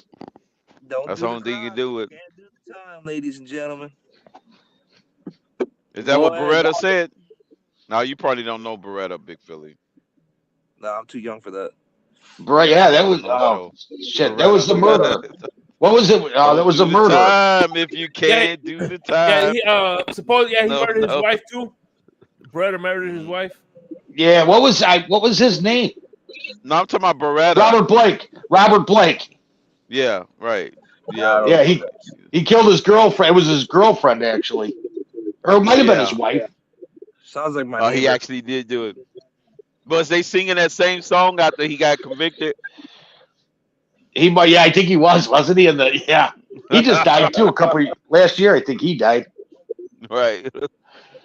It's like, oh, the cockatoo. That's ironic. He was Little Mickey in the Little Rascals. Little Mickey, he was in the Little Rascals. Yeah, in the original Little Rascals with Spanky and Alfalfa. Yeah. He was Mickey. Oh, you're right. He was. Yeah, it was him. That was him, right? Yeah. Mickey, yeah. Is that the guy with the deep voice? The little. Oh no, that was Frogger. Never mind. That was Froggy. No, that was Frogger. Frogger, yeah. I think. Well, Froggy, I think died. He died at like 14 or 15. He got hit on a bicycle. I think Buckwheat was the oldest, right? He was the out of all. No, Buckwheat was one of the younger ones. ass Little Rascals, the ones in black and white? Yeah. Yeah. Yes. Oh, that's Yeah, from what, the 50s? Yep. It was probably the 50s. The 40s were like, yeah. They was See, the pre one I Three grew up with, Stooges. the one I grew Right up in that with, time. the Three Stooges I've watched. The Three Stooges I've watched. But like That's classic. the Little Rascals I did was like in the early 2000s, bro, with the little kid with the little alfalfa and all the motherfuckers. Mm-hmm. So, you know, that was a funny ass movie. You was getting all the good what is it? reruns. Dennis the Menace was another one, but I watched Oh the new yeah, one. Dennis the Menace. They had a newer one. I remember Dennis the the Menace original was one. like I used to like draw the Dennis the 2000s? Menace. I don't know. George was played by was played by one of the guys from the Grumpy Old Man. Yeah, Walter Matthau. Yeah, Motherfucker look like the old man from Up. That's what he looked like. Walter Matthau. There's a movie called Couch Trip. You got to watch it with Walter Matthau and Dan Aykroyd. Hey, Mr. Wilson. Mr. Wilson, yeah. That shit was so hilarious. Hey, that's a motherfucking movie you gotta watch high as shit. Get nice and high. They had a movie, Dennis the Menace, the actual movie, too. Yeah, that was the one with Walter Matthau. That's one with Walter Matthau. Yeah, Walter Matthau played Mr. Wilson. Then you had what? Leave It to Beaver. Mm-hmm. Leave It to Beaver was another one. Jerry Mathers. Yeah. And then they had they did a continuation. Yeah, and then you had apparently Lucy. June Cleaver speaks jive. Yeah. Dude, they made a lot of those remakes. We were made them into movies. We were at lunch today, and we were talking. My buddy bet me I couldn't watch 24 hours of Christmas Story when they play it. So I did. I'll never watch that movie again because 24 hours of that movie is just way too much. But did you know that Ralphie's mother was topless in another? Ralphie's mother was topless in another movie. Can you name that movie? I think I've only watched the Christmas Story once. Oh, really? So, yeah. Well, I can't look at Ralphie's mom the same. That's my mom's favorite movie, but not mine, dude. Like Christmas Story or Miracle on 34th Street. Never seen that one. Story I was never a fan of. I'm more of a fan. You never of, seen Miracle on 34th Street, Michael K? Nope, never seen that. I've never seen Elf. Elf? So my top 5. Yeah, never seen Elf. Yeah, Elf was something. He eats cats. All right. Elf eats cats. My top 5 Christmas movies. Yeah, number 5, Elf. Gotta go with Elf. Mm-hmm. You got Home Alone. Elf is something else. Number 4. Nah, Home Alone. Probably no. Number 4 is Polar Express. That's one of my favorite. Polar Express, I would say, is number 4. At 3, I'm not into Polar Express. I never seen that one either. I've loved. I don't know. I've always loved Polar Express. It has like a nice home feel for me, so that's why I like it. But anyways, so at number 3, I would have to say, damn, A Christmas Carol. Yeah, number 3 is Christmas Christmas Carol. Classic. Number 2 is Home Alone. No, that's my number 1. No, my number fucking 1 is How the Grinch Stole Christmas with Jim Carrey. That is my number 1. Okay. I like the Grinch one. Yeah, that's a good one too. 100 times, yeah, bro. the Grinch Stole Christmas. I got 3 different All ones. his movies are classic. I got 3 different. Yeah. Home Alone's my 3rd. Die Hard's 2nd. It don't even matter. The first 3 I'm good with. And Christmas Vacation is number 1. Okay, National, whatever this called, yeah. The Griswolds. Yeah. The Griswolds, yeah. Griswolds. Yeah, Griswold. Cousin Eddie. Clark. Wasn't he? You know what's another funny movie with him in it? I think it's him at least. What is it? The Bigfoot movie. Yeah, what's the name of that Bigfoot movie? You said the Bigfoot movie. Yeah, it's Bigfoot. Right. Sasquatch. Fred. Harry. Harry and the Hendersons. Harry and the Hendersons. Oh. Man, that was a show. Wait, that was a television show, wasn't it? What's that? I don't know. Harry and the Hendersons. Yeah, it was. That shit, that movie was funny as fuck. That shit. When he ran that motherfucker over and then they put him on the hood of the car and they were driving that motherfucker woke up, that shit was funny. Yo, I laughed my ass off on that one, bro. Oh, man, I gotta watch that shit high as shit. By the way, I never could see that guy, you know, the guy who did Harry and the Henderson. I never seen him the same after he did the movie Ricochet with Denzel Washington. Yo, chat, for those of y'all watching, right? For those of y'all watching in the chat, list your top 5 Christmas movies, y'all. I'm kind of curious to see. I bet Pete is like every Grinch movie. Yeah. The Grinch that stole Christmas. Actually, I'm gonna give you my top 5. Number 5 is Die Hard. Number 4 is I will say The Elf. Number 3 is Bad Santa. Bad Santa's funny. I forgot about that one. Yeah, Bad Santa is good. I gotta give you that. That's a good one. Okay, that's in my top. Number 2 is Home Alone, and I guess and then number 1 is the Christmas Vacation. By the way, you know the boss Michael K. He reminds me for some reason when I hear his voice, it reminds me of you. Who's that? The boss that they didn't give the raises. Oh, that gave the Jelly of the Month Club. Yeah.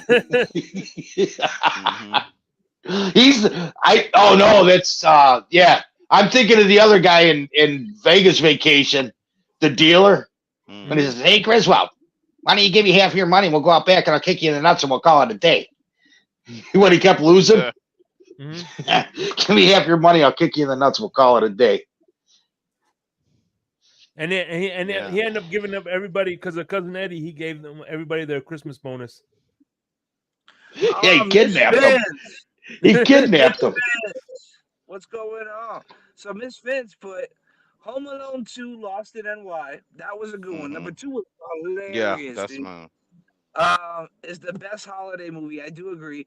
8 Crazy Nights with Adam Sandler. That is another one. That is a great film. Funny as shit with a great message.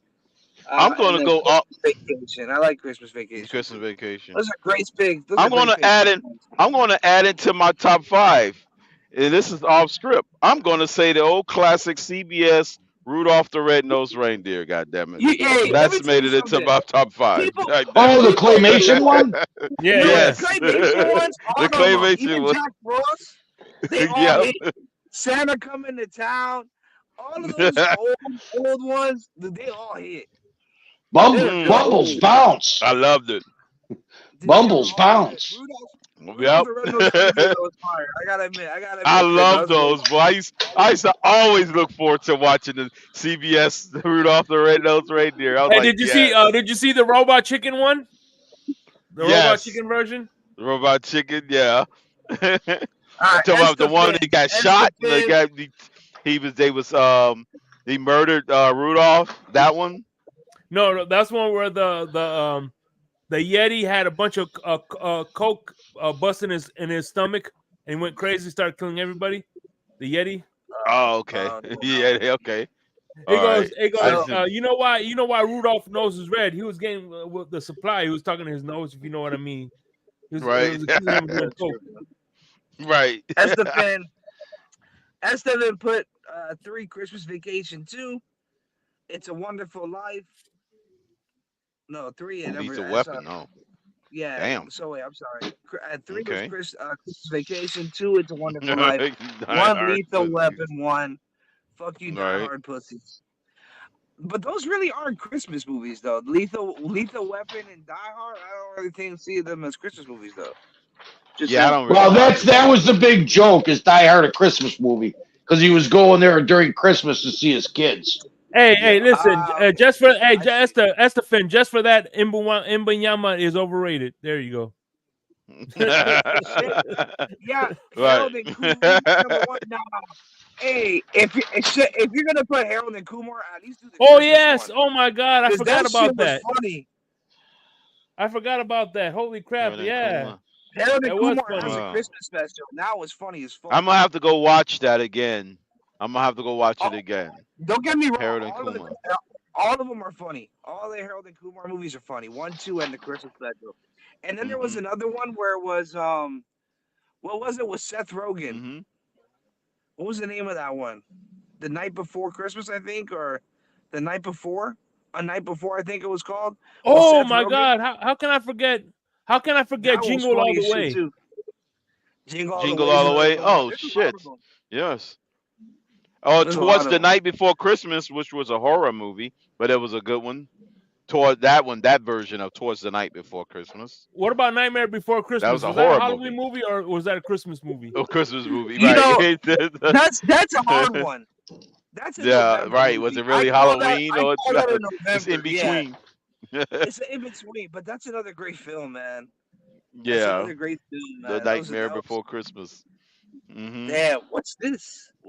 I like the one that's they made the remix. The fuck. Not a creature was staring, not even the mouse. Who's the middle game tomorrow, Shake? We got Vikings, Bengals. The Steelers game. Steelers, Colts. Yeah. Yes, that's the middle game. That's the triple header tomorrow. Yeah, and the Broncos, Lions. Philly, you're going to want to bet Broncos, Lions. Broncos Lions is I don't know how many Vegas movies. By the way, I do a show Insomnia. I do a show Insomnia with crypto, and you got to think about this. This match, the Saints. The Giants, Lions, Broncos. It's teacher versus son of a pupil, because remember, Dan Campbell was the assistant head coach for Sean Payne in the Saints. But you know what? The reason why I bet the Lions to win, and the reason being is because the Lions just came off a loss, and they're at home. So I put bounce the back. Lions to win. The Lions are favored, and I put them to win. I'm doing probably a 10-leg parlay with them. Same game. Because you got Gibbs and Montgomery. I did 12-game parlay on that Well, no, I'll do. Yeah, no. I'm doing like a 10-leg same game. Listen, bro. If I can hit one or two of those parlays, bro, I'm gonna be happy as shit, bro. That's a quick $5,000 right before Christmas. I'm happy. It's hard. I've been doing this for 2 years and I've only hit one. I've come close. Said Jingle Bell Rock was a theme song right out of the gate. So there you go. Wemby is the Grinch. Jingle Bell Rock was that came out. That song came out in the 70s, I think. Jingle Bell Rock. Jingle Bell Rock. Well, shit, all of them came out probably in the 70s and 60s. Patsy Cline had a couple of good ones. Yeah, Jingle Bell Rock. Hey, by the way, but the best Christmas song obviously is Winter Wonderland. Nothing's better than Winter Wonderland. Hold on, real quick. Wembanyama is just a skinnier version of Zion. Overrated. No, Crypto, the best, the Bing Crosby, David Bowie, Little Drummer Boy. That's a good one. Yeah, that's a good one with Bing. But you never think. But what's the name's version of Winter Wonderland was just awesome. I have to go with it. But yeah, you're right. That's a good one. The Drummer Boy, that's cool. Yeah. Or anything with Mariah Carey when she's wearing clothes that are 2 sizes too small. Those are all good.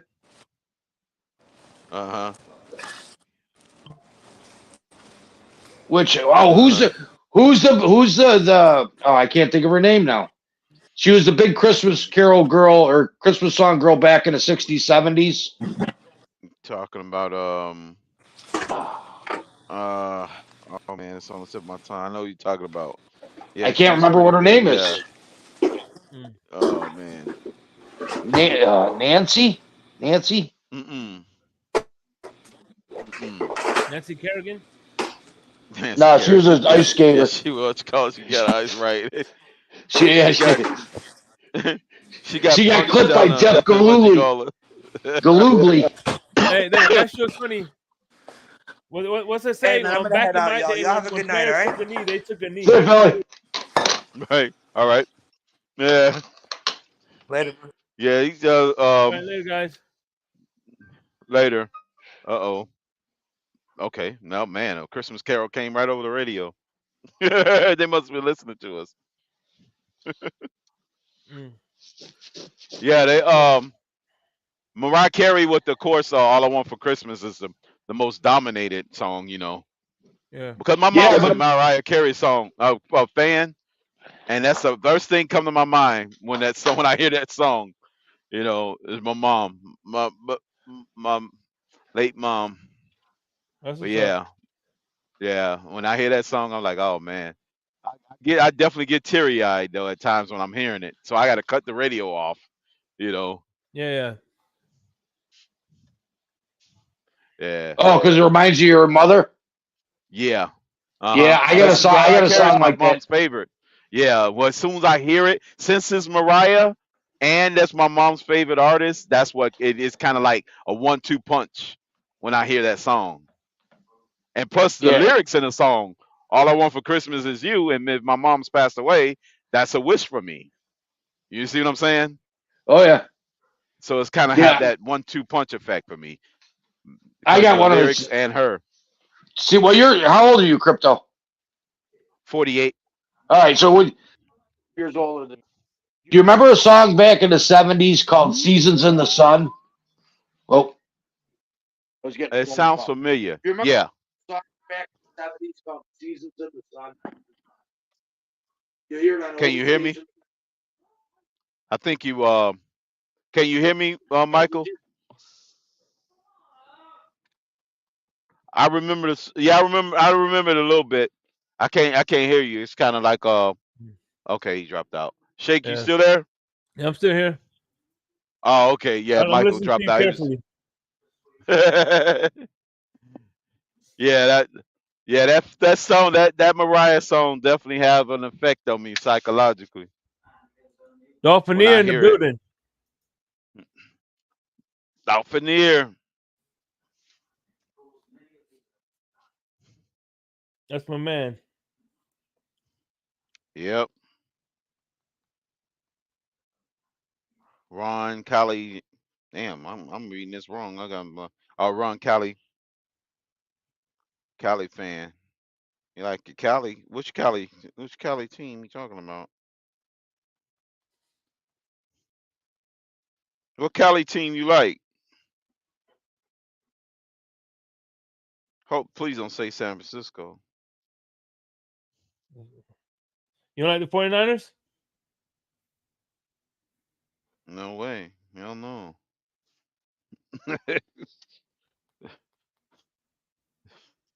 I'm not a big fan of that team.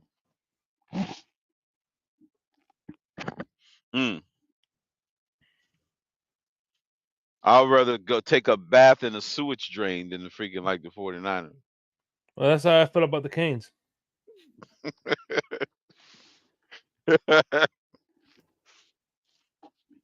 So now you know.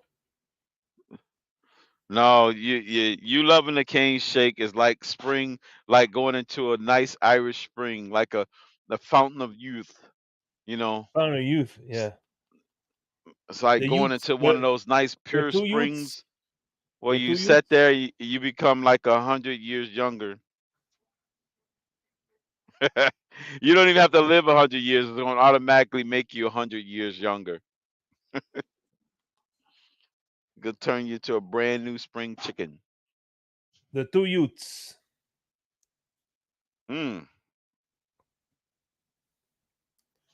So Joe Riss. Anyway, let's wrap this up because we got to meet. Normally, we have that meeting at 8:30 with El Capitan. Yeah, we got an 8:30. We got an 8:30 chop it up. Hey, but hey, Dolphinier, as always, man, I appreciate you, Joe Wrist, Dolphin Don. Yes, we appreciate everybody coming by, y'all. I know you. I love trolling you, especially after you had some brews in you. Liz, my man, Courtright. Hey, I appreciate everybody. Kadeem. We appreciate everybody. The dude from the across the pond. Fins up, my brother. All right, Irving, you know how it is, man. So with that being said, fins up, everybody. We'll see you next time. We'll see you tomorrow for the afternoon drive time. So be easy, y'all, and fins up. As soon as I can find this outro.